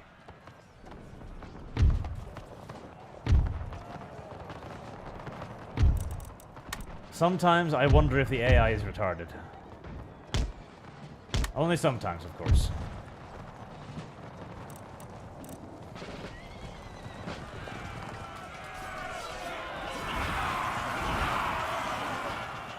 You know, they've basically all got spears. Charging them is actually pretty stupid. Everything considered, what you're doing is genuinely retarded.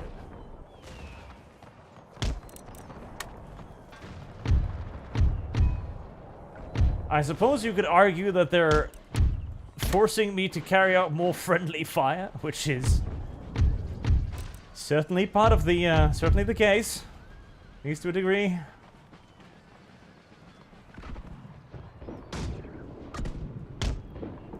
Keep going up the hill.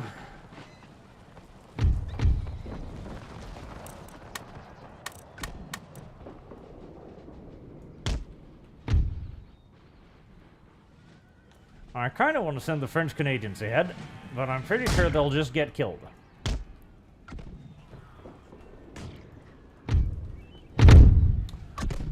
Alright, little Indians. I think you're about to get bum rushed again.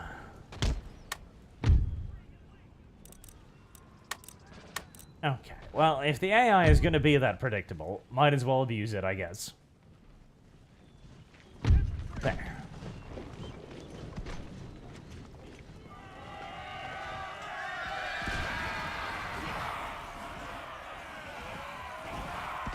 I don't know if that helped, actually. No, they got absolutely fucking molested in about 2 seconds. Yep. Forming square definitely did help. Okay. Native Canadians, forward. Go to where your brethren fell so incredibly ignobly. And kill that man on the horse, if you please. No? Apparently, we are against killing.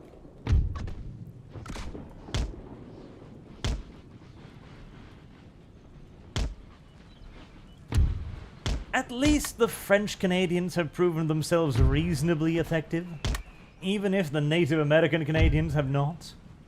It's something. A small something, mayhaps, but a something nevertheless.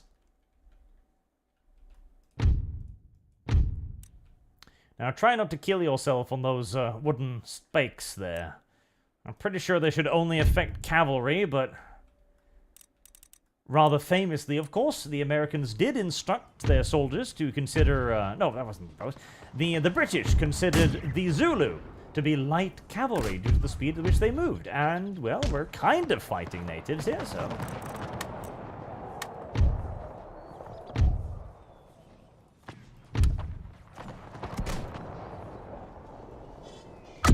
These mortars have been quite effective. Quite effective. They haven't done too much damage, but they've made lots of noise and been annoying for a very long time.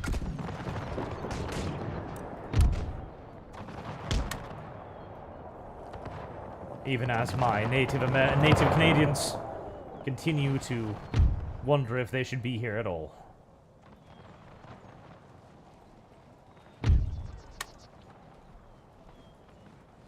Fortunately, the Spanish are beginning to wander faster.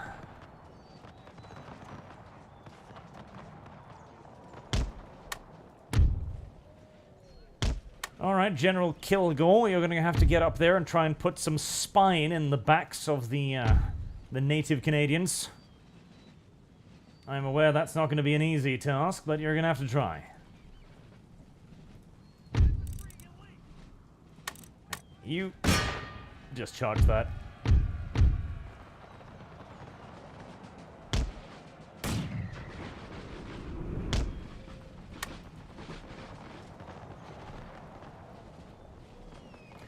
How can I put spine in the spineless? It's a good question. There's no way I could turn Canadians into fighting men. Not even I, General Kilgore, could achieve this.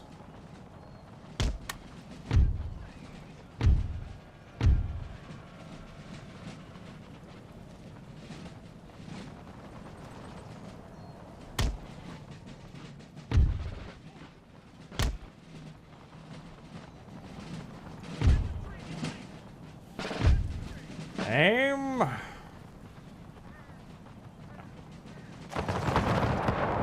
Lazy ass Canadians, come on. And they just stood there. No, half of the units fired at something else. Sir, there is an enemy enormously close to us. Should we shoot at them? No. That other unit over there that's about to be swarmed by our fellows with bayonets.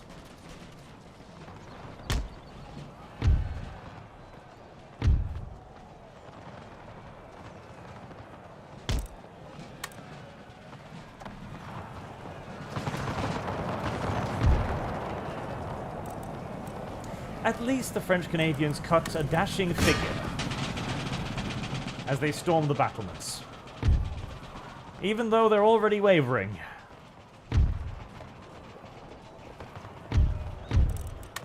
This wouldn't have been a problem with the American army, I'll tell you that much.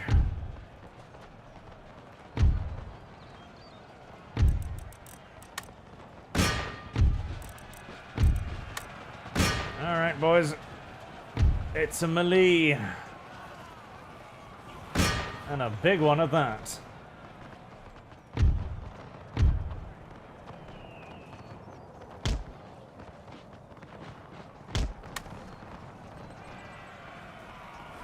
Come on now, show them the spirit of Canada, and what little remains of it.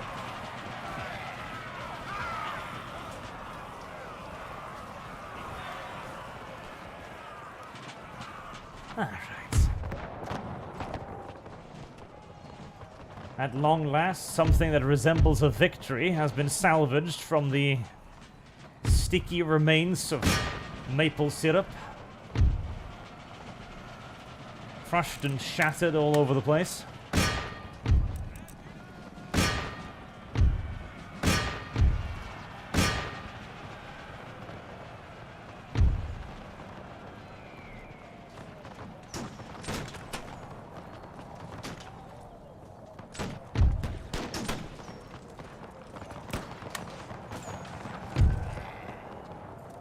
48 accuracy. I feel like these guys should be doing a lot better than they are. I guess that's 48 Canadian accuracy. Not to be trusted.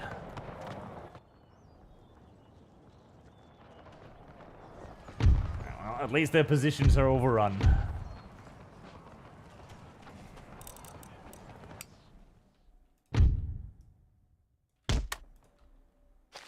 And their general dead.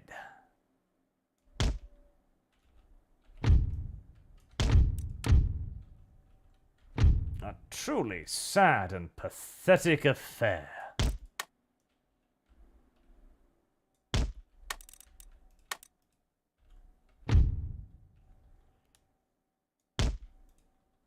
The Canadians have deserved nothing but spite and abuse after this day. Maybe they can regain their honor in future battles. But they're certainly going to be on the shit list from henceforth. Vile Canadians. Even the military police look almost gallant by comparison.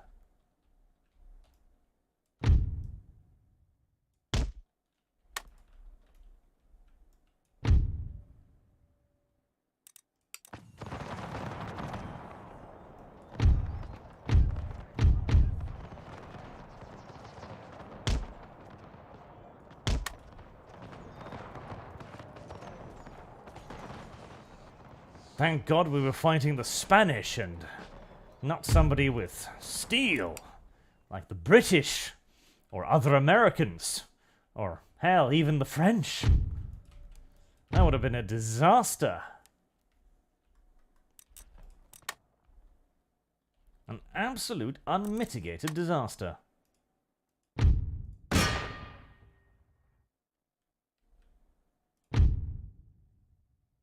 Holy shit, though. Okay, but seriously. So... okay, hold on. They're probably shooting the rocks because they're dumb.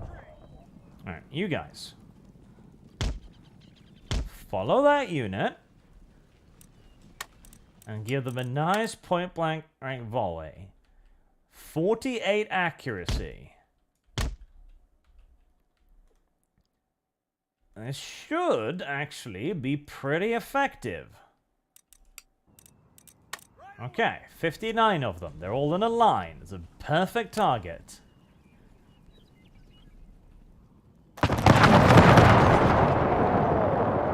Holy shit. They killed 2 of them. 3 of them. Right, this ain't no 48 accuracy. I don't know what this unit has, but that ain't no 48 fucking accuracy. I am deeply skeptical. I think the native Canadians lied to me. Loudly and insistently at that. Wait, are you stuck over there? You are, aren't you? Oh, God help me. Okay, well... You over there.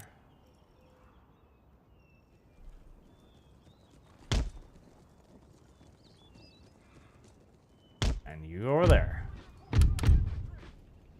The French Canadians lied.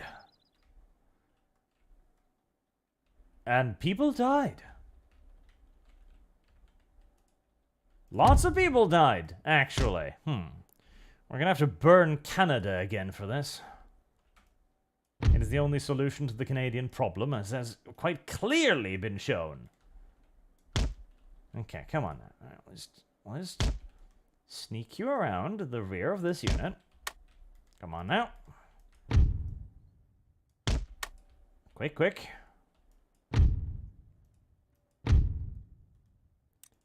Whoa, what the... Oh, you tard. I lost half the general's units because they decided to wander onto the enemy's, horse traps. Okay, all 3 of you then. 88 little Spanish bandidos.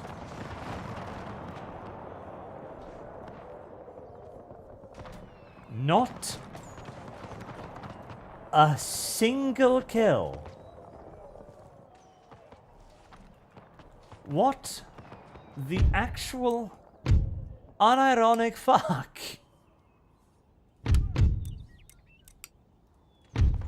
Okay, hold on. French, come on, come on.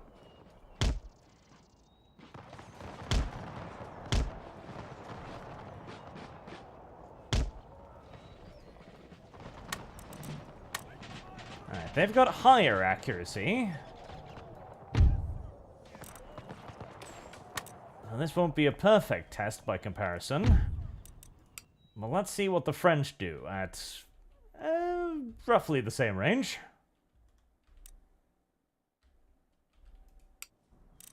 The terrain here is kind of ass. 83 bandits, which have presumably run out of ammo by now. Okay, that's gotta be the terrain then.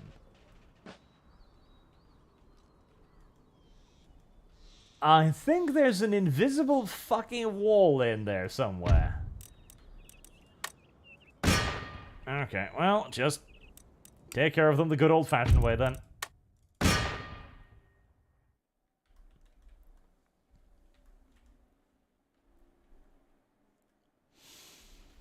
The Canadian Army has a lot to answer for after today. The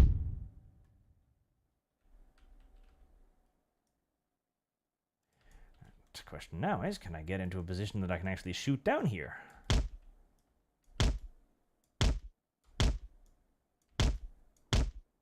No, is the answer to that question.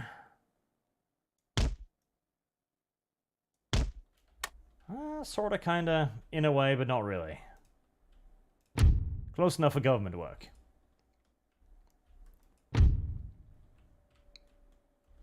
It was probably the terrain at that last one, but when they were shooting at the people escaping... indeed. Oh, please tell me you can see and shoot them. Oh god. They're fucking bugged.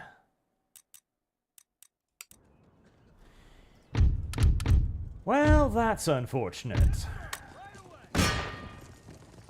Okay, well, we're just gonna have to move into them then.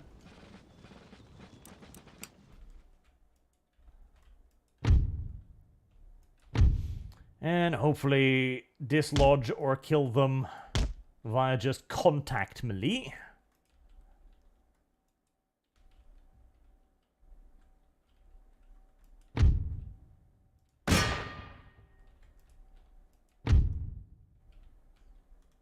Hopefully, otherwise this is probably going to be a problem.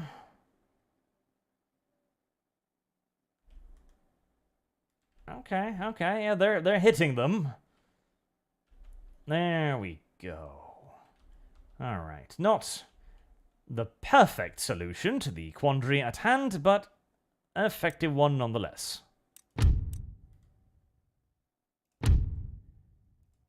Unless, of course, they somehow manage to get broken by this unit of dragoons, which should not be possible. But many things that should not be possible have happened today.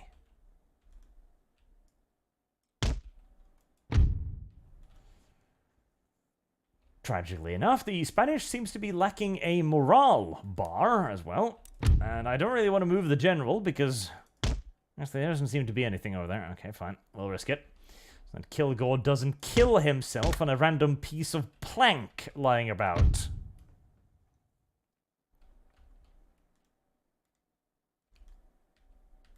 As the majority of the unit simply stands by and watches proceedings. And I'm taking beyond enormous casualties because of this, as the unit can't actually target the enemy. So they're just kind of standing there, and hopefully I'll win the occasional combat by just luck.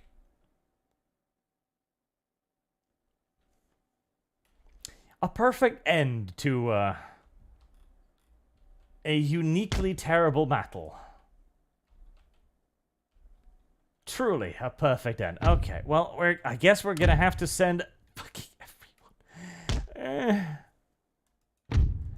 This has been the worst battle.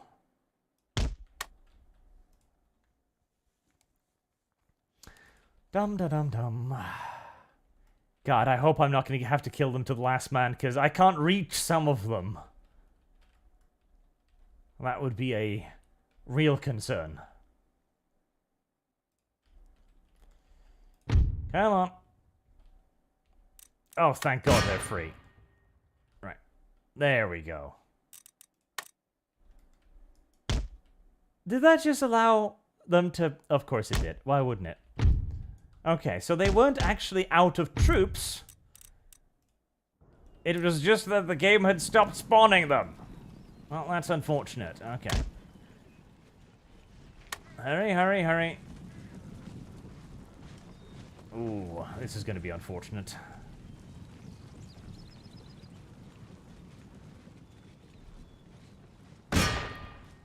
As soon as you can, boys. You probably want to fire. Uh-oh.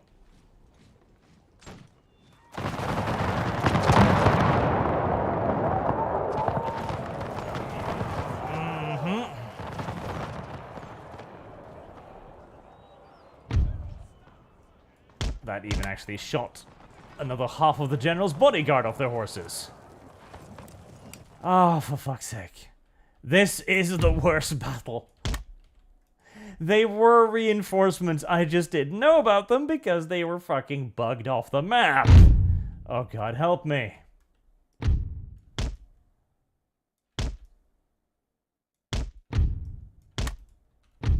Okay, get into position. Hurry, hurry.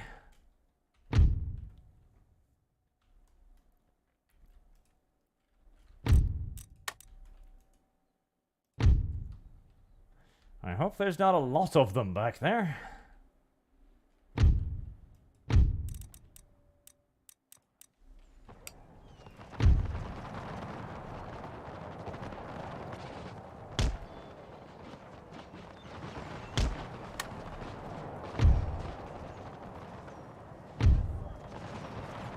Okay.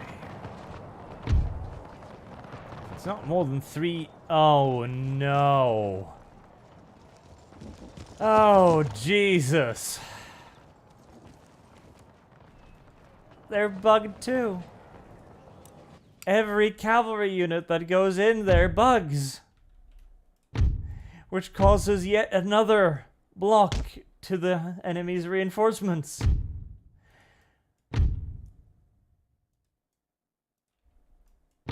Pain and suffering. Pain and suffering.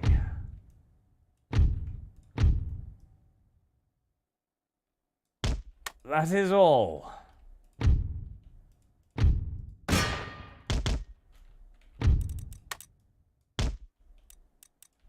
Oh my God.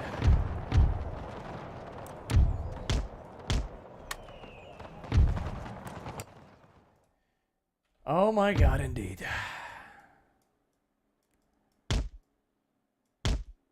I have grown to strongly dislike fighting in hilly terrain.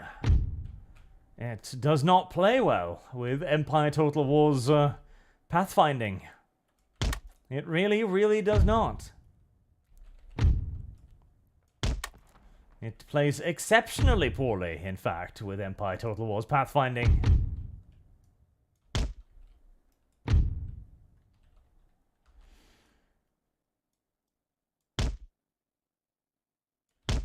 Line up there.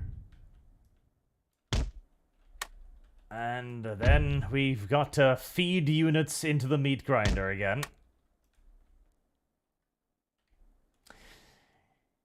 Sigh. Heavy sigh.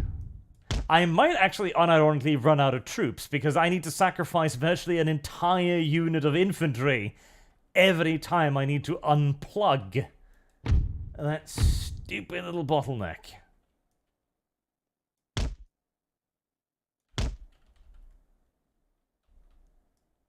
Set the shooters up on the cliff. Hopefully they can see down there when the infantry starts spawning.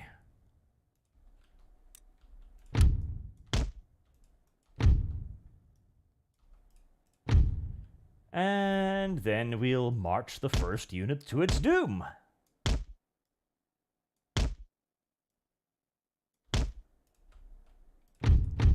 How many units have I got left, and how many units will I sacrifice?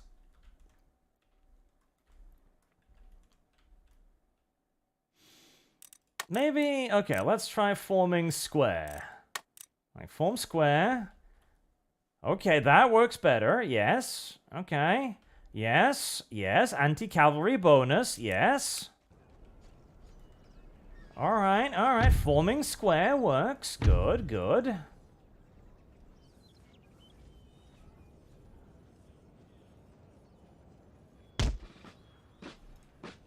Okay, better, better.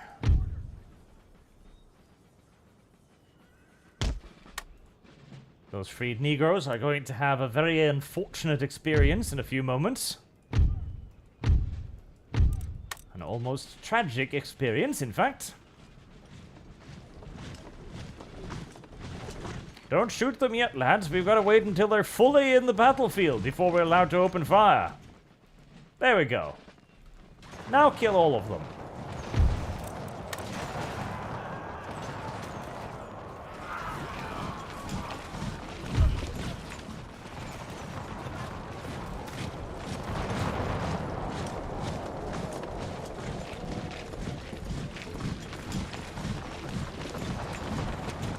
Well, at least on the bright side, somebody's having an even worse day than I am.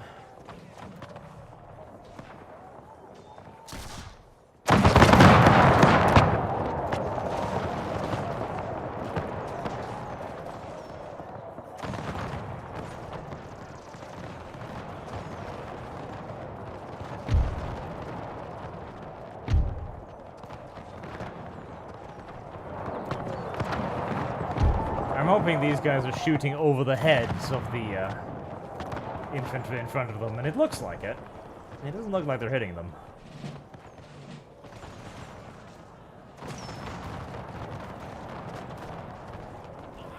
Ah, what I wouldn't have done for a few mortars.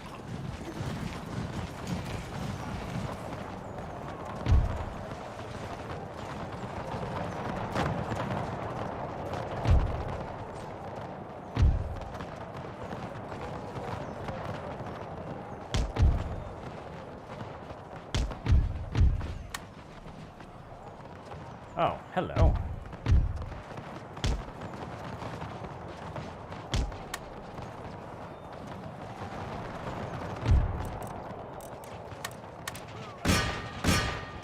More Spanish bandits.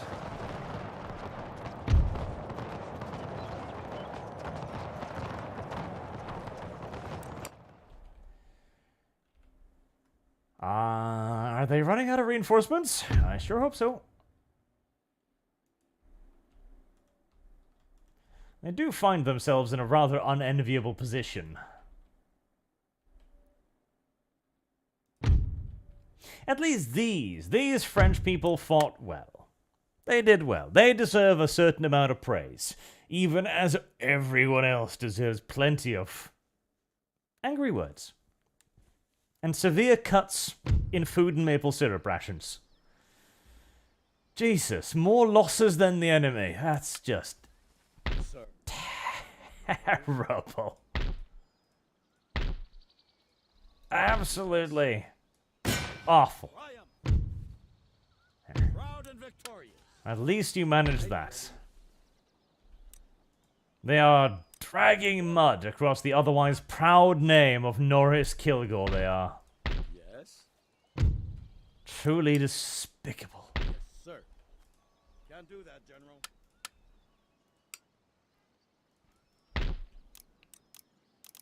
How many people live in New Spain? 251,000. Okay, well, yep, that sounds like a good place to build a new recruitment center. In fact, but burn that to the ground and let's build an enormous multi-tiered whorehouse there instead to keep people happy. Hello there. That's an interesting... All right, I'm at war with Spain. I didn't think about how to get past Gibraltar to invade the Ottoman Turkey, did I? No, I sure didn't. How very unfortunate.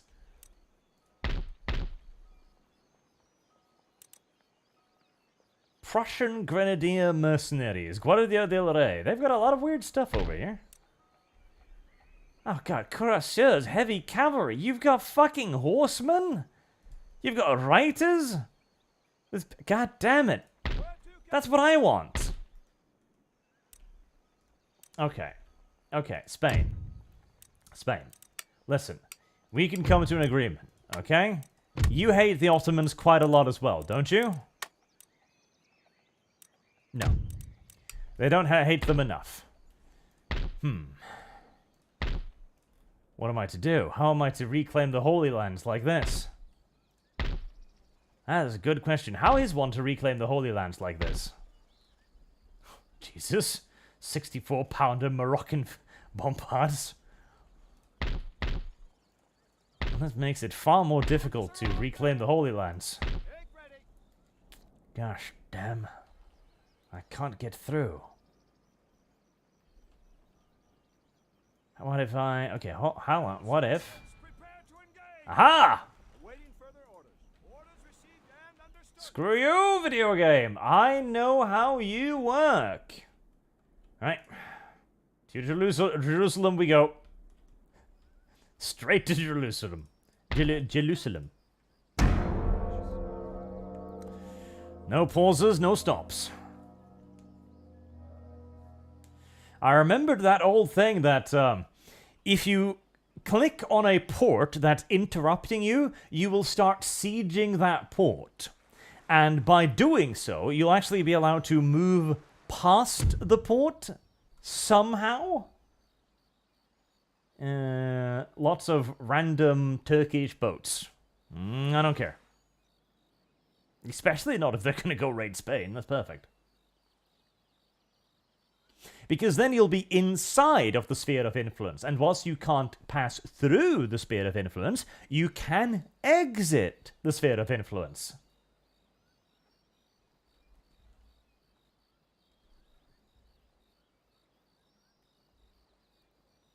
Now, there is nothing that could possibly stop our reconquest of the Holy Lands. Nothing.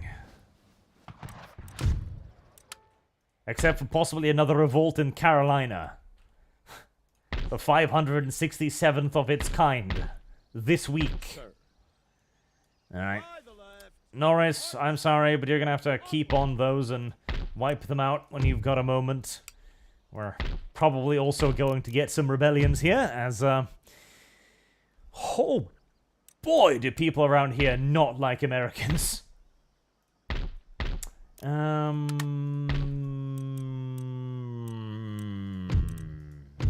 Okay, a peasant farm is the best I can do there.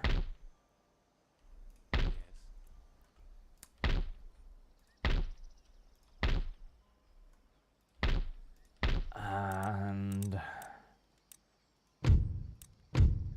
a coaching inn that will perhaps calm their wrath down at least a little bit.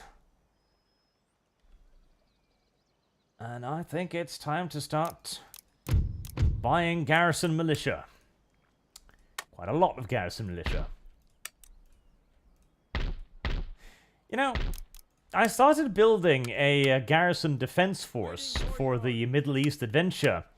I never considered how the fuck I was actually going to, you know, get it to the Middle East.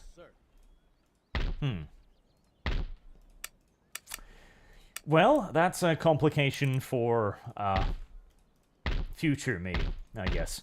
I could just double back the main fleet, and I suppose that's probably what's going to happen. Oh. The people of Maine have finally managed to calm their tits. Nice. Very, very adorable.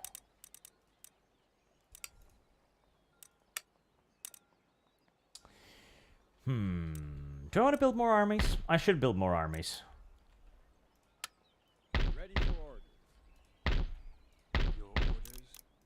What else cute stuff is there?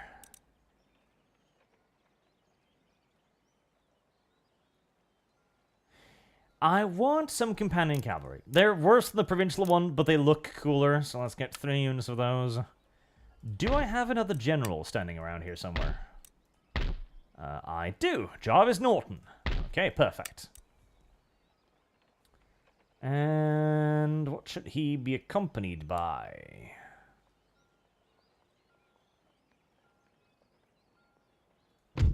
Hessian Regiment of Foot. Pennsylvanian Line Infantry. North Carolina.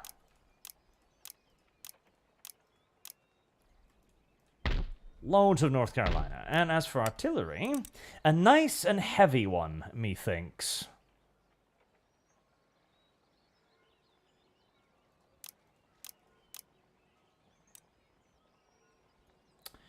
Three 12-pounders and a couple mortars.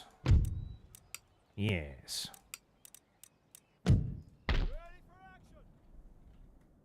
Continue the journey towards the Holy Lands. Jerusalem will be American. That's simply how it's going to be.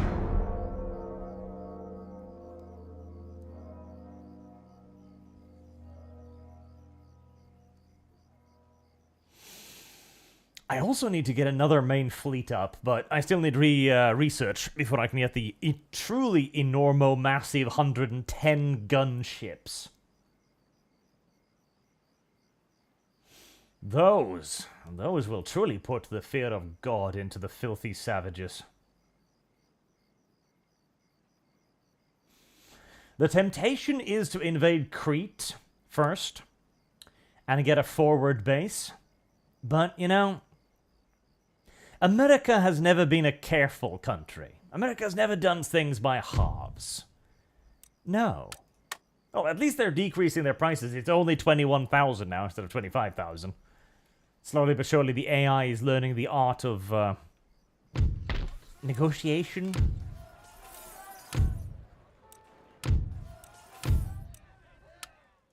Okay, suddenly the entire America broke out into festive rebellion. Ship's orders. All hands make ready.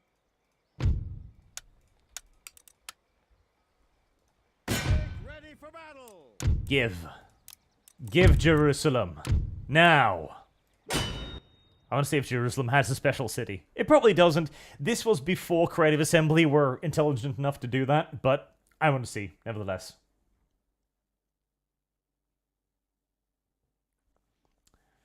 What was that saying? From the ocean to the sea, Palestine will be America? Yes. I believe that's exactly how that saying goes. Just like in the future, America comes bringing heavy firepower, bitches.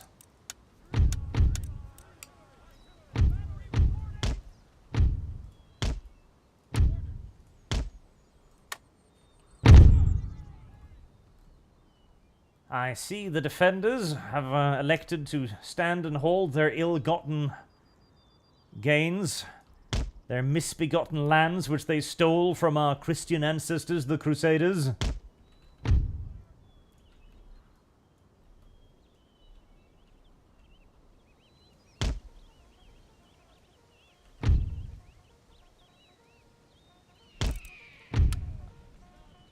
This may not be the fairest battle in the United States Marine Corps' history, but it is going to be one of the most one-sided.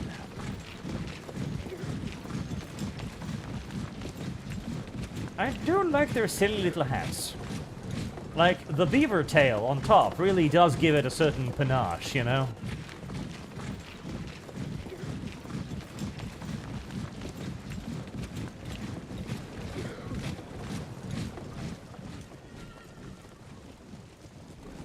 I miss the sound pack. Like, they don't make sound anymore. They used to... I had a mod once. It was probably a mod. Which added in, like, all kinds of cool marching songs. That was really nice. Granted, it was a bit weird to see, like, the Prussians playing the British Grenadiers March, etc., but... acceptable. Right. And here we have... the filthy savage that occupies Jerusalem.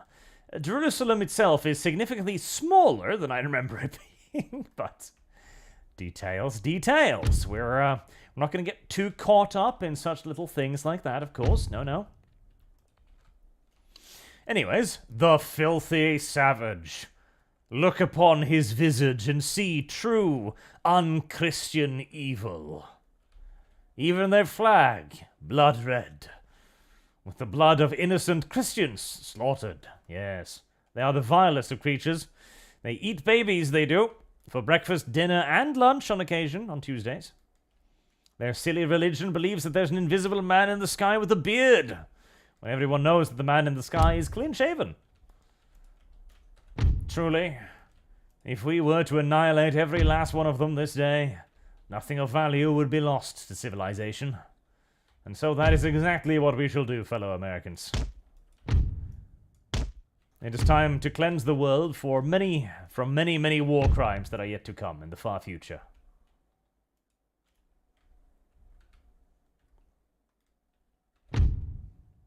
We all set? One last gun being slowly wheeled into position.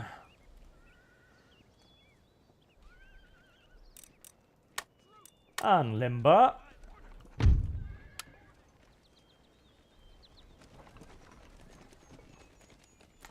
I'd have preferred if some of these cannons were rolled slightly further forwards, but this shall suffice.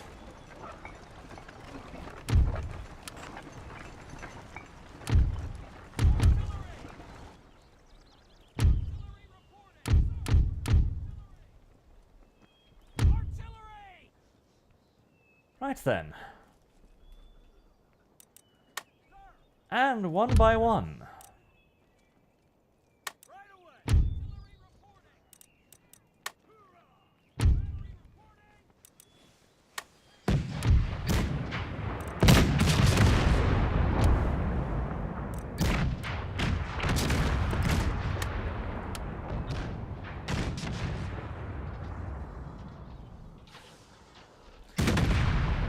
So commences the battle for Jerusalem, with a thundering cannon volley.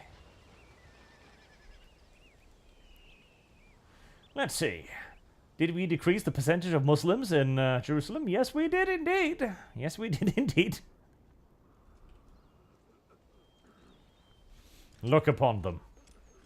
The filthiest of sheepshaggers. Yes. Worse even than the Irish. I know. It is difficult to believe for a good, honest, red-blooded American man that there could be something worse than the Irish. But believe me, these are it.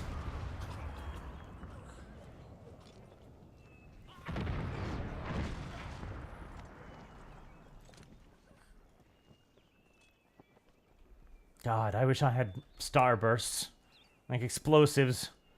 Just boom, boom, even better.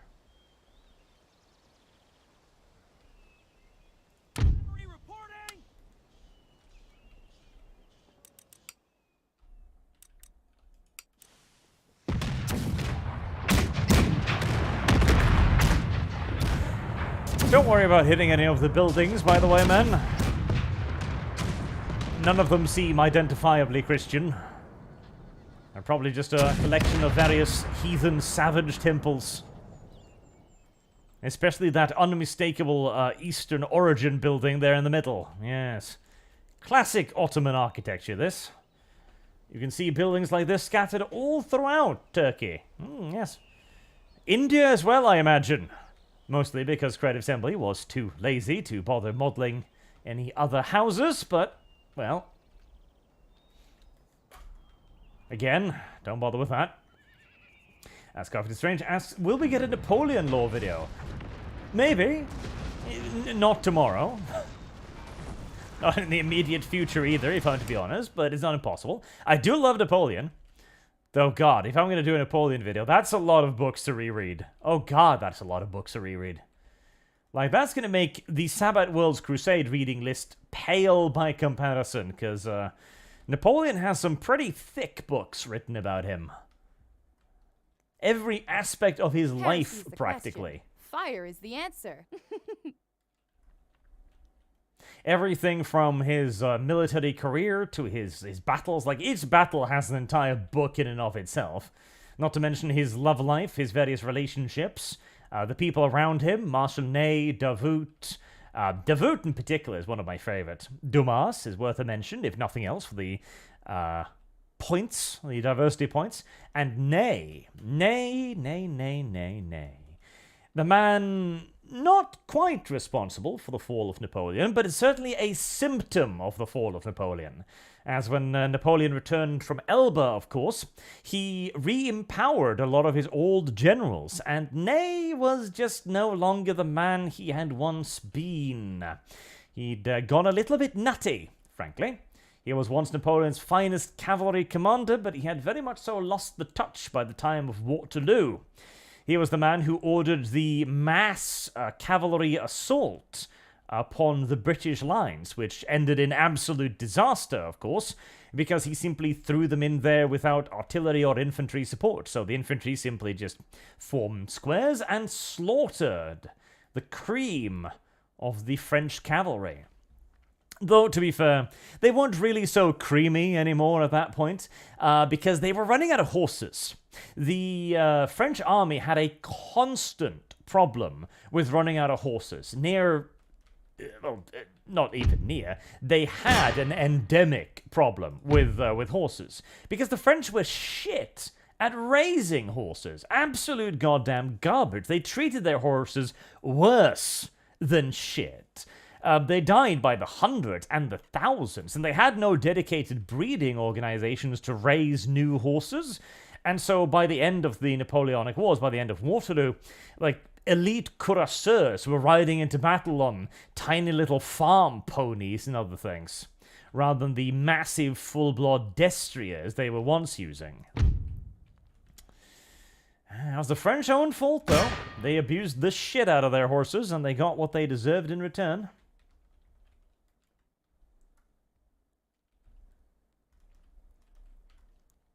I'm impressed by the fact that these guys are still standing here.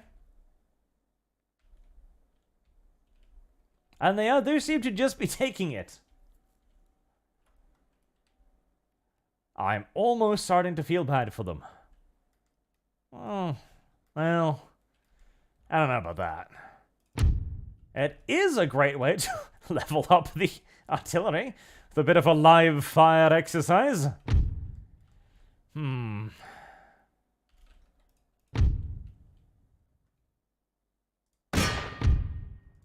I suppose the poor Marines should be allowed to partake in the conflict a little bit as well. You know, I feel like they deserve to at least fire a couple shots in anger today. Alright, artillery.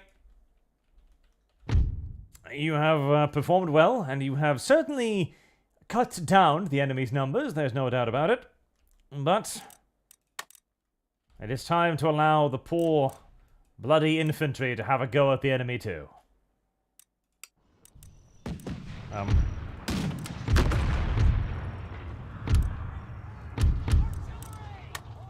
have to apparently order them to cease fire individually.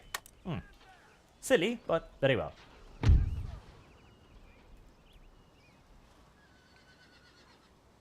Alright then, legions of the United States.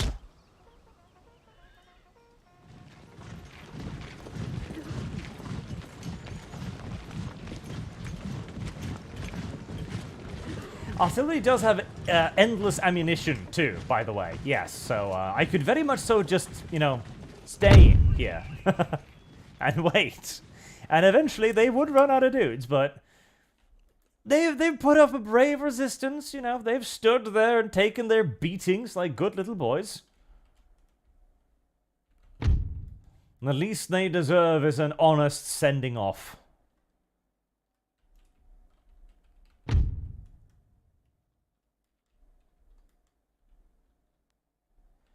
I wish the units would stand slightly closer together so as to actually maximize their firepower, but oh well.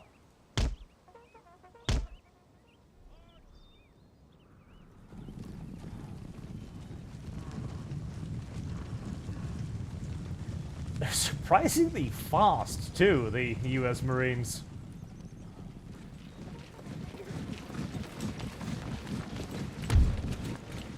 I'm sure the general wants to move up and have a good look at this as well. He wants to see Jerusalem, the great glittering temple city. Oh, actually, hold on, there's Jerusalem.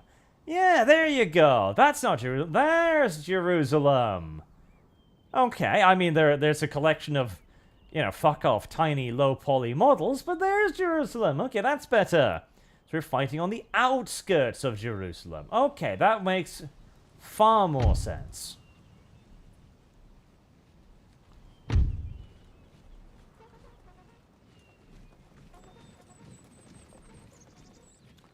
Oh. The enemy are coming towards us, men. Get ready.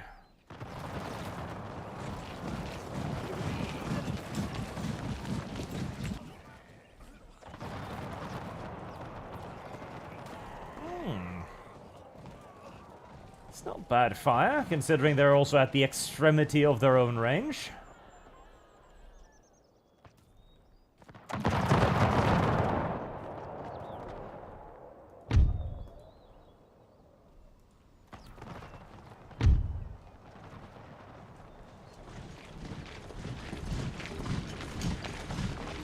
Synchronized vaulting.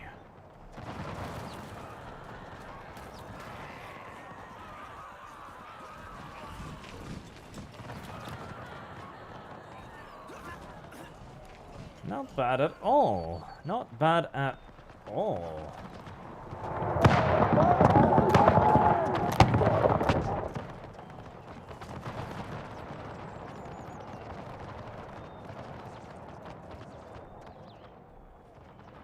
Wait. Did they? Oh, they put stakes on the ground. Oh. Okay. I don't know why, but I'm sure they had a very good reason for putting stakes down there. Maybe they figured that I might rush forward with my general. Maybe. Seems unlikely, but it could happen, I suppose.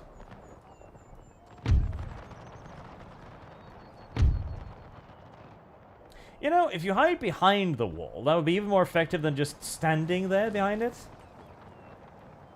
Although,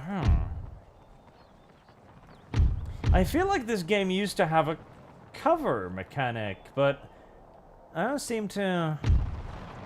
Did they remove that? Because I'm pretty sure you could hide behind walls and stuff back in the day. I think.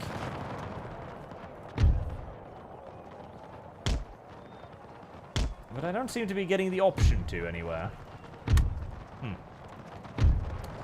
Probably another one of those countless mechanics that Creative Assembly looked at and thought to themselves, well, we can't be bothered to fix this one, so screw absolutely everyone. Oh. Cowardly laying down ad tactics. I don't think so.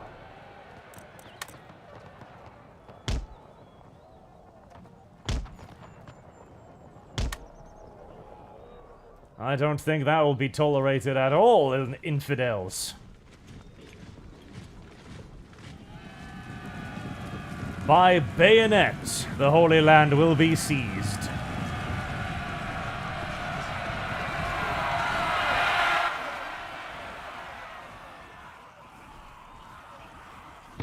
And occasionally by bullet, too. Now, let's see. 3 units worth of troops.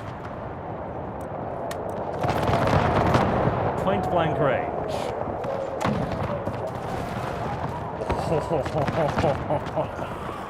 Oh yeah. Oh yeah. That's 50 dudes from like 2 units of salvo. US Marines are pretty good. US Marines are pretty damn good. What do you mean end battle? The cowards are fleeing.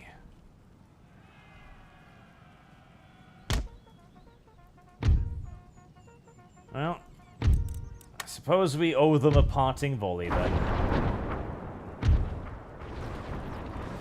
Ouch!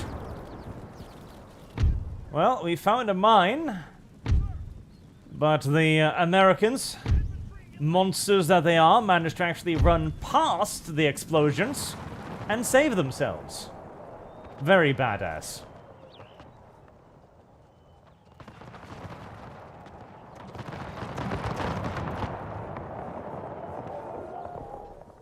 I think I'm gonna like this accuracy. I really think I'm gonna like this accuracy, yeah.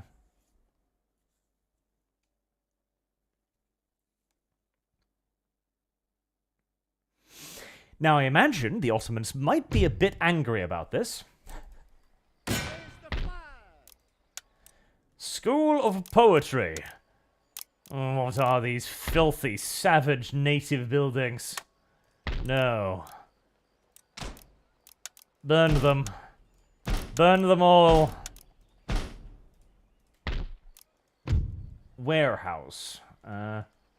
Minus 10 cultural unrest. Okay, well, I'll keep that, because I imagine there's going to be a fair bit of cultural unrest. Is that it? Is that the only things that is in Jerusalem? A warehouse? Not even some, like, you know, unique buildings or something? Nothing, like, cool, like, you know, hey, look at this. This is, like, a big boy thing. No? Oh? Can I teleport reinforcements from America? I can. Lovely.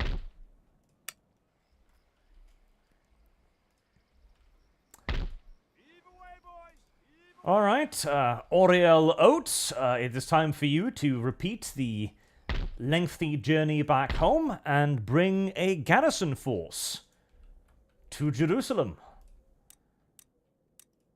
In fact, considering just how peeved the locals might be, mayhaps the garrison force should be a little larger than at first anticipated.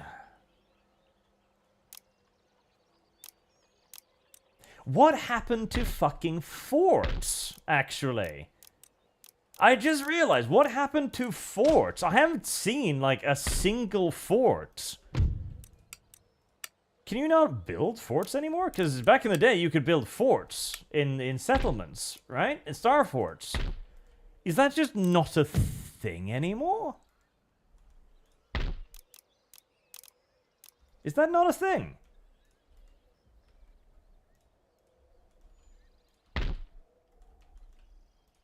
Yeah, no buildings have forts. Fire is the answer. Like, admittedly, the siege combat in this game was always absolute fucking garbage on a stick, but still. I can build a fort.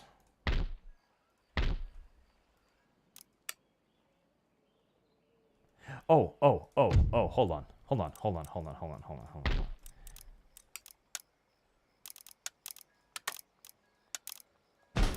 Maybe I keep that. Because I just saw cavalry. 3-pounder horse-drawn battery, Palestine. Okay, well, I'll take it. 3-pounder drummer, 4-inch mortars. Okay, maybe. That's a Turkish line infantry. That's kind of cute. Are they good? Accuracy 39. No, they are not good. Melee attack 8, though. That is better than Western line infantry. Their morale's kind of garbage, though. Massachusetts militia. Ah, yes, of course. Jerusalem, Palestine. Massachusetts militia. Natürlich. Desert camel. Light cavalry, Palestine. Melee attack 9, 15, defense 8. Ugh, they're awful. Ugh, they're garbage. Well, that is not the heavy cav I was looking for. Chasseurs à cheval. Now that'd be kind of nice.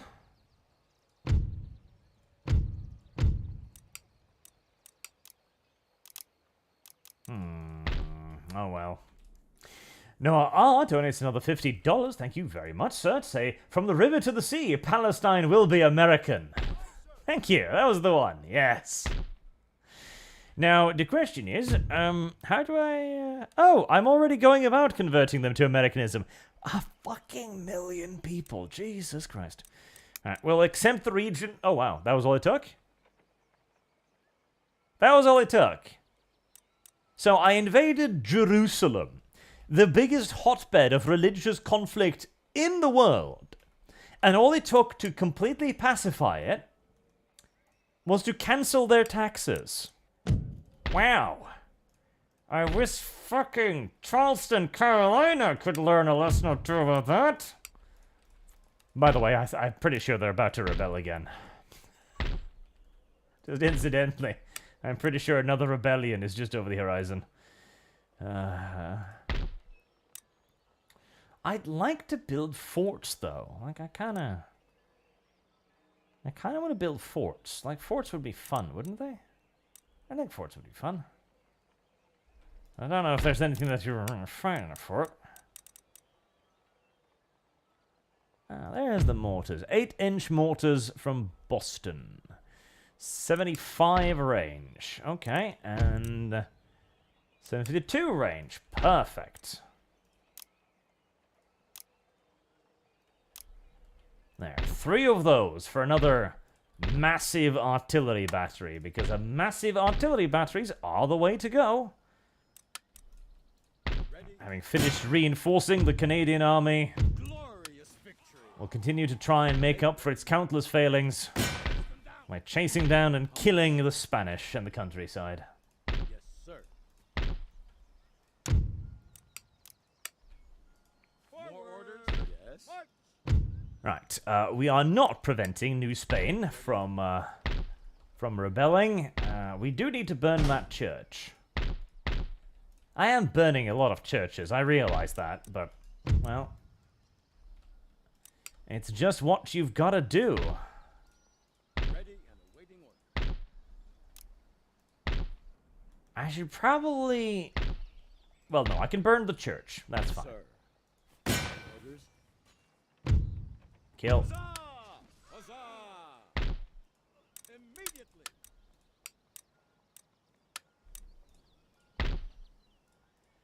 I'm just hoping that the rebels will pop up nearby.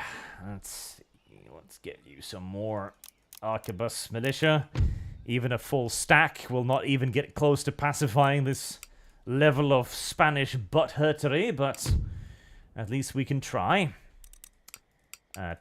Charlotte. Oh, did the savages burn the research station again? They did. They did indeed. I wish they'd stop that.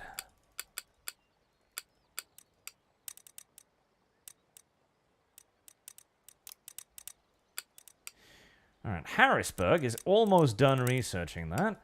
I'm actually kind of running out of stuff to research. Kind of rapidly, too, actually. Harrisburg. That's not... I can't do that, can I? Oh, Jesus.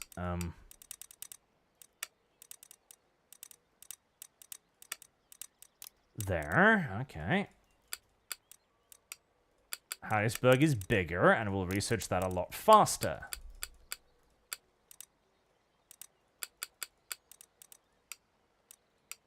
And Baltimore? No, Baltimore can keep doing that, actually. That's fine.